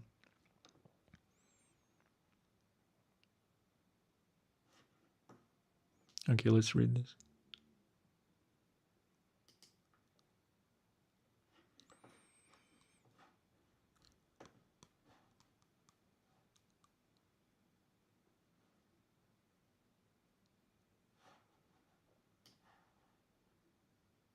Who is this player? Wait.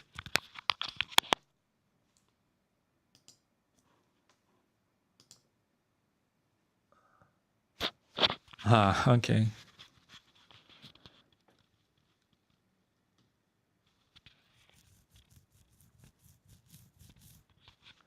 Okay, so Amarim actually wants to bring some players, some of his ex-players. I wonder if he's going to bring this one also to Milan.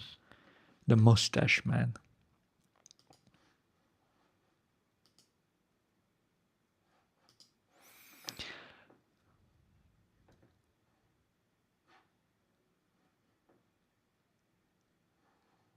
He's a striker.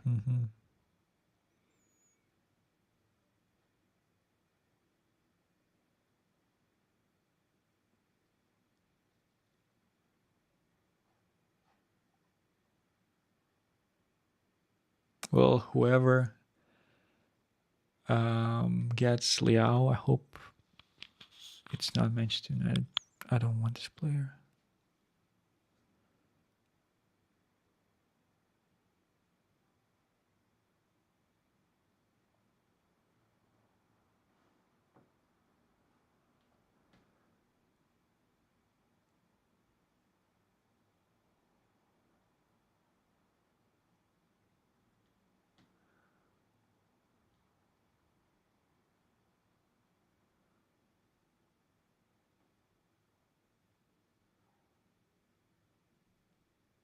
Diomande is in Sporting. Luis Suarez from Sporting. I think I remember that player from Champions League last season against Arsenal. Okay, so that's the conversation for another time. But Ugarte, yeah, I think we covered that. So it's just a panic mode, uncalled for. Okay, it's like it can be applied to any type of situation. Like this panic mode, I just don't want to enter it. I'm sorry, I just don't want to enter it because people who were in panic mode last season, we ended up with all targets that we kind of wanted to, right, sign, with exception for midfielder. But you can argue that it was not the target last window. And then this signings also, they gave us fruits, results. So like, no panic. Okay, so this is it for today because I will start like rumbling already. So thank you everyone who was watching this. I think we had some views today. You know what? It's crazy, but it's true. So thank you so much for watching. If you were here at any point in time, and we finished watching Portugal today. They had treated us with some goals. Bruno Fernandes with the assist, and then basically we watched England, Ghana, and it was a stinker. Tuchel couldn't break the low block. I don't believe it. I think he just didn't want to. And he will definitely get some backlash from English media and supporters because of that. But maybe in his head it was all planned. That's what he wanted to achieve. Beat maybe Panama, or just draw with or just get a draw with Ghana and make it out of the group to playoffs. Whatever his tactics is, still there will be pressure. There will be feedback from fans and pundits also. And it doesn't matter how good his tactical plan is. This pressure, it can do damage, regardless. Yeah, Ghana. It was like more of a victory for Ghana rather than a draw for both teams, and they celebrated it because they defended, and their game plan, it worked, and England game plan didn't. So that's why they were celebrating. And I think there will be a pause in lives. I don't think I'm going live anytime soon, purely because the games that are happening, they're not my cup of tea at all.